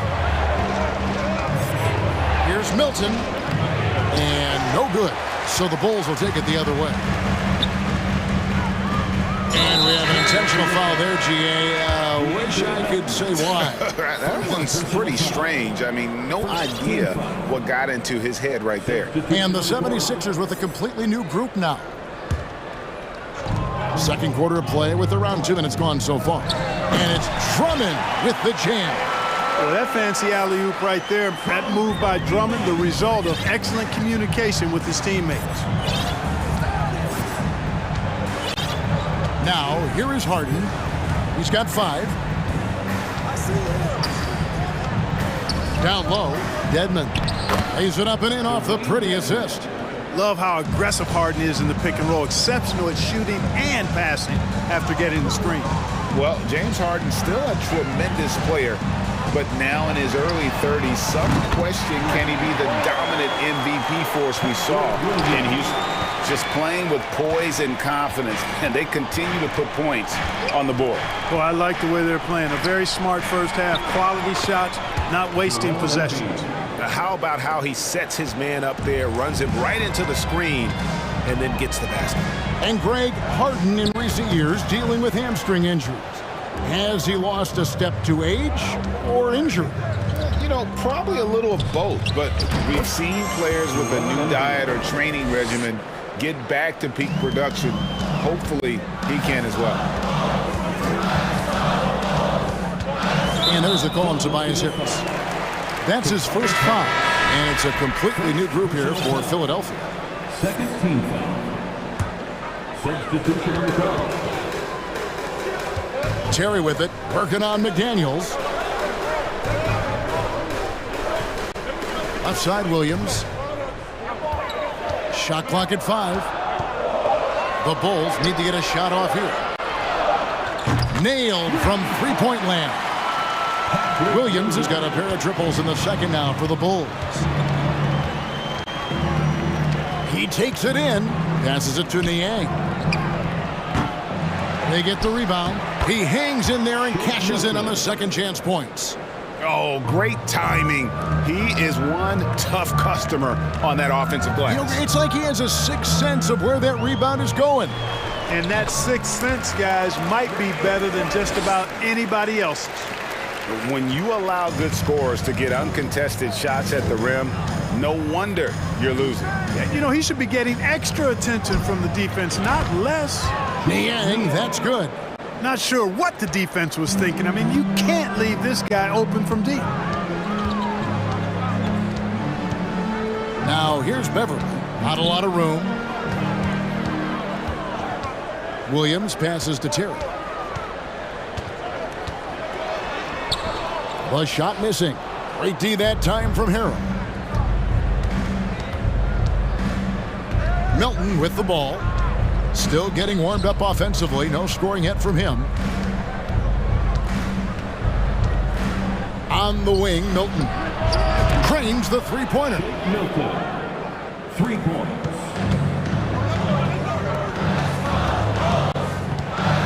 Melton against White.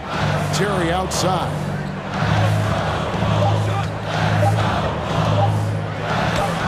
Basket good. And the Bulls lead by 7. And they've repeatedly probed inside in the first half, guys, and it's paid off. And so that's the end of the first half. It's Chicago up 7. And now we'll send. All right, David, thank you. And stay with us, folks. We'll be back just after halftime to get the third quarter.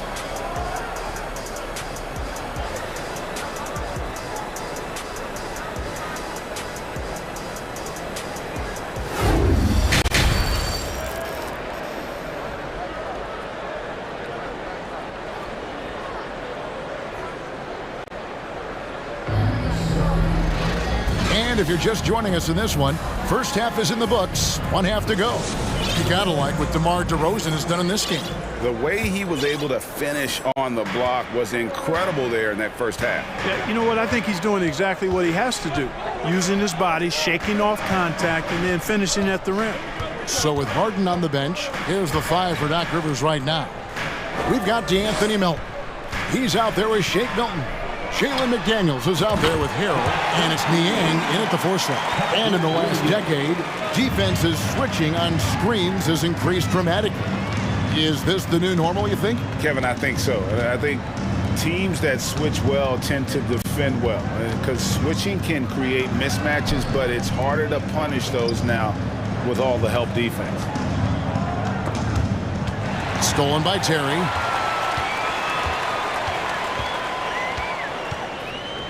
Over in the corner, White. Now here's Beverly, defended by Milton. Spins.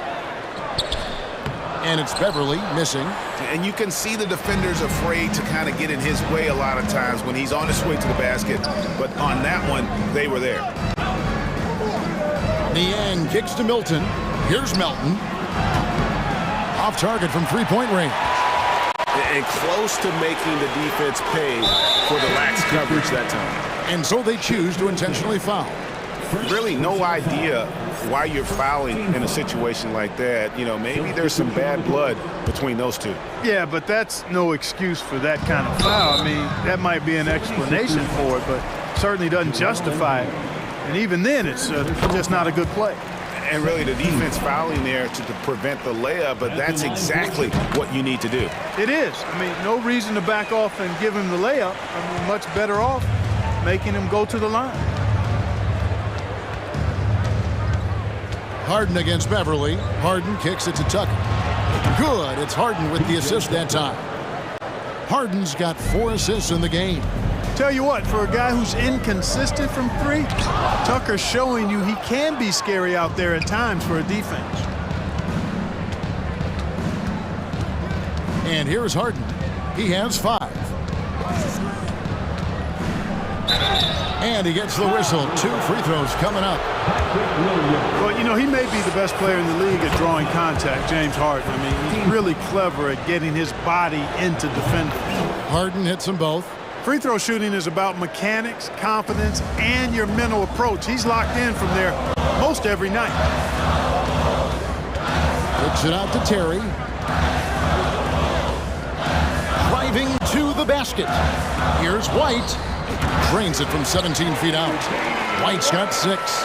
An assertive offensive player. White knows he has the green light to rise and fire. Here's Harden. Hangs in midair and converts on the double clutch layup. It looked like that was going to be blocked, but then he pulled the Houdini act and flipped it in for the score. The shot, no good. Good D by Embiid. The 76ers trail by 7. Here's Maxey. Pass to Tucker. Poked away. 6 on the shot clock. Embiid dishes to Tucker. A three-pointer, no good. Drummond with it. Now defended by Embiid. A crossover. Rebound by the 76ers. 1:52 left in the third quarter of the game. Maxey against White. Maxey passes to Harris. Drains it from beyond the arc. And now it's just a 4-point Bulls lead. I'll tell you, they're right in this. We'll see if they can maintain momentum. Well, it starts with defense. They got some stops, scored some buckets after that, and now we've got ourselves a ball game. Terry kicks to White.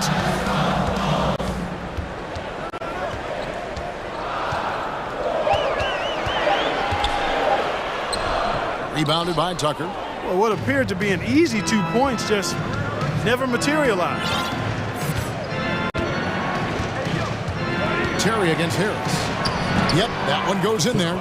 8 points for him. You know, we talk a lot about athleticism, guys. It's important, and right there, Harris used his well to create for himself. Here's Williams, and that'll be 2 free throws coming up. Officials on the call with the foul. It's going to be on James Harden. And a look now at how the offensive approach has been going here so far for Philadelphia. Well, you know, throughout this game, they've shot the ball extremely well from downtown. Their shooters are getting open and letting it fly. And also, got to be impressed with their interior play, getting it in the paint and figuring out ways to score. Tucker dishes to Harden.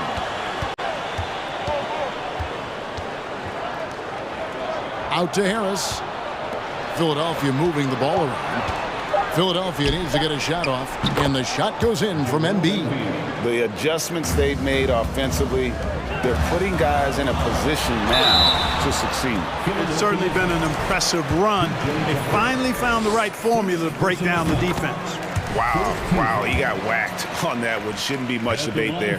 Blatant contact, straightforward call, simple. The Bulls making a switch here. DeRozan's checked in. An all-star caliber talent now in the league. Levine has shown a real fire and hunger to continue to improve. And so far in the second half, this has been a different kind of game than what we saw early on. No question about it. I mean, these teams are really battling hard now. Harris outside. Kicks it out to Harden. Driving inside. And it's Harden slamming it down. And Harden, an absolutely vicious dunker. Terrific at bouncing towards the rim for the epic throwdown. That concludes the third quarter. It continues to be an exciting. Ladies and gentlemen, your full. And it's time to bring up the State Farm assist of the game. And, you know, you can always count on him for at least a couple of these pretty assists over the course of a game. And this one, a thing of beauty. It sure is. I mean, he's a maestro. Great vision, terrific IQ, everything you want in a point guard. 3/10 quarters behind us. One more to go. Thanks for being with us as we begin the fourth. DeRozan out there with Vucevic. Then it's Ball. Then it's Zach LaVine. And it's Caruso in at the 2 spot. So that's the 5 in the game for Chicago. And here's the fast break. Maxey leading the way. Gotta take care of the ball. They'll punish you if you're that careless. That's right, and that's severe punishment right there. Exactly. I mean, when you're running neck to neck, those kinds of mistakes tip the scale. DeRozan, a screen on Hart. Ball, the pass to DeRozan, and DeRozan throws it down. And when Ball has the ball, it's in good hands. He can run the offense, no doubt. And the pass to Tucker from deep. It's good. The assist that time from Harden. Tucker's got the lead up to 6 now for the 76ers. DeRozan with it. He's against Tucker. Out to DeRozan. Lets the 3 fly. And it's Philadelphia with the rebound. Embiid's got 4 rebounds in this game. A little over a minute and a half of the fourth quarter gone now. And Zach LaVine gets the whistle that time. That's his first foul. First personal foul. First team foul.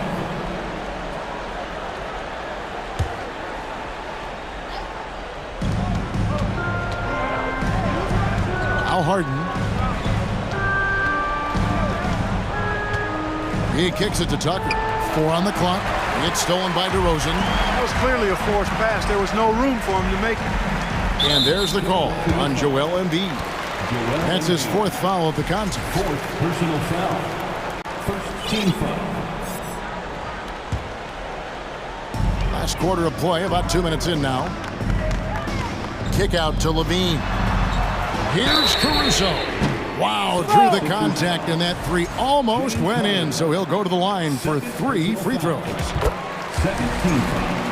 And they haven't let points get away from them at the line tonight. That's always something that'll allow a coaching staff to breathe a little easier. And he makes all 3. And the 76ers call time here. It's t-shirt time, fans. On your feet and make some noise. Fans, come to the floor. It's your 3-1-2 crew.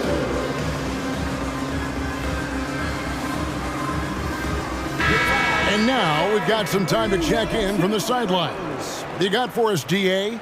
Hey, Kevin, during the last break, I heard Doc Rivers talking with his team. And he's pushing them to empty the tank. He said, I know you're tired and it's been a tough game, but we can't hold back. If you're tired, come out. Otherwise, I want you full speed. Guys? All right, thank you, David.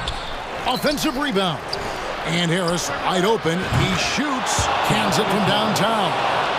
And the 76ers lead by 6. Outside DeRozan. LaVine sets the screen for DeRozan. And there's the drive. And DeRozan throws it down. When all is said and done, DeRozan is a competitor. A fierce one at that. When they need a bucket, he wants to be the guy to get it for them. Now here's Harden.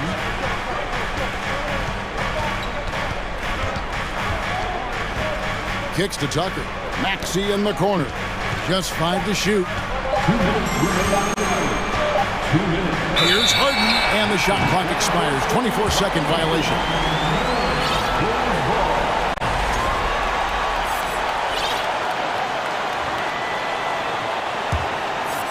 Bulls trail by 4. outside, Ball. On the wing, Levine. And he slams it down right on top of Joel Embiid. Tell you what, we've got a game. I like that Levine's rising to the challenge as things get tight. Harden kicks it to Tucker. Good ball movement here by the 76ers. Harris misses. Here's Vucevic. He'll bring it up for the Chicago Bulls. Levine dishes to Vucevic. Out to DeRozan.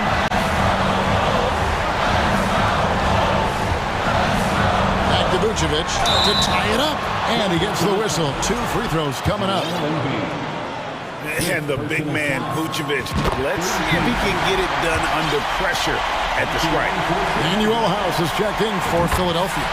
DeAnthony Melton comes in for Maxey. And he doesn't let the pressure get to him. Cool and confident from the line. Melton with it. And Tucker has it in the corner. Back to Harden. Beyond the arc. No good that time. And Chicago will go the other way with the ball. And you can't get a bigger bucket than that. Well, that was 1-2. He wanted the ball. Nobody else was taking that shot. And Philadelphia calls time here. They're behind by 2. 54 seconds left in the fourth quarter of this one.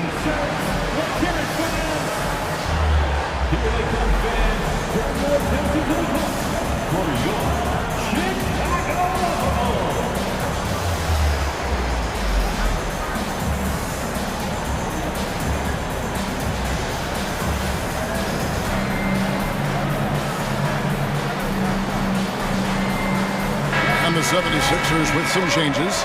George Niang, he's checked in for Daniel House. Maxey comes in for Melton. And it's Shake Milton in for James Harden. Now, here's Milton. Tight defense on him. Tucker finds Milton. Maxey in the corner. And here's Tucker to the wing on the left. Niang passes to Tucker. Stolen by Levine. Here we go, one-on-one. Lobs it up for Levine. Oh, and they get in the way of the alley-oop. Not to be. Good play defensively. Trying to get something going. Good! He has tied up this game. Oh, what a shot. What confidence from Joel Embiid. Knocked that one down in a clutch situation. Now, here's Ball. Defended by Milton. And here is Ball. It is now to DeRozan. And so now a timeout called by Doc Rivers.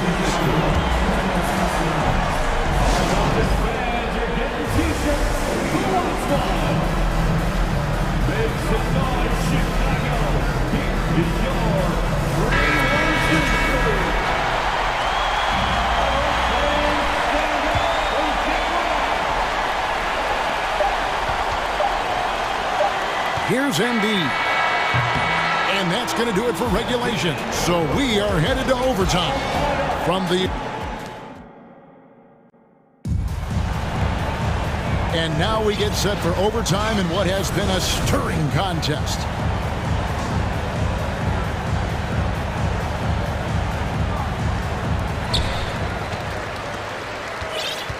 Now Ball. On the block, it's Tucker next to Embiid.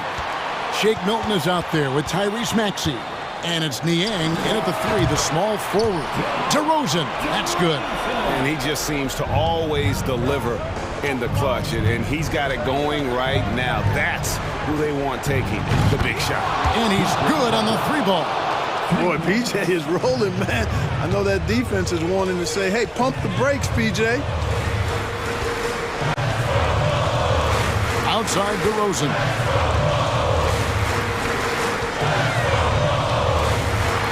Finished off by DeRozan. Oh, just solid on the one-handed slam. And guys, when it's a tight ball game like this, he's the guy they want with the ball. Somebody you can count on. He is an extremely reliable finisher. And the whistle blows. It's going to be on DeMar DeRozan. That is his first foul of the game. So for the Bulls, Drummond comes in for Nikola Vucevic. And it's Kobe White in for Alex Caruso. James Harden, he's checked in for Philadelphia. Great action here if you're just joining us about 1 minute into OT.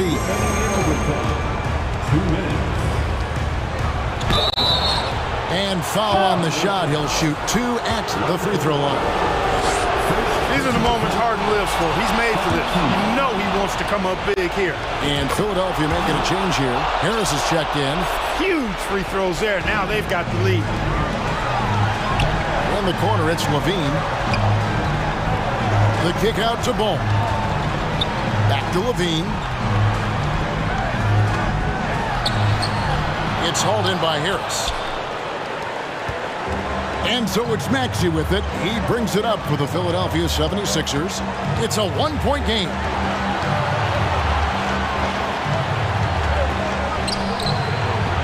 It's hauled in by the Bulls. DeRozan surveying the D. Drummond. And Drummond throws it down. Really a good decision turning to Drummond in this spot. Needing a big basket, and he goes and gets it. It's Harden with the drive, and the jam by Harden. Got to make anybody besides Harden shoot the ball there. I mean, he doesn't feel the pressure. He embraces this stuff. It's right in his wheelhouse. Make somebody else shoot it. Pass to DeRozan.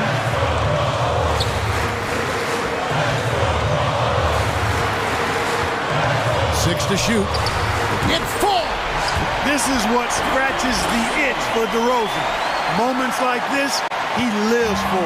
Takes great pride in being the guy to knock down the critical shots. Harden dishes to Embiid. Back to Harden. Some nice ball movement here by the 76ers. Harris finds Maxey. Here's Harden.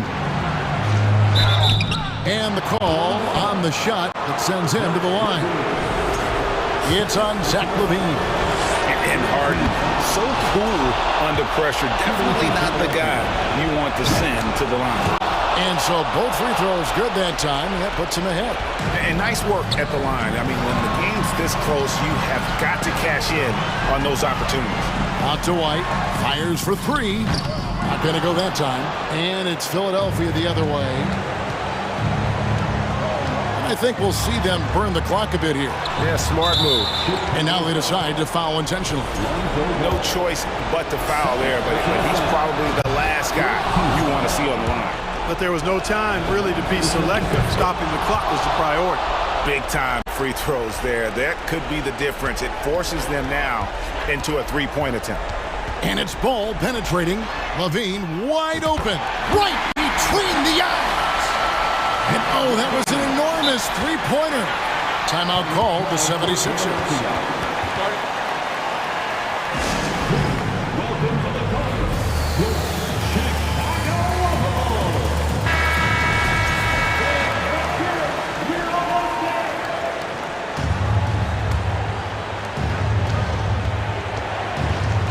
Now here's Harden. Stolen by Ball.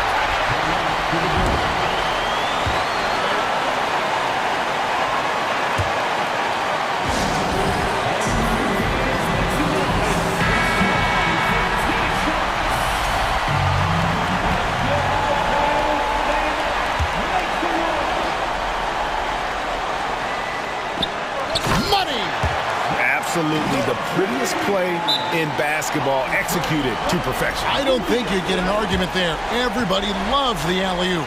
Unless you're the team getting punched on. That would be the difference. And so now a timeout called by Doc Rivers. Guys, your thoughts? Yeah, tough situation here, but they do have enough time to get a catch and shoot. It's going to have to be very quick, but they do have time. No good there. And so the big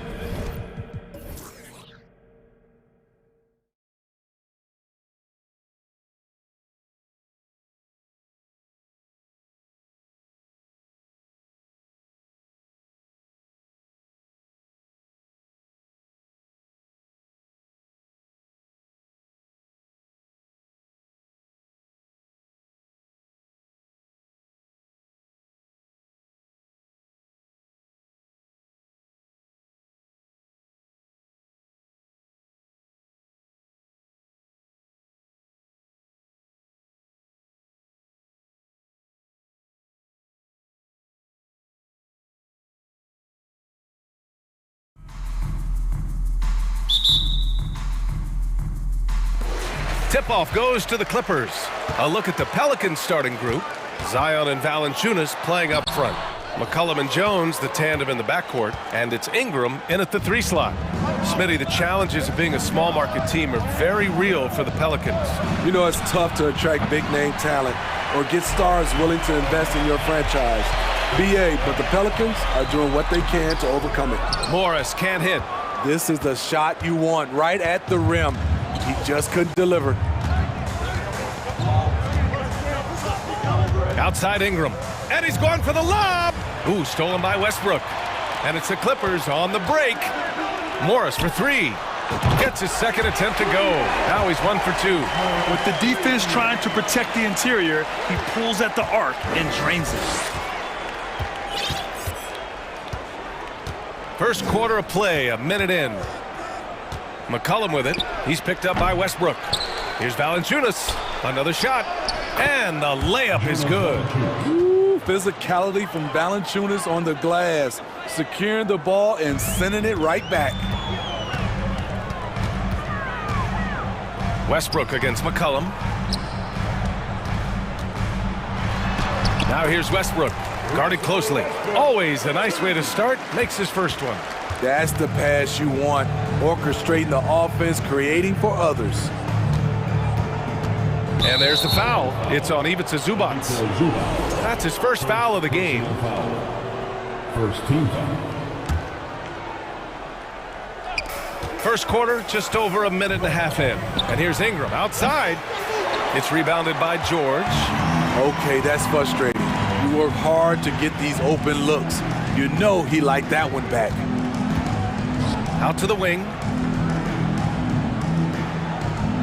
Here's Westbrook.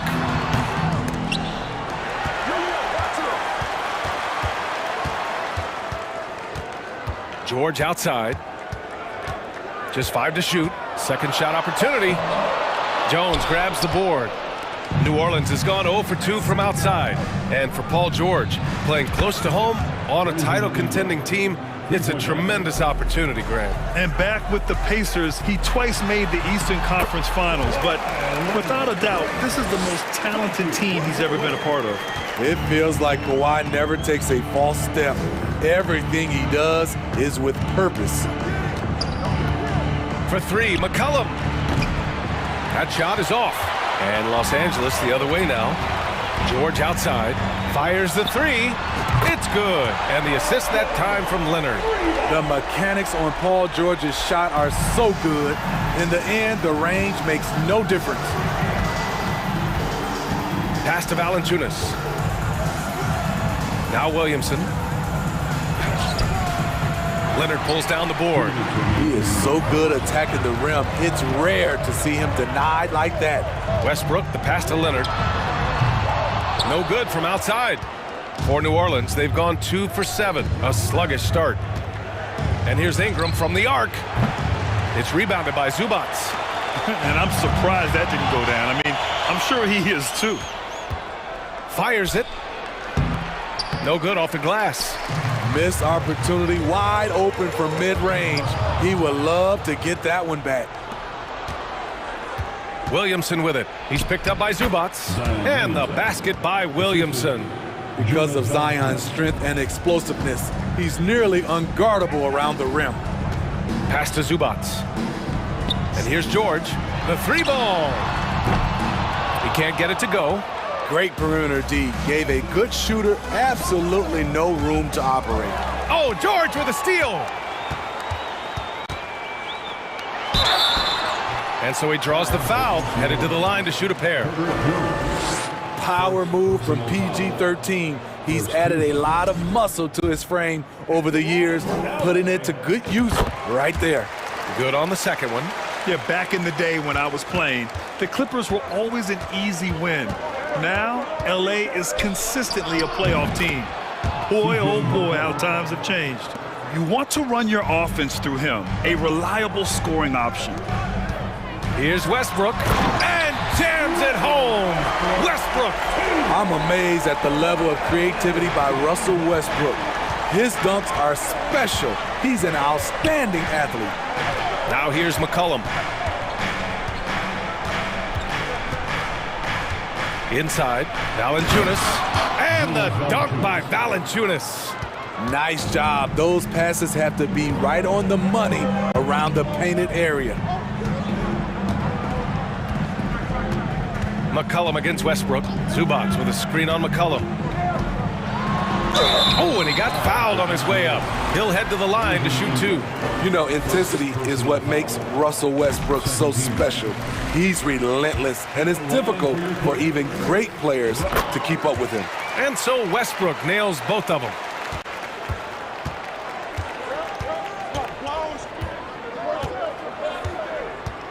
McCollum against Westbrook.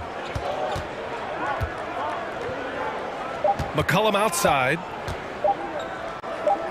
Here's Jones. Oh, got it off in time, but it's no good. And that concludes the first quarter of play.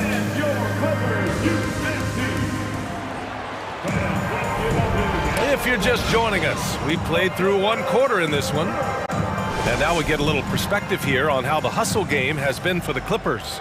It's all about pace for me. They have set the tone in that area, and they are playing fast, flying up the floor and putting all kinds of pressure on the defense. Yeah, on top of that, they've been resourceful defensively, generating scoring opportunities by forcing turnovers. And it's a completely new group for the Clippers. We've got Mason Plumlee, Nicholas Batum out there with Norman Powell. Then there's Eric Gordon, and it's Highland in at the one. That's the group for the Clippers starting the second. Only a few guys in the league are going to give you more double-doubles than Jonas Valanciunas. And as his career goes on, he only gets more of them. Now here's Gordon. Pass to Highland. Now here's Plumlee to the paint. And the basket by Highland. That's good planning, and that's good execution. And that's a great look. Well, Smitty, and in terms of numbers, Valanciunas has been good for a double-double in about 2 out of every 3 games the past few years. You know, B.A., it speaks to his commitment to being an all-around force, not just a low-post scoring machine. Now here's Ingram, 6 to shoot. Back to Valanciunas. And the dunk by Valanciunas. Great ball movement by B.I. Spots a wide-open teammate and feeds him. Gordon with it. He's picked up by Jones. Out to the right wing. The drive by Powell. And he's going to the line for 2. The official saw contact while he was going up. It'll be on Zion Williamson. First free throw is good. And they say to win big, sometimes you have to sacrifice. Tell us exactly what that means, though, in basketball terms, Smitty. What it means, B.A., as a player, you might have to accept a more defined role. Most players grew up as the best player on their team. When you're on a contending team, sometimes you have to just star in your role. Shot's good by McCollum. You have to get out there on C.J. McCollum. He is very good at torching defenses from deep. It's stolen by Ingram. And the ball out of play. The Clippers will have it.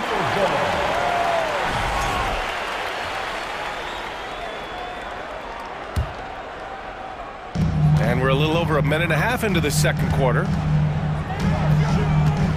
Here's Highland. And a miss there on the triple. The Pelicans have got 2 of 3 shots to go in the second. Here's Williamson. Oh, he misses the go-ahead basket. The Clippers in the lead. The Pelicans were pretty impressive last season, managing to successfully battle their way into the playoffs through a tough play-in tournament. Defensively, you have to tighten up on him or suffer the consequences. And let's send it over to Allie LaForce. Thank you, Brian. While Paul George has certainly endured his share of criticism in the past, but he said, quote, "I can't worry about that. It comes with the job. I am who I am. They can judge me on what they want. I'm going to go out there and hoop and give it everything I've got." And guys, he brings a lot to the table. No question. He is elite, Allie. Thank you. You know, in that play-in, the Pelicans faced some serious competition, Smitty. B.A., they defeated the Spurs and the Clippers, which was no easy task, but the Pelicans were ready for the challenge and ended up securing a playoff berth. Here's Ingram. After the Clippers picking up a basket just a moment ago. Going inside, hits it. Now 2 of 6 from the field. He's very long and slender frame, Brandon Ingram, but very effective at attacking the rim. Batum gets the bucket. Batum's got 6 points. And I love how he's pushing the tempo and creating for others. He does this game in and game out. Incredible. You know what it is? It's his creativity. That's making this engine run. McCollum finds Williamson. We talk about Zion's strength, but the body control is also elite, especially for a guy his size. Here's Highland, drives to the hoop. Oh, nice D from McCollum. New Orleans has gone 2 of 4 from the perimeter in the second so far. And here in the second quarter of action as we approach 4 minutes played. And that one's good. Ingram. The key for Brandon is shooting with confidence. When he does this, he buries these trays. 19-footer. Rebounded by New Orleans. Hard to turn down a look that good. Still, long twos are losing favor, and misses like that are the reason why. Now here's McCollum. Give him 8. Outside Ingram. Launches it. No good on the shot. And Los Angeles the other way now. Pass to Highland. Oh, a clear foul there on the missed shot. So he'll get a pair at the line. It'll be on Zion Williamson. The 2021-22 season felt like a lost one for the Clippers. Kawhi and Paul George both hurt. So true. I mean, but B.A., those two together, healthy, are scary. A finals-level duo. It kind of shows you how you can plan, build an awesome roster, but injuries can derail it all. And the Pelicans going with a whole new group out there. Pass to Marshall. 5 to shoot. And it's flushed down. A nice jam. Hey, when in doubt, run the defender off the screen. And you know, with a result like that, we'll see them run it again. Especially if the defense is going to allow you to do it. Have to switch on that play. Leonard outside. There's 10 seconds left to play in the first half. The kick out to Morris. Lets the 3 fly. Yes, and it's Leonard with the assist that time. Morris has got 6. Nice pass by Kawhi Leonard. You can tell he's been working on his playmaking.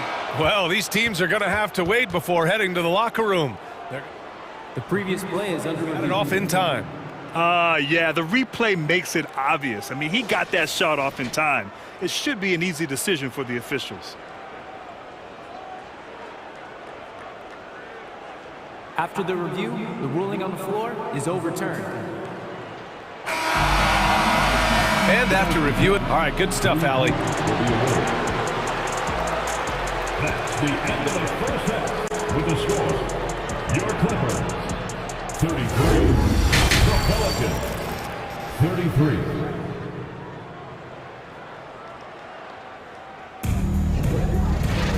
And if you're just joining us, we played through the first half in a game that's been fairly even so far.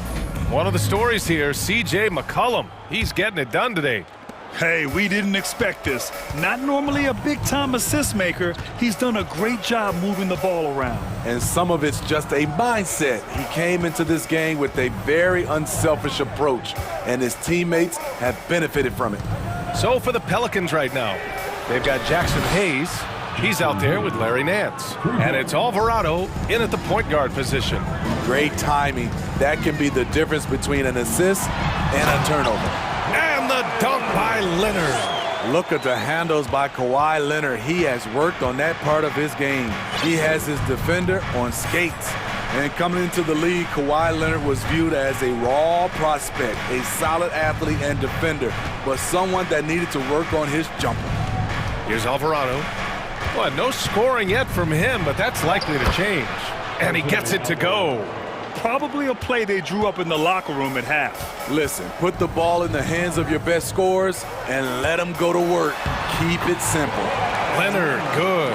Well, Smitty, there's no question Kawhi has put a lot of hours into developing his jump shot. And you see the results now. He's become one of the game's elite scorers because of the hard work he put in, even becoming lethal from outside the arc. Good. And you look at how they've come out in the second half. It's almost like night and day.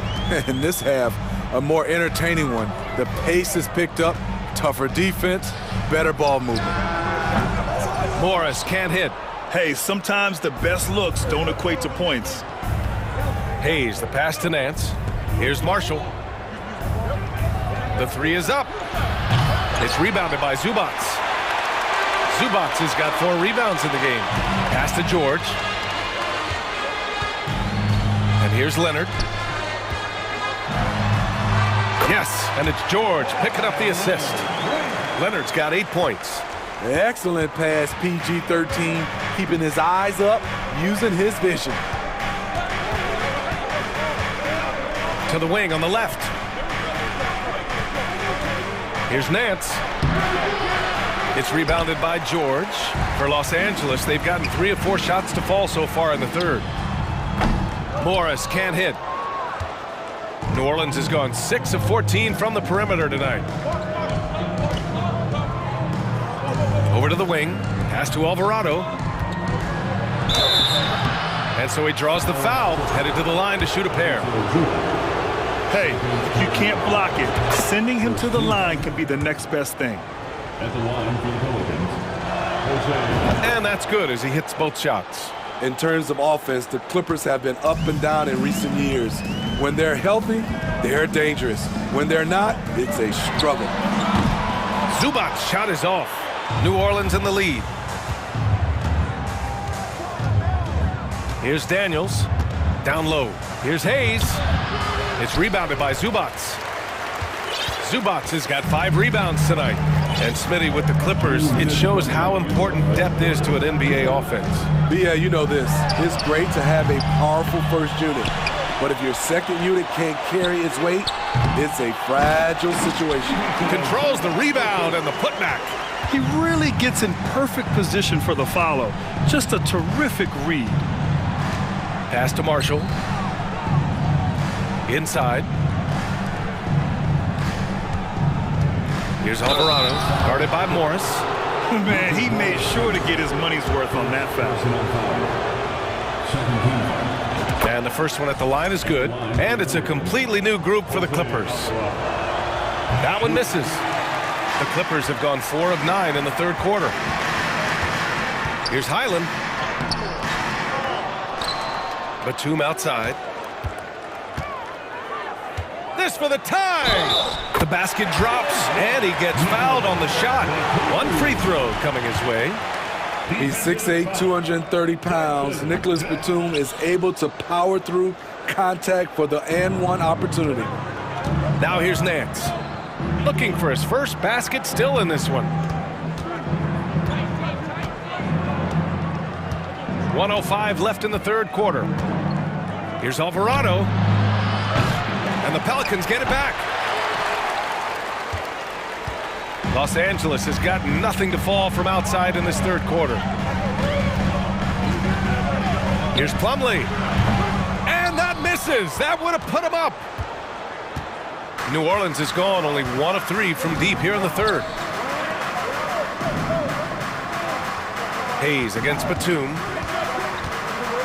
The kick out to Nance. Pass to Hayes. And finished off by Hayes.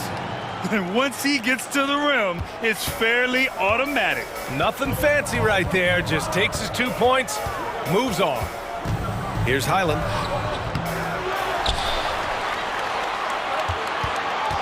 Five-second differential between the shot clock and game clock. Rebounded by New Orleans.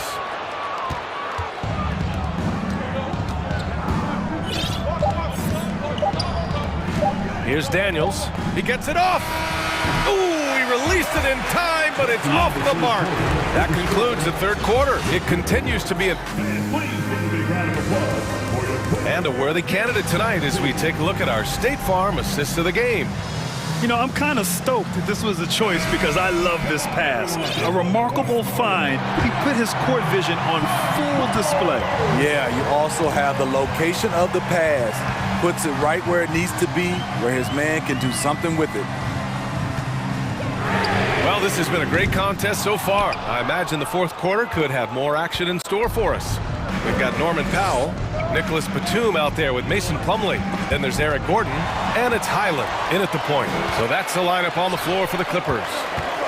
Now here's Powell. Here's Batum. Oh, no good. Had a chance to take the lead. New Orleans is shooting it well, almost 50% from the floor. McCollum, the pass to Valanciunas. And he got the whistle on the way up, so he'll be headed to the line for a pair. It goes on Mason Plumlee. Like the way that Valanciunas worked his way to the line on that shot. Never let the defender get comfortable. For the Clippers, when your bigs can make free throws, it's a huge advantage. Love his approach to getting to the line. Out of bounds, it'll go to the Pelicans.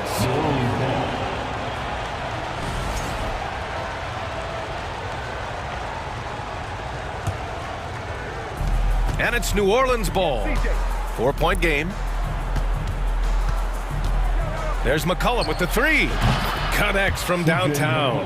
This is what he gives you night in and night out. Stellar production at the offensive end. Leonard attacking. Ooh, and Leonard throws it down. I'll tell you what, when Kawhi knifes his way to the rim, it's next level. There's McCollum with the three. Rebounded by Kawhi Leonard. The Clippers have gotten just one shot to fall out of 3 attempts in the fourth. Westbrook. And finished off by Westbrook. Woo-wee! What a big finish out of the backcourt. That might be exactly what they needed at this point of the game.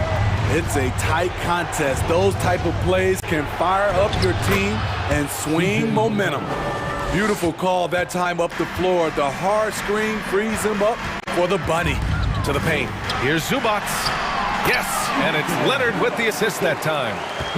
Leonard's got his 4th assist in this one. And you want him taking good shots at this point in the game. And that one was easy. And I don't think he expected to get that good of a look. Poor communication defensively. Now here's Jones. McCollum outside. Oh, and a beautiful feed leads to a monster jam. His assist numbers have grown. C.J. McCollum, pass on time. Leonard's shot's good. Leonard's got 4 points now in the quarter. Can't ask for a better look with the game in the balance. Now Ingram. They got the rebound. Kicks it out to Williamson. Takes the three. That's good from Jones. And the assist from Williamson. And the Pelicans lead by 6. Los Angeles has gone 0 for 2 from outside here in the fourth quarter. Here's Leonard. Soft touch off the glass. Can't help but love the way Leonard plays the game. Stone-faced assassin. Pass to Ingram. We've got 1:55 left in the fourth. That shot off the mark. Here's Leonard. And how about that? 8 for 9 now. Kawhi Leonard will never shy away from carrying the offensive load. He can step up and do that for his team. Now here's McCollum. And here's Ingram from the arc. That's good. And it's Williamson with the assist. Fearless player. Have to respect Ingram's willingness to take big shots. Morris passes to Westbrook. And the foul on Marcus Morris. That's foul number 2 for him.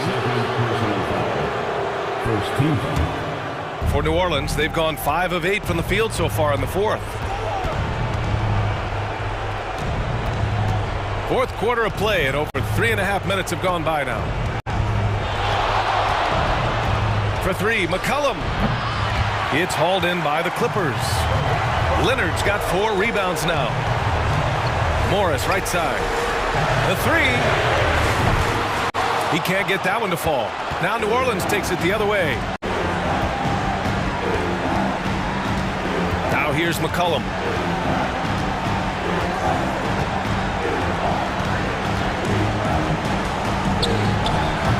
Will not go. Misses off the front iron. It's George with the drive. And it's in. What a beautiful shot. Brings him within 3. No moment is ever too big for Paul George. He remains confident in the clutch. Now here's McCollum. Valanciunas with a screen on Leonard. Here's Ingram. It's It's rebounded by Zubats. Important possession here. Yeah, we'll see how they execute under pressure. Ooh, and he took a hard foul on the shot. So he'll head to the line to shoot a pair. You know, he has great ability to draw contact. We know that Westbrook is so explosive, the defense can't stop him without fouling. And he can't make the second free throw either. He missed them both. 7-second difference between the shot clock and the game clock. And yeah, he still was moving at the point of contact. Second team foul. He drops the first one, and that brings him within 2 here. As even a temperament as you'll ever find, Leonard is usually nails at the line, especially at the end of games. Yeah, that's who you want stepping to the line when the game is close. And they foul intentionally. Now they're going to have to do that again. They're not in the penalty just yet. Yeah, just trying to keep this game alive. Not a bad foul right there. And he commits the intentional foul. He gets the first, and that'll put him up 2. C.J. McCollum is fearless. That's why they want the ball in his hands, especially when it comes to these late game moments. What composure at the line, forcing your opponent to look for the three-pointer now. Time called here. Los Angeles decides to talk it over. They're trailing by 3. 11 seconds left in the final quarter. Guys, what do you think? Tricky situation here. They need some kind of bucket to stay alive. Also, interesting choice to be made right here. You need either a 3 or a quick 2 and a foul.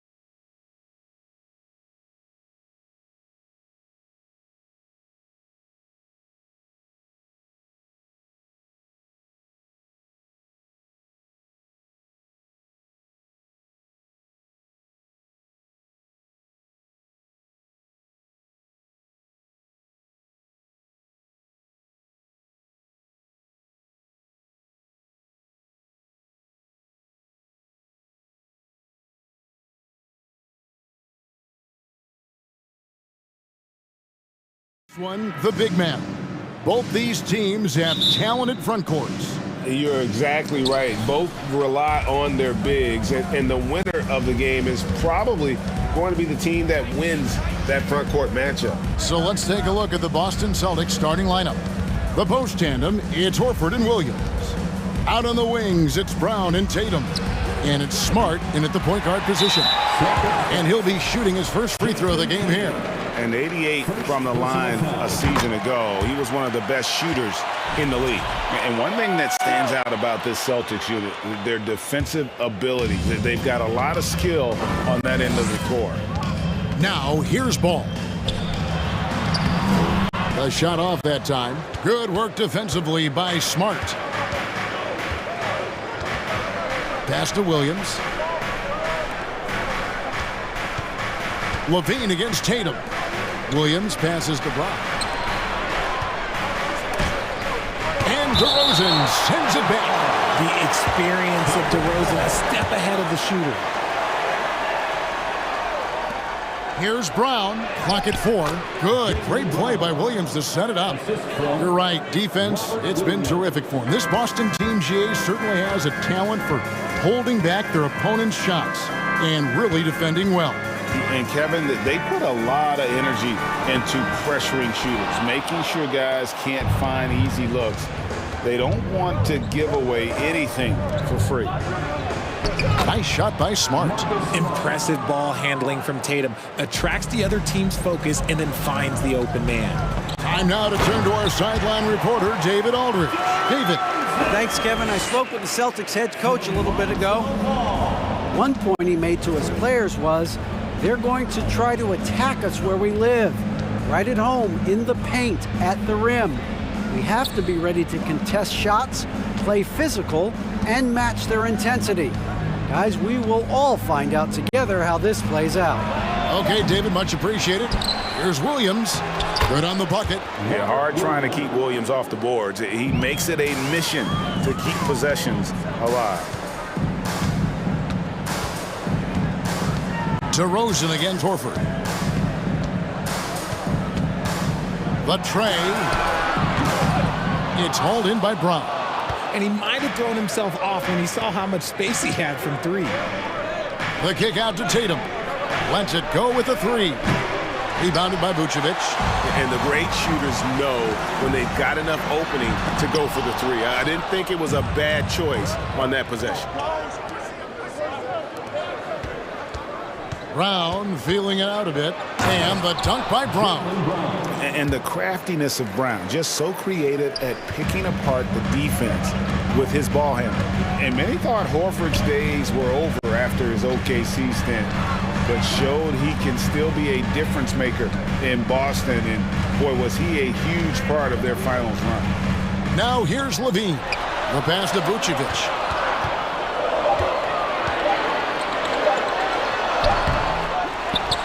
And the whistle blows. It's going to be on Robert Williams.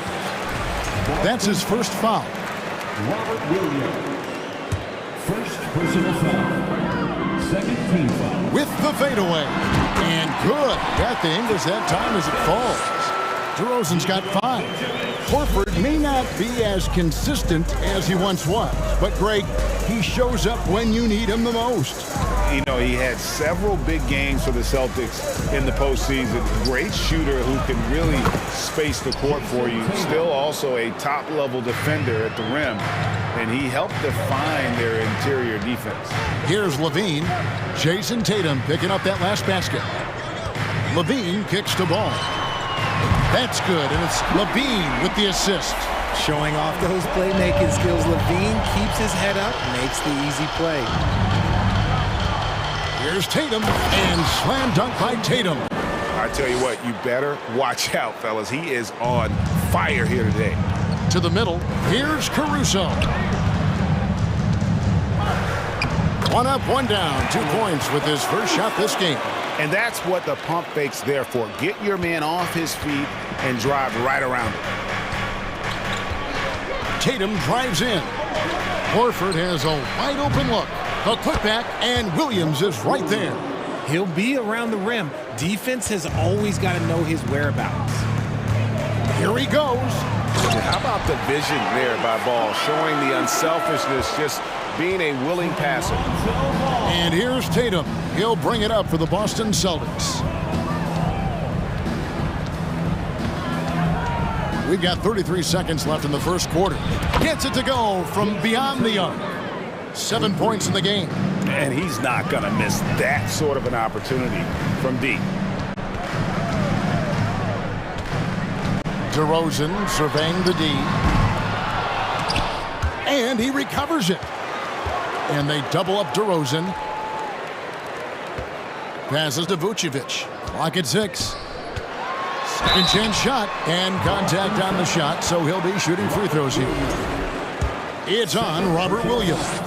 And for a big man, Vucevic is pretty efficient at the line. Really has a complete game. So it's both teams making substitutions here. And both free throws good for Vucevic. Some big guys struggle at the line, not him. He's put in the work to defy that assumption.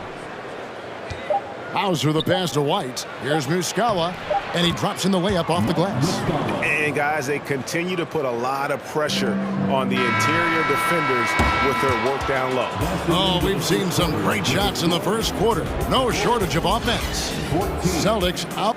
Ladies and gentlemen, your full youth dance team. And hope you've enjoyed the broadcast so far. Halfway through the first half in this one. And the Celtics guys, what jumps out to you stats-wise? Well, one way to generate more offense, pound the offensive glass. That was the difference in the first. They're just out hustling them on the boards, punishing them for refusing to box them out accordingly. On the court for the Celtics, second quarter underway. Muscala is out there with Williams. Then it's White. Then there's Malcolm Brogdon. And it's Hauser in at the small forward position.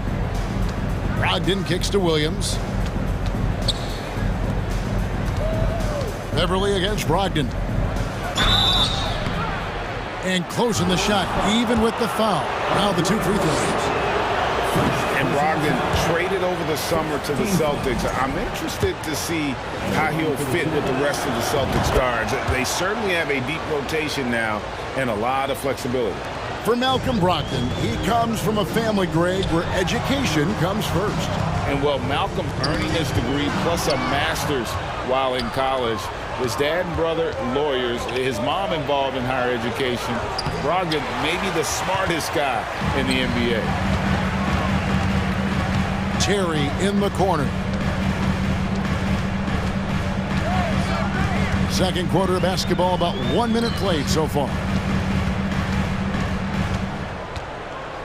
Williams scanning the floor from downtown. That one misses. And Boston will go the other way with it. Outside, White. The feed to Muscala. White the pass to Brogdon. Misses the 3. Bulls trail by 4. White left side. And stolen by White. And Muscala kicks to Brogdon. Again, Brogdon missing. And Chicago shooting 43% for the game. Williams against Brogdon. It's White on the wing. Williams a screen on White. White, good. The IQ of White, reading those pick and rolls and just taking what the D gives him. And while we've got a moment, let's send it over to our terrific reporter, David Aldridge. David? Thanks very much. Now, Malcolm Brogdon said in pre-draft interviews, teams would ask him, you went to college for 4 years and got your master's in your 5th year.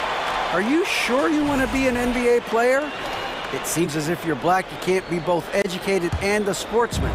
But it's not disheartening. It's a chance for me to break the mold. Kevin? Thanks, DA. Back to Beverly. How did you react, Richard, to the changes in rules in 2021, specifically those banning non-basketball moves? I I loved it because the game has gone so far offensively that it put the defenders in such a bad spot. And so now that you're allowing for the defenders to actually play defense now, I think it's great for the game. And instead of tricking your way to the free throw line. Yeah, because they were using that. It's not a foul, it's what they call. And let's turn what they call into actual fouls. So the referees cleaned it up perfectly. And that one's good. Beverly. And no matter who it is, that kind of D isn't going to get it done. So the Celtics call timeout. They're first.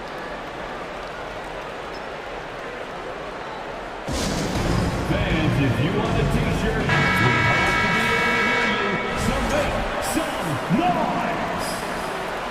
Once again, How about 3 minutes gone in this second quarter of basketball? 2 minutes remaining in the to stop the run. 2 free throws coming up, and they call the shooting foul. Andre Drummond picks one up. And defense comes at Brogdon hard, but he shoots through. Good technique helped him to get that one off. All I'm going to say is a few years ago, I would not expect this Bulls team to be in this position right now. They weren't dominating, but look at what they're doing now. It's a whole new era. It's Beverly on the wing. Williams in the post. He's been patient so far. Nothing on the scoreboard yet. And Beverly, not a volume playmaker, but he always makes smart decisions with the basketball. White dishes to Williams.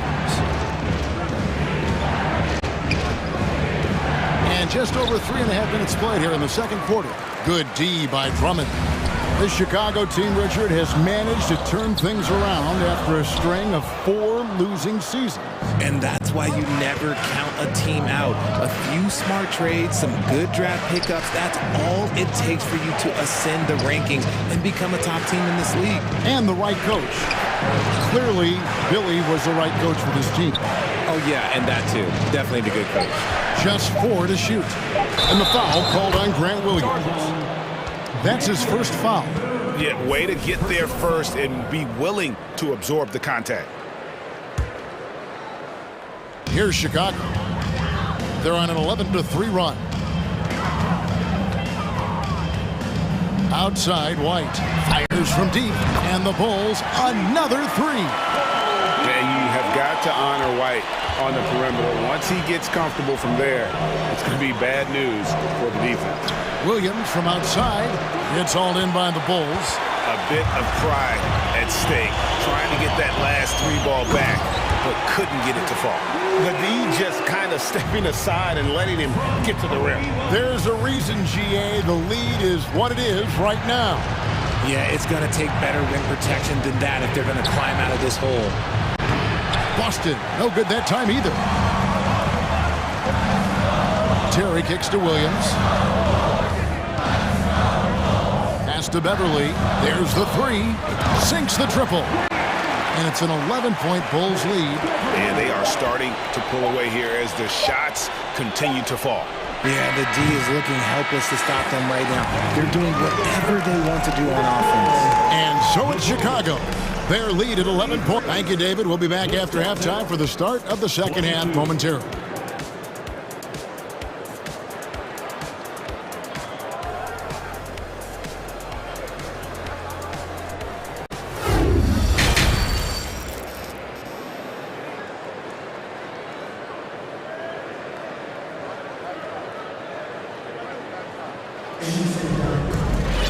And with a big gap on the scoreboard, the second half begins with very different goals for these teams. One side trying to mount a comeback, one side trying to protect their lead. One of the stories here, Jason Tatum getting it done today. He's done a fantastic job of finding open space to operate within the first few quarters. I like how they came into this one with a game plan, and they're just going out and executing it. Terrific job. So with Vucevic on the bench, here's the group that Billy Donovan has on the floor. They've got Derek Jones. White is out there with Patrick Beverly. Then it's Williams. And it's Terry in at the 3. Oh, just a beautiful textbook bounce pass. You love to see it. And even though he didn't see a ton of time on the floor in his 1 year in college, nobody doubted Patrick Williams and his upside. And the dunk by Tatum. not just being selfless, but also smart with the ball. Brown is able to find the best guy for the right shot. Here's Beverly. Williams with the block. Tatum passes to Williams. Celtics passing it around. Stolen by Beverly. Little over a minute gone here in the second half. Here's Jones. Williams with the block. The amazing thing about Williams, yeah, he can block shots inside, but he can also block shots out on the perimeter. His ability to play in space means he's more than just a rim protector. Doesn't care where you're shooting from.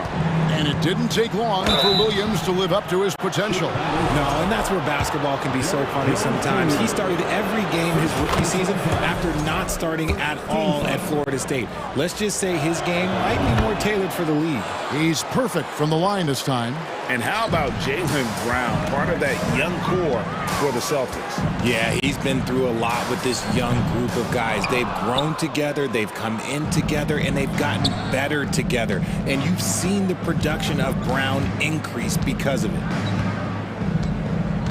Tatum dishes to Smart. Here's Horford. Good, and Smart gets the assist. Horford's got it back down to within single digits for the Celtics. Smart against Beverly.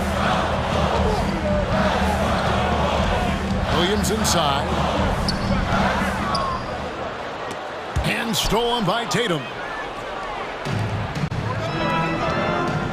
Williams looking over the floor. In the corner, Smart with it.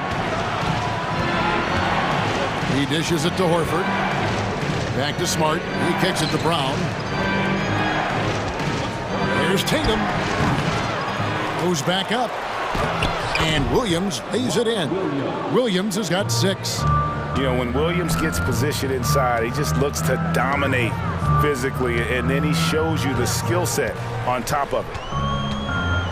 Pass to Beverly.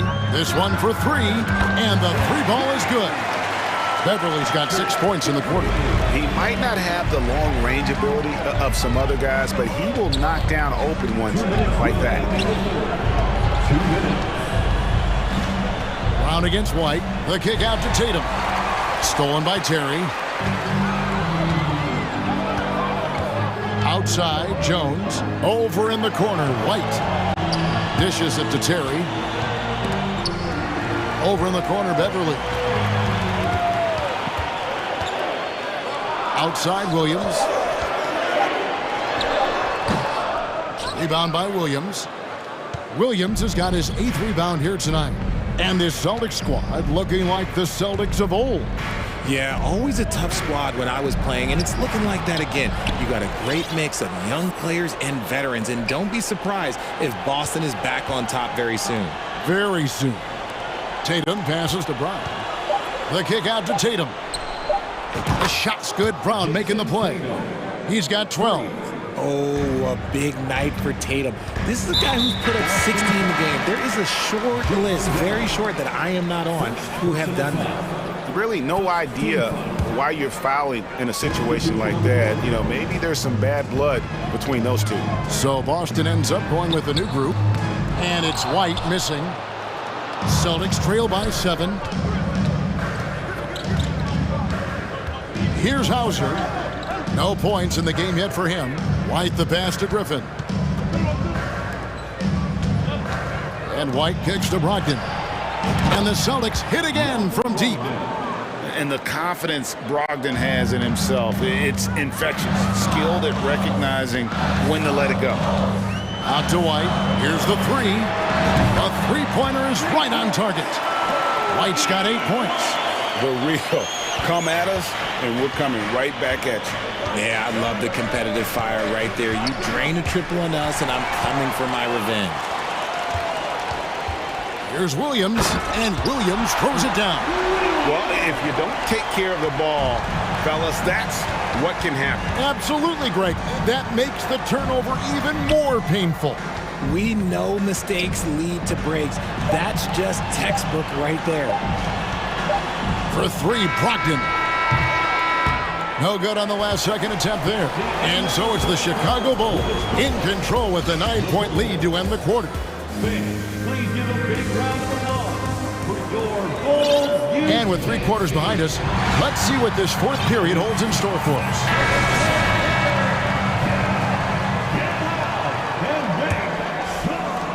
Celtics trail by 9. On the court for the Celtics.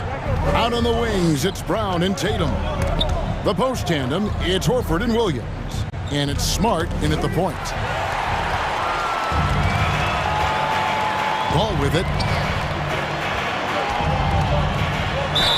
And foul on the shot, so he'll get a chance at the line. What can you say about Caruso that hasn't already been said? One of the biggest team-first guys in the entire league. Both shots good from the stripe. And about Alex Caruso, Richard, not many people will complain about having him as a teammate. They all love to play with him. Yeah, not at all. He's one of those guys that you just get fired up seeing every day. And when he got injured last season, you can tell how much his teammates missed him. I love the spirit he's shown tonight, particularly on the offensive end. He's going to keep putting up shots regardless of the score. That's the kind of player he is. And that one is good. And with the ability to step out and make shots, bigs like Vucevic have a lot of value in today's NBA. Smart passes to Brown. Nice ball movement by Boston. Tatum down low. Guarded by Levine. Down to 5 on the shot clock. Here's Brown, and Brown throws it down. Muscling that one in. JB is a strong individual. In the corner, it's Levine. And out of bounds as the Celtics gain possession.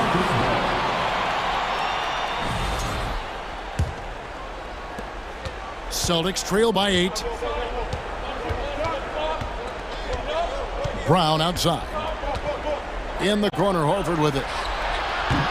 Off the mark there with the three-point shot. And on an open look like that, he's very gifted at making the weak coverage pay. Caruso up top. He's covered by Brown. Caruso, the pass to Vucevic. Back to Caruso. Ball with a wide-open look. A three-pointer off the mark. Boston's gone 1 of 2 from three-point range here in the 4th. With the step back. Tatum kicks to Brown. Back to Tatum. The kick out to Brown. Good, and it's Tatum picking up the assist. Tatum's got 3 assists now in this one. He can do a lot with the ball, but Brown is just as good playing off the ball. He's always ready to catch and fire. DeRozan finds Caruso. To the left side wing. And the officials calling for a 3-second violation.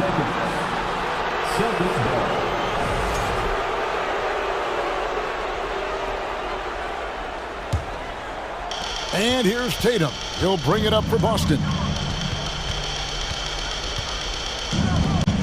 And over 2.5 minutes in the books here in the 4th.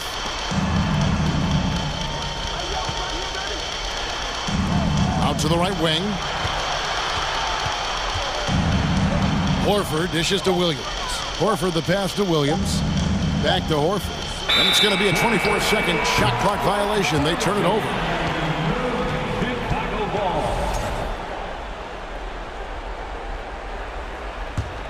The Bulls leading by 5. Outside ball.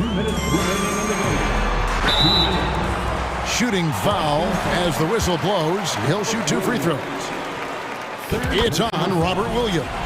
And at 6'6", ball, very similar to Jason Kidd in terms of the vision that he plays the game with. His IQ is off the charts. He knows how important it is converting at the line and building up this lead. Tatum's shot is off. Questionable shot selection in that three. Not really helping as they try and narrow the deficit. Up top to DeRozan. That one a tad offline to the right, but drops in for him. Ooh, okay, I see you, DeMar, putting defenders on skates, a little yippity-yop. Left side, Brown. Drills it from outside. Rate of baskets assisted, it's a stat I really like. It tells the story of how well you are playing team offense. Outside, Levine. On the wing, DeRozan.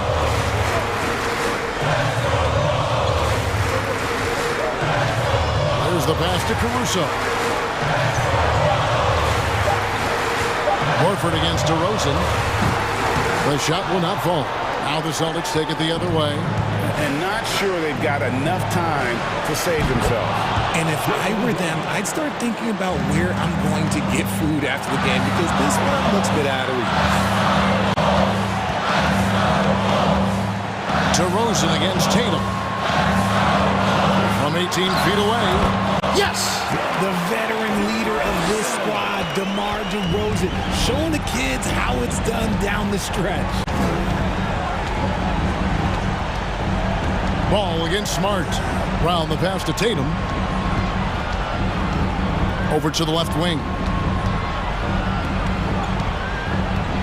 Smart against Ball. Whoops, anticipated the pass. Turnover. Here's Caruso. I mean, even from over here, you can see that one pretty clearly. Personal foul. 13 foul. At the line for the He hits the first one, and that increases their lead to 6. At the line for the second one is good. Hitting both at the line, and it's a 7-point game. I think it's safe to call this one a wrap. Yeah, they fought as hard as they could. Just wasn't in the cards tonight. Tatum, no good. Smart against Ball.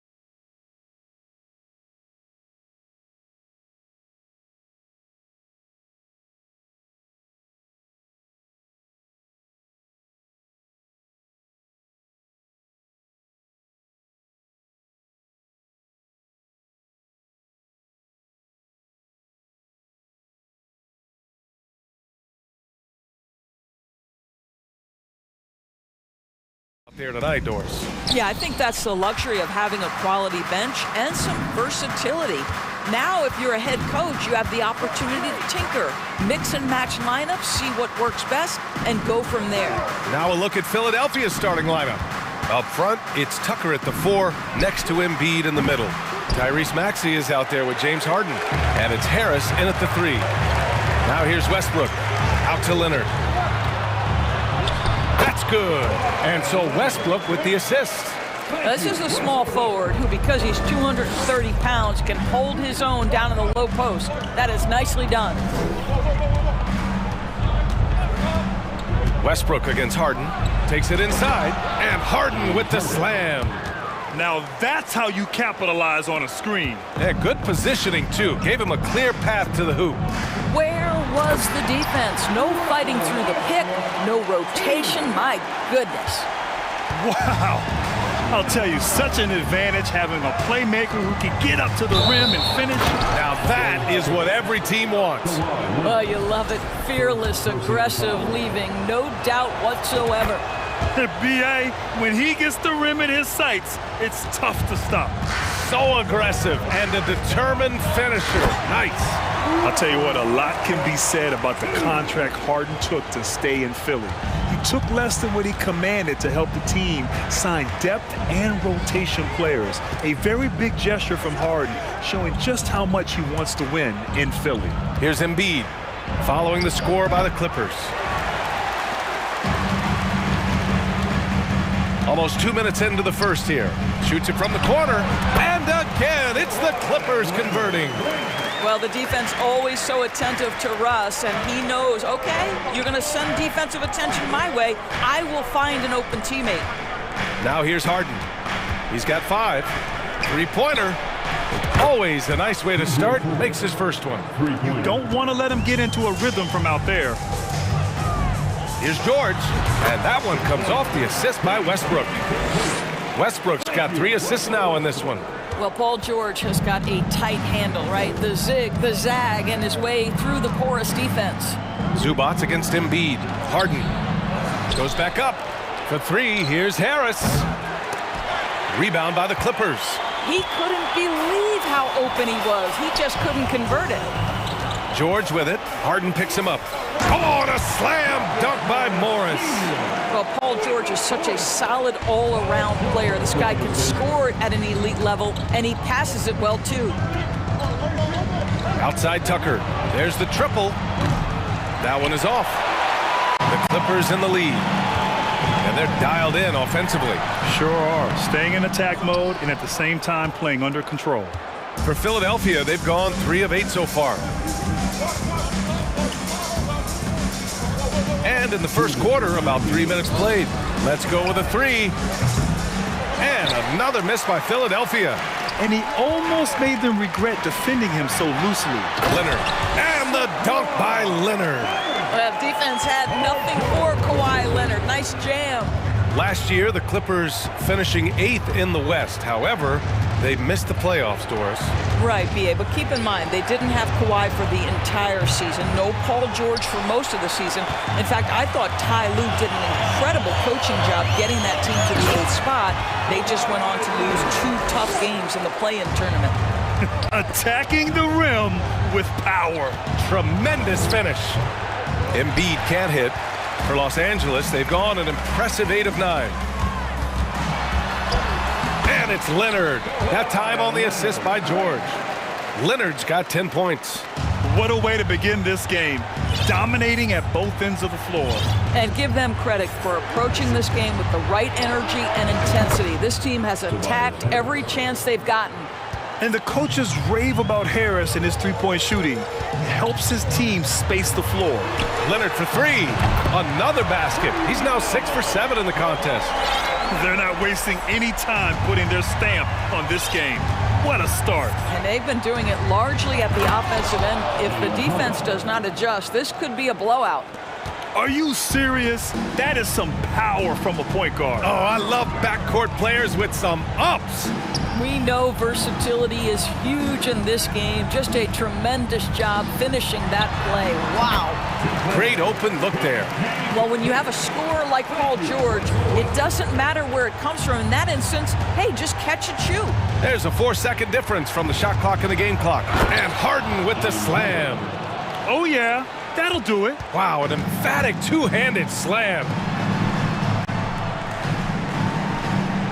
Leonard against Harris. Pass to Westbrook. Back to Leonard. Can't hit that one. Excellent D there from Embiid. From deep three-point range.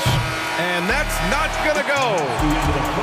Well, we've seen some great shots in the first quarter. No shortage of offense. The Clippers on top, up by 8. And we've got more NBA action on 2K Sports coming. And your Clippers Houston team. Coming onto the court. And thanks again for tuning in. If you're just joining us, we played through 1 quarter of action so far. And before we move on, what do you think about what we've seen from the Clippers? Well, they've used the fast break well to score easy points and keep the defense unsettled. And we know this. Every team in the league now seems to be looking to play with pace. Nicholas Batum out there with Mason Plumlee. Then there's Eric Gordon. Then it's Norman Powell. And it's Highland in at the point. That's the group for the Clippers starting the second. 6 on the shot clock. Foul Clippers. Bones Highland. First personal foul. First team foul.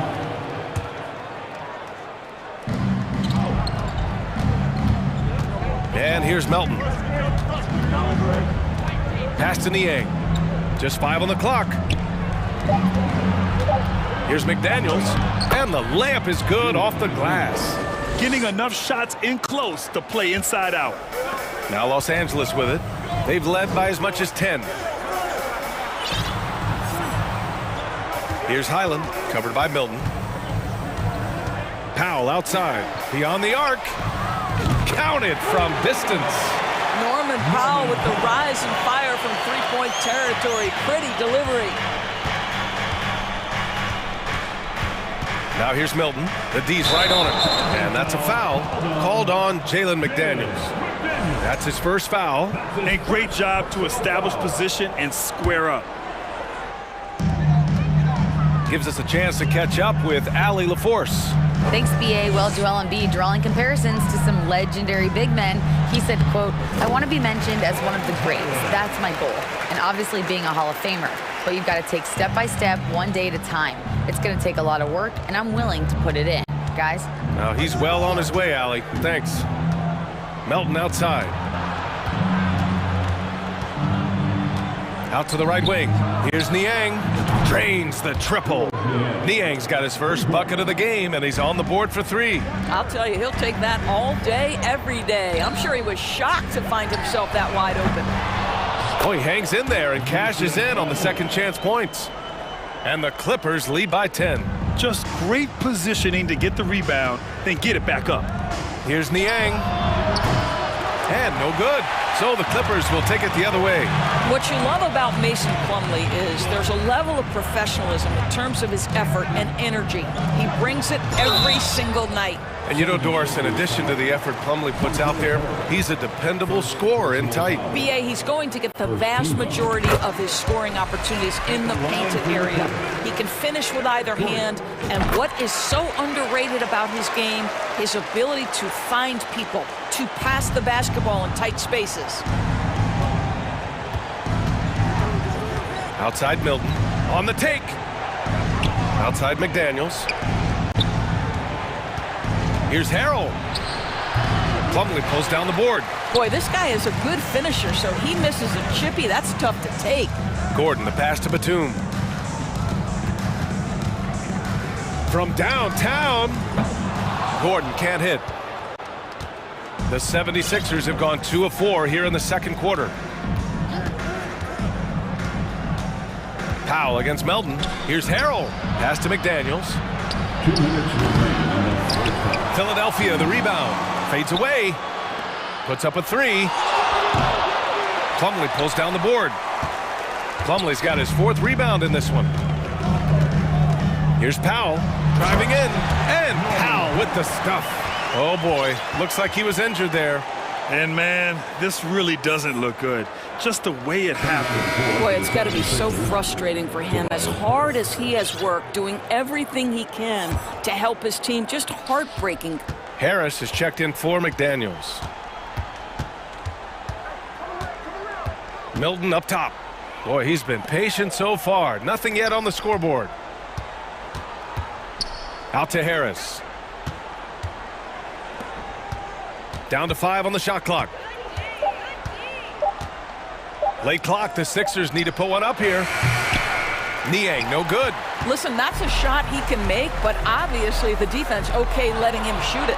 You know, in the past several seasons, there's been one constant with the 76ers. They're going to be among the best defensive teams in the league. And Philadelphia calls time here. And a new group getting ready for the Sixers. Embiid, he's checked in for Harrell. Tucker comes in for Niang. Maxey, he's checked in for Melton. And it's Harden in for Milton. Tucker with a screen. Harden, the pass to Tucker. Powell with a steal. And it's the Clippers on the break. Here's Batum. And it's in there. And the Clippers lead by 16. And, guys, this is why coaches value playing with pace. I think this is what we call, quote, running a team off the floor. They have been fantastic in transition. And you can count it. He'll go to the line with a chance at a three-point play. So it'll be James Harden shooting. It goes on Nick Batum. That's good from Harden. When you have one of the great scorers in the history of the game, as you do with James Harden, obviously you want the ball in his hands as much as possible. Foul, Philadelphia. James Harden. First personal foul. Second team foul. The first one falls, and the Clippers will go for a different look here. Zubats, he's checked in for Plumlee. Morris comes in for Batum. Leonard's checked in for Powell, and it's Westbrook in for Highland. Both free throws good from Gordon. Philadelphia's gone 1 of 4 from three-point land here in the second. Harden against Leonard. And Harden with the slam. One of the great NBA players one-on-one in the history of the game, James Harden, has got a rhythm, and that's trouble. Westbrook, the pass to Gordon. Back to Westbrook. And the bucket counts, and he is on his way to the line. He'll try to make it a three-point play. And the Clippers making a change here. George is checked in. Perhaps the thing I will remember most when Russell Westbrook decides his career is done is how he brought competitive fire and spirit every single night, guys. Now Harden, 14 points for him. To the inside. Embiid can't hit. Morris for three. That misses. Would have counted had it gone. Thank you, Allie. Good stuff. Your Clippers. 41. The 76ers. 25.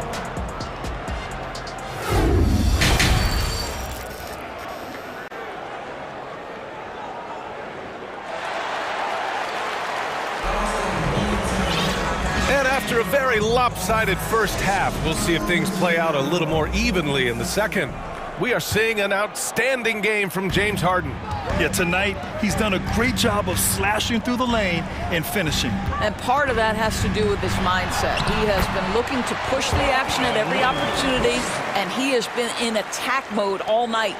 All right, time for an injury report. Thanks. I caught up with the head athletic trainer for the 76ers. He's describing the injury as a high ankle sprain. That can be a very tough one to deal with. Sitting out the rest of this game is a no-brainer. And the truth is, it could take a long time for this injury to fully heal. Unsettling news, guys. All we can hope for is that the prognosis isn't as bad as it seems, guys. Yeah, we were hoping for much better news, and obviously not very encouraging. No, I mean, this is a big blow, and it will force the team to make some adjustments, not just in terms of personnel in the court, but in terms of strategy. And on the floor for Doc Rivers as we get into the second half. Up front, it's Tucker at the 4, next to Embiid in the middle. James Harden out there with Tyrese Maxey. And it's Harris in at the 3 spot. Boy, guys, it wasn't too long ago that the Los Angeles Clippers were the worst team in the league, but boy, have times changed. The Clippers are now an attractive organization for some stars. And just a great screen. And they got a high-powered finish out of it. And my question is, where was the help? Someone rotate over and challenge. Time now to hear from our reporter, Allie LaForce. Ryan, Sixers head coach Doc Rivers earned the nickname Doc back in college for wearing a T-shirt with Julius Erving on it. In the NBA, he said, quote, "The first game I started was against the Sixers. I went over and said, Dr. J, how are you?" And he said, "Doc, how are you?" I said, no, I'm Glenn." But he said, "No, you're Doc." And that made me feel like $1 million. Guys? All right, thanks, Allie. I mean, a true transformation of the Clippers. They were that team that stars avoided. They were, BA, but I think that started to change back in 2011, the trade of CP3 to the Clippers. It started this new era. Then the ownership change helped it even further. And in one summer, let's remember, they signed both Kawhi and Paul George. Unreal transformation. Shot clock at 3. Here's Embiid. Offensive rebound. And with that one, the deficit trimmed to single digits. This is anyone's game now, and they have the momentum. Probably the most important thing is they regrouped. They worked out some of their frustrations, and now they're starting to have some fun. Attacking the rim with power. Tremendous finish. Harden with it. He's got 16.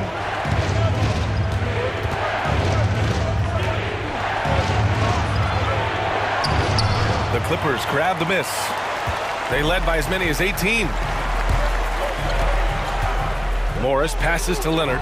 Lets it go from deep. The rebound by Embiid. Embiid's got his 6th rebound on the night.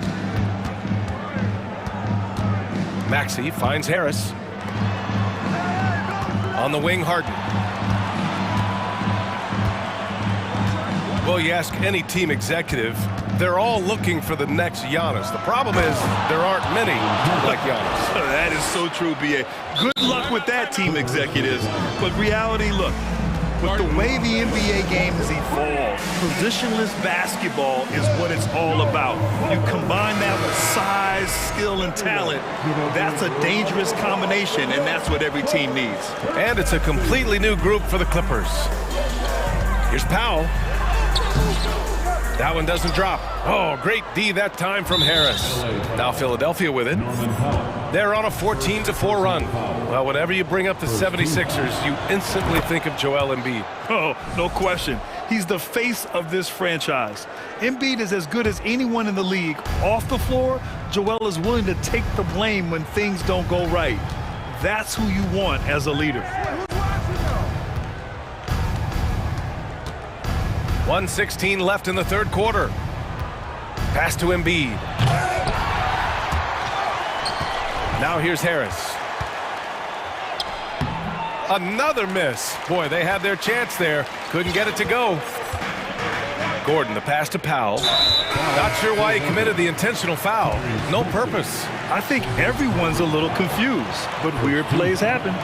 I mean, I'm just not sure what he was thinking right there. I mean, he needs to get his head in the game. And it's a completely new group for the 76ers.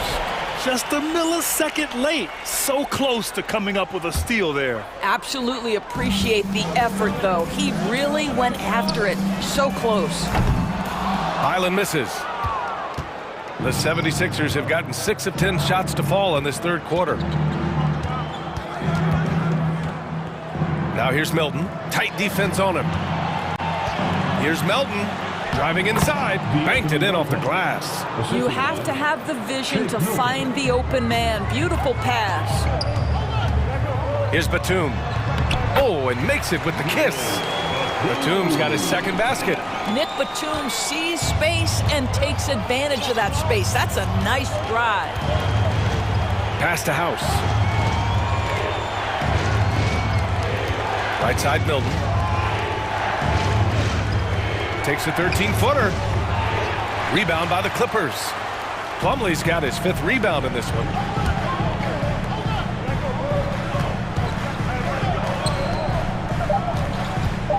Here's Gordon.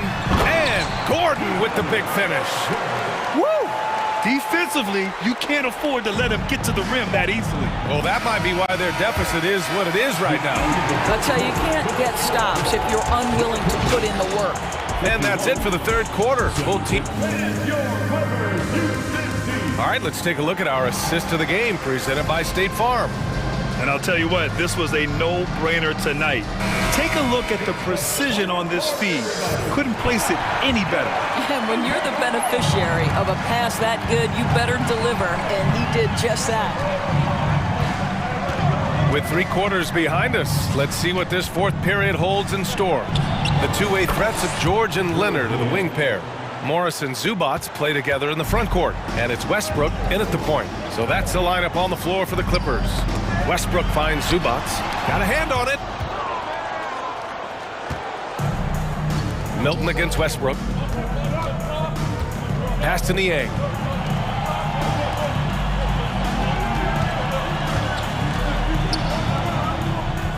Here's House. Knocked away. On the attack, Morris. Leonard for 3. The shot misses, so Philadelphia will take it the other way. We played just over a minute here in the fourth. Melton against George. Melton passes to Harrell. Outside Milton. Just 4 to shoot.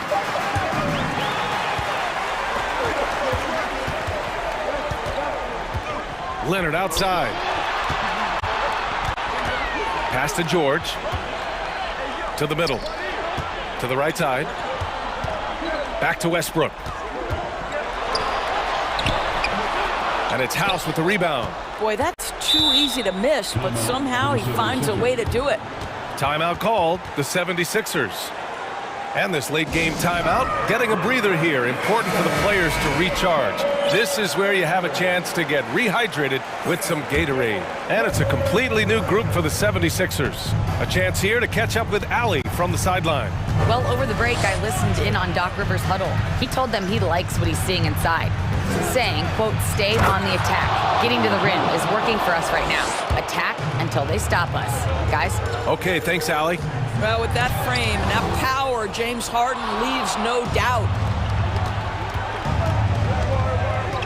Maxey against George. The 3 is up. And Harden gets it to go on the assist from Maxey. And it's now only a 1-point Clipper lead. Pass to Morris. Leonard with the ball. Pounded by Harris. Ooh, and Leonard throws it down. And one of those nights where Kawhi Leonard just decides, I'm going to take over. Harden, the pass to Harris. No! They're unable to get the tying basket there. Here's Embiid. And Embiid throws it down. And one thing you can say about Embiid, he never shrinks from the moment. Leonard for 3, and it's Philadelphia with the rebound. Embiid's got his 8th rebound here tonight. And we're about 3 minutes into the fourth now. And Maxey, here we go. And a two-handed jam! There are no easy comebacks, but they really had to dig deep for this one. Yeah, to start off with so many mistakes and still now find a way where everything's working, it allows their momentum and confidence to continue to build. Boy, that's just great passing out of the double team. They had him bottled up, but he manages to create an easy basket out of all that pressure. Out to Harris. Harden with it. Started now by George. And the foul called on Paul George. That's his first foul.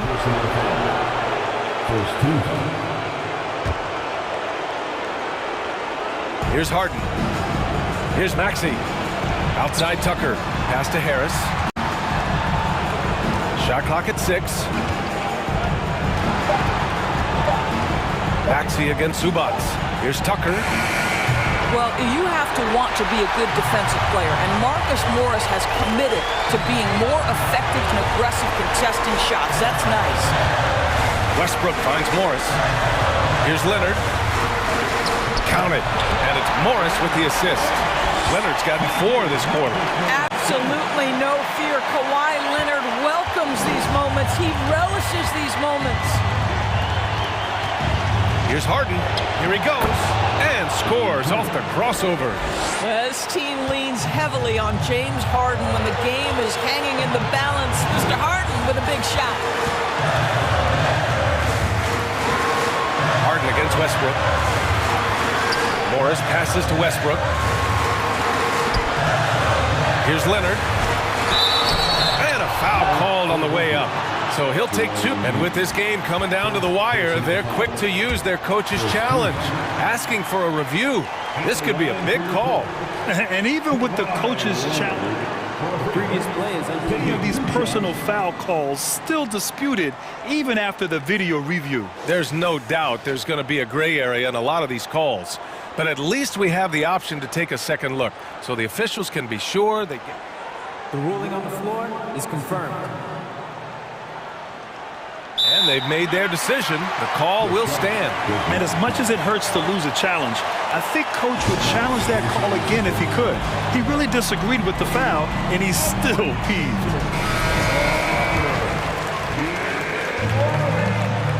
So the first one drops, and that'll put him up 2. Well, because of his history of delivering in clutch moments, boy, I think the last guy you hope to foul was Kawhi Leonard. Does he prove us correct? Now here's Harden. There's 31 seconds left to play in the fourth. And stolen by Leonard. And now we've got an intentional foul. He hits the first one, and that gives him a 4-point cushion. Yeah, I'm sure the haters are grinning at home. Here's Westbrook's chance to silence them all. Now it's a 2-possession game. Important foul shots right there. Harris on the wing. Oh, he nails it! And he's brought them within 2 points now. Big-time shot, sending his teammates into a frenzy. I'll tell you, these guys have worked so hard together, everyone pulling in the same direction. Beautiful to watch. Second one is good, getting both at the line. And it's a 4-point ball game. First clean look they have. I mean, they've got to take it. And they've got to be efficient with the clock. Quick score, quick foul. Pass to Harris. Here's Maxey. This one for 3. Now here's Tucker, guarded by Morris. Launches a 3. The shot no good. So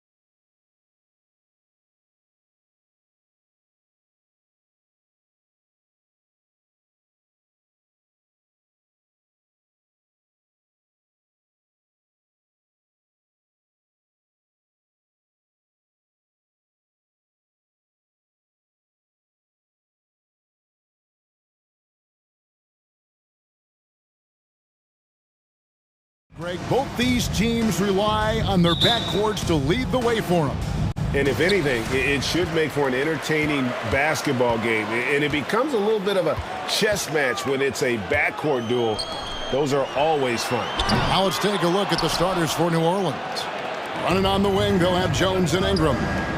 Up front, it's Williamson at the 4, and Valanciunas at the 5. And it's McCollum in at the 1 spot. Brandon Ingram at that size constantly has a shooting window that's open. Tatum kicks to Horford. Good, and it's Tatum picking up the assist. And I like the back and forth here, showing confidence from range. It seems like they're going to find out who can make the deepest threes. Right now, it's a shootout. Now here's McCollum. It's Ingram on the wing. And again, New Orleans with the triple. Well, Brandon Ingram answering the call comes right back with 3 of his own. And the foul is called. He intentionally grabbed him there for some reason. I don't know. Kevin, all I can think of is that he's trying to slow the game down a little bit. Right. That's a stretch, though. Definitely a strange move on his part. Jackson Hayes, he's checked in for New Orleans. Tatum's shot is off. He's so good at getting to the rim. Maybe tries to get a little bit too cute with that one. I thought he'd lay it straight up and in. And he likes to get in a rhythm early. Nice triple. Well, after their offense stalled in the finals, the Celtics getting some veteran help. Gallinari and Brogdon both bring shooting, and Brogdon's another playmaker on the floor. And everybody out of the way. I mean, clear the lane. We've got some rims to wrap. What a sensational play to get to the rack for the slam. Here's Ingram after the basket by Boston. Lets it go from the wing. No good on the shot, a bit long that time. Oh, can't punish the defense for leaving him open that time. That's a frustrating miss for a really steady jump shooter. And it goes down 2 points. You know, still a raw talent, but Williams does have a reliable inside game that continues to get better. Smart against McCollum. Here's Ingram. McCollum, and the second chance effort by McCollum. Love the determination he showed there, getting himself into good position under the glass. With the presence of mind to know just where the rebound was going to come down. Well timed. Now here's Smart to the inside. Williams, good, and Smart gets the assist. Williams has got his second bucket of the game to go. And their post play has been really solid right off the bat. And a wide open look for McCollum, and no good. Trying to use the glass. I guess even he has to miss one of those once in a while. Puts one up from 19. It's rebounded by New Orleans. And here in the first, about 3 minutes in, here's Jones. The shot, no good. Great D that time from Tatum. Horford kicks to Smart. Back to Horford.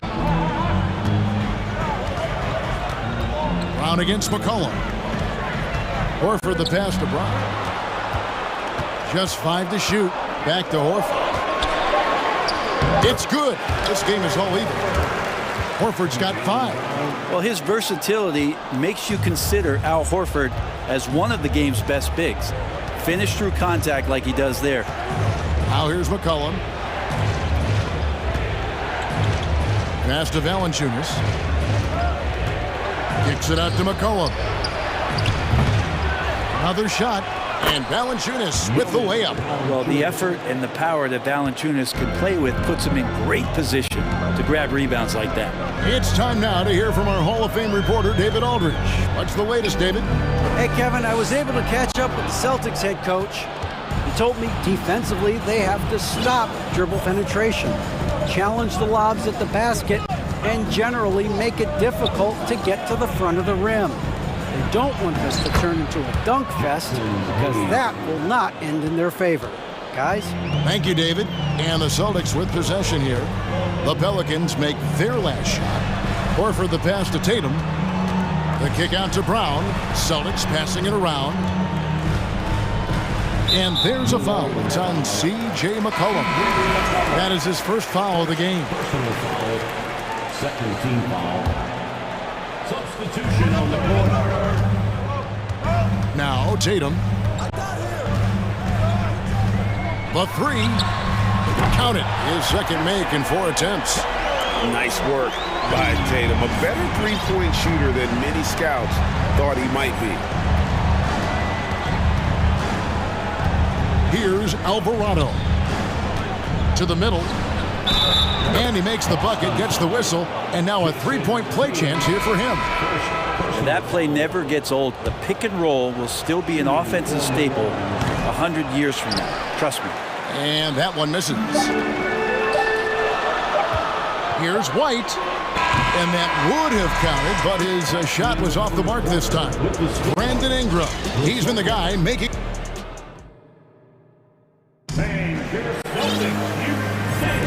And this has been a fairly close game through the first quarter, and we'll see what happens here in the second. Well, what stands out to you from the Pelicans in this one? Yeah, in that first period, they looked to push in transition at every opportunity. It felt like they knew that there were openings in transition and just wanted to try to feed that, get out quick. You've got Derek White. Williams is out there with Mike Muscala. Then there's Malcolm Brogdon, and it's Hauser in at the small forward. That's the 5 to begin the second quarter for the Celtics. And they've done well at taking advantage of some late defensive rotations and getting the ball in the paint. Here's Alvarado. He's guarded by Brogdon. Here's Hayes. Score it. His third straight basket in 3 tries. Now, lead passes like that are so hard to defend. He never had to break his stride. So full speed, 2 points. Pelicans foul. Jose Alvarado. First personal foul. First team foul. Pelicans foul. Jose Alvarado. Second personal foul. Second team foul. And the Celtics with possession here. They trail by 6. Here's Hauser. Still looking for his first bucket in this one. And the clock. And the call on the shot that sends him to the line. Brent, do you think shooting has improved over the years, or are there just more good shooters on the floor? Well, Kevin, if you had a bubble, I'd be bursting it right now, because if you look back over the last 10 years, maybe go 20 years, shooting has not changed. Percentages have not changed, both from 2-point land, 3-point land, free throw line. It's not that there are more good shooters in the league. There's just more surprises as to who it is you see taking the shots. And he can do a lot more damage to the rim than that when he wants to. Oh, you're right. And with the lead they're enjoying, I'm surprised he didn't put a little something extra on that one. No good on that one. So the Pelicans will take it the other way.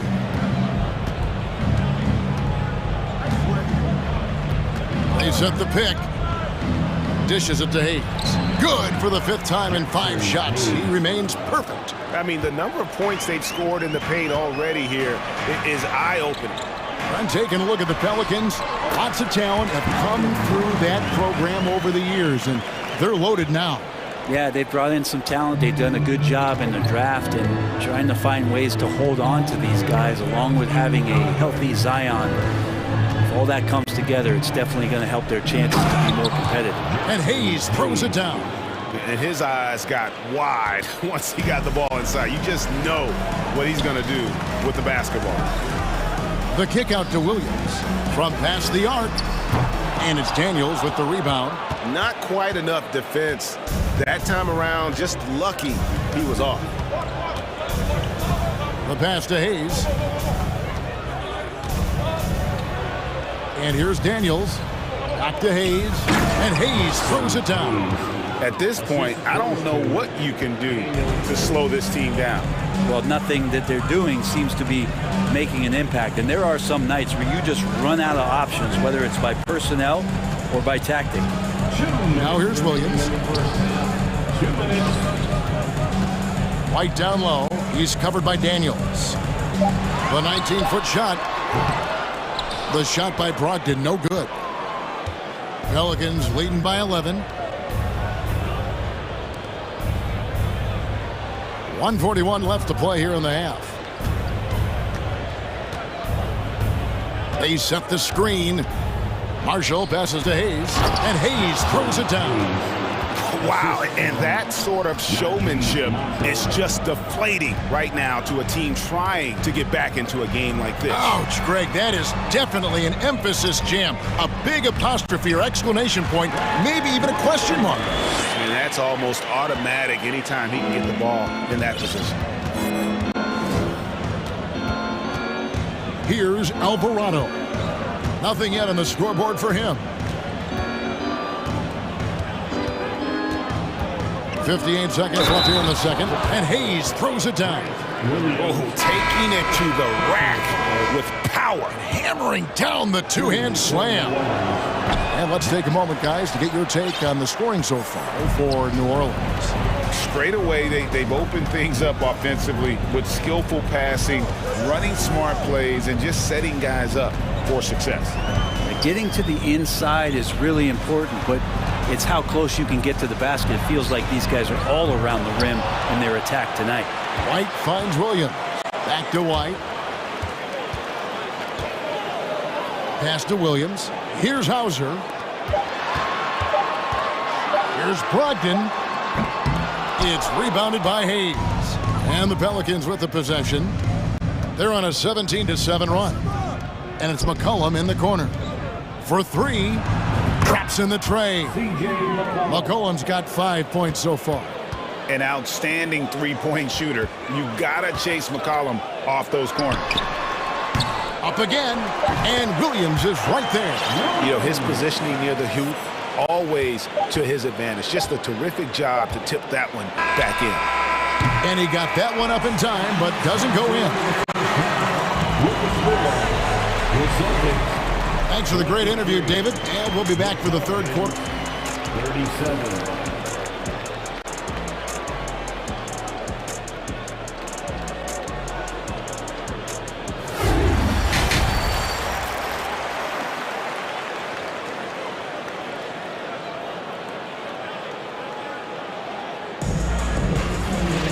And with the second half upon us, we'll find out if this game becomes the route that it's threatening to be. Here's McCollum. Well, there's been some interesting moves in the Bayou, and this team has set up a roster that I think has some great potential. There's a lot of talent, a lot of interesting players that are on this roster, and I'm excited for their future. So for New Orleans right now, up front it's Williamson at the 4 and Valanciunas at the 5. McCollum and Jones are their guards. And it's Ingram in at the 3, the small forward. Here's McCollum, following the bucket by the Celtics.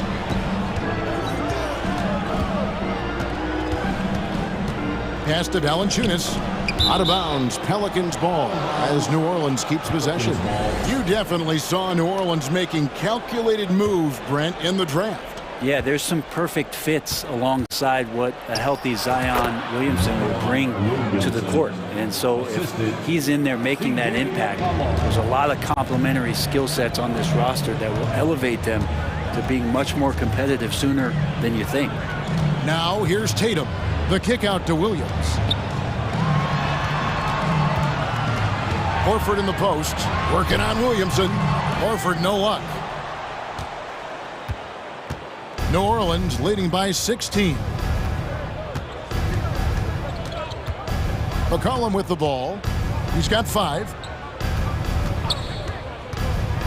Passes it to Valanciunas. No good on the 3. The Celtics shooting with confidence, 50% from the field so far. Tatum wide open, he fires one. Good, and Smart gets the assist. Smart's got 3 assists now in this one. And Tatum's accuracy makes him an easy option here. You can trust him to knock it down. Now here's McCollum. Valanciunas with a screen on Smart. Took the opportunity when he saw it. McCollum's got 8 points. Both teams running perimeter-oriented plays that are working. Well, both of them looking towards the three-point line, and I like to see that, especially when the results are made buckets. Here's Tatum. Outside, Horford. Tatum finds Brown. Inside, the kick out to Tatum. Here's Williams. It's stolen by Valanciunas. And here's McCollum for three. Good on the three-point shot. McCollum's got a pair of threes now here in the third for the Pelicans. And the way C.J. McCollum, Greg, can get a shot up while moving, that's a big part of his game, isn't it? Yeah, very few players can shoot as well as McCollum on the run. Applies for his pull-up jumpers or when he's falling out of bounds. McCollum, one of the best in the league at it. And a better box out saves them 2 points there. It didn't seem like anybody was really aware there to go and collect that rebound in the possession. Now here's McCollum, 11 points in the game. 2 minutes remaining in the third. To the paint and stolen by Horford. Tries the spin move. And here's Brown outside. Rebounded by Valanciunas. Valanciunas has got rebound number 5 here tonight. And so it's McCollum with it. He brings it up for New Orleans. Well, really good ball movement on the entire possession. And then CJ getting slick. And now we've got the intentional foul. Yeah, not sure what that was about. I mean, talk about a brain cramp. And a whole new group out on the floor for the Celtics. Substitution on the court. There's a minute 34 left to play in the third. Logged in the pass to Hauser. Here's White, and he drives in, and he banks in the layup. And that's got to happen if they want to have a chance to turn this thing around. I mean, he needs to just take the game over. I mean, it seems like he's been hesitant to pull the trigger. Here's Alvarado. He's gotten some minutes, but nothing on the board yet. Down low, Hayes. The rebound by Malcolm Brogdon. Celtics trail by 17. Here's Hauser. White the pass to Hauser. The Celtics working the ball around now. It's Brogdon on the wing. He's covered by Daniels. Griffin kicks to Brogdon. That drops. And it comes off an assist from Griffin. Nice to see Brogdon just step into one from the mid-range. Here's Alvarado.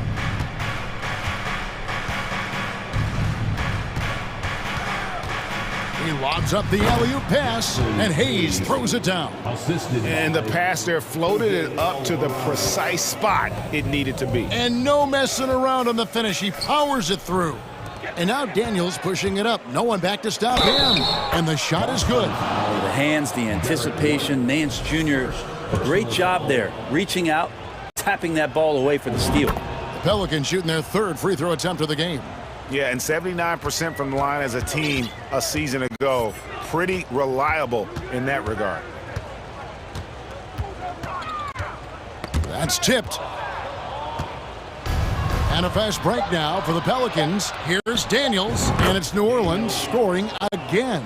And I think that play sort of sums up what we've seen tonight. Just simply being outplayed both sides of the ball. Smart basketball defensively, turning into easy points. And at the end of the third quarter, a huge lead in this one may already have been decided. Pelicans on top, running away with it. And when we return, we'll get the fourth quarter rolling right here on 2K Sports. Fans, please give a big round of applause. And how about a look now at our assist to the game? Brought to you by State Farm. And he's always been the favorite to bag this honor. These kind of feeds are his bread and butter. Doesn't happen with every point guard in the league as far as setting your teammates up. Lots more scorers now, but right there creating the scoring opportunity for his teammate. And there may not be a lot of drama down the stretch as we head into the fourth quarter, but stranger things have happened. Up at the forward spots, it's Tatum and Horford. Smart in the backcourt with Brown to his side. And it's Williams at the pivot spot, manning the middle. That's the Boston Five. Alvarado passes to Hayes. An emphatic alley-oop jam. Pushing the action, getting others involved. He does it time and time again. Nice to play with a point guard that takes pride in playmaking. It makes you move around just a little bit faster to get open spots. And New Orleans going with a whole new group out there. And it's out of bounds to the Pelicans. Pelicans ball.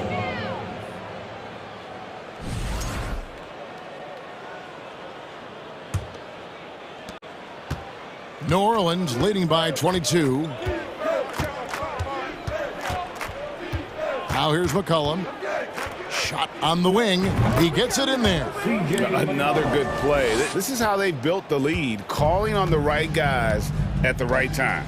Basketball IQ is something that gets talked about, but its importance to a team showing up here, running plays that turn into scores. Here's Tatum. Here's Williams. And he battles for the ball and gets the second chance bucket. Yeah, hard trying to keep Williams off the boards. He makes it a mission to keep possessions alive. We've gone about a minute and a half into the fourth quarter. A three from McCollum. The shot, no good. And it's Boston the other way. Smart finds Tatum. And it's out of bounds. They say it was last touched by Williams. I know people can't see you, but you're doing what I'm doing, scratching your head to that turnover. New Orleans has gone 7 of 11 from deep tonight, using the three-pointer to their advantage. Now the pass to Valanciunas. A good look from McCollum. Again, the Pelicans score.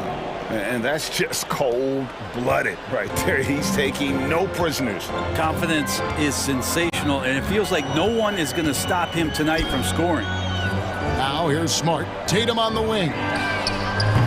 Tatum with another miss. Now McCollum. Lots of room. Uses the glass to drop it in. McCollum's got 12 points in just the second half. And he's had an excellent performance overall from the field.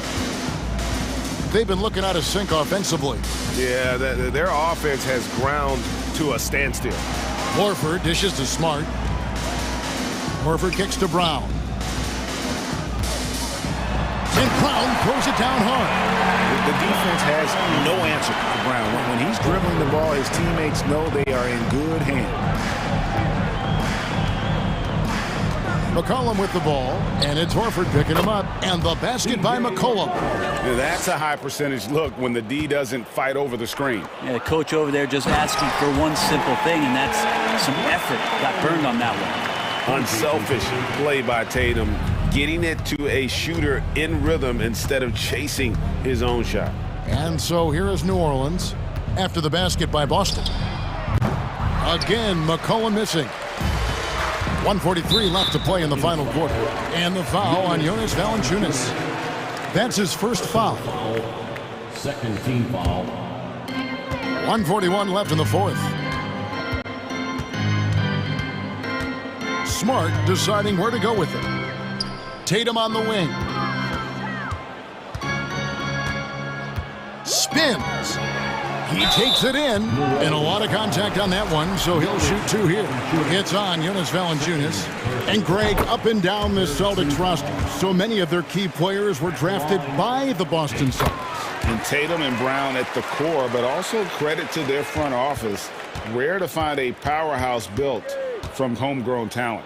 Yes, and with this one winding down, it's obvious to everyone who watched it. Just a total mismatch and a true show of strength for the Pelicans. And this was one that never really was in doubt, I thought, an all-around dominant performance. And you kind of thought that maybe even going into the game. Yeah, there was a sense of that, and man, they just pretty much blew them right out of the water. A clinic was put on display here today. Now here's McCollum. Marcus Smart missing that last shot. Pass to Ingram. Valanciunas sets a screen for Ingram. 5 to shoot. And here's McCollum for 3. Jaylen Brown with the rebound. And that'll be 2 free throws coming up. Officials on the call with the foul. It goes on Brandon Ingram. And Brown is a guy who is constantly seeking contact. Defenders have to be more cautious around him. And Jaylen Brown is such a force on the offensive end. Hard to keep that guy out of the paint. Terrific finisher at the rim. Now here's McCollum.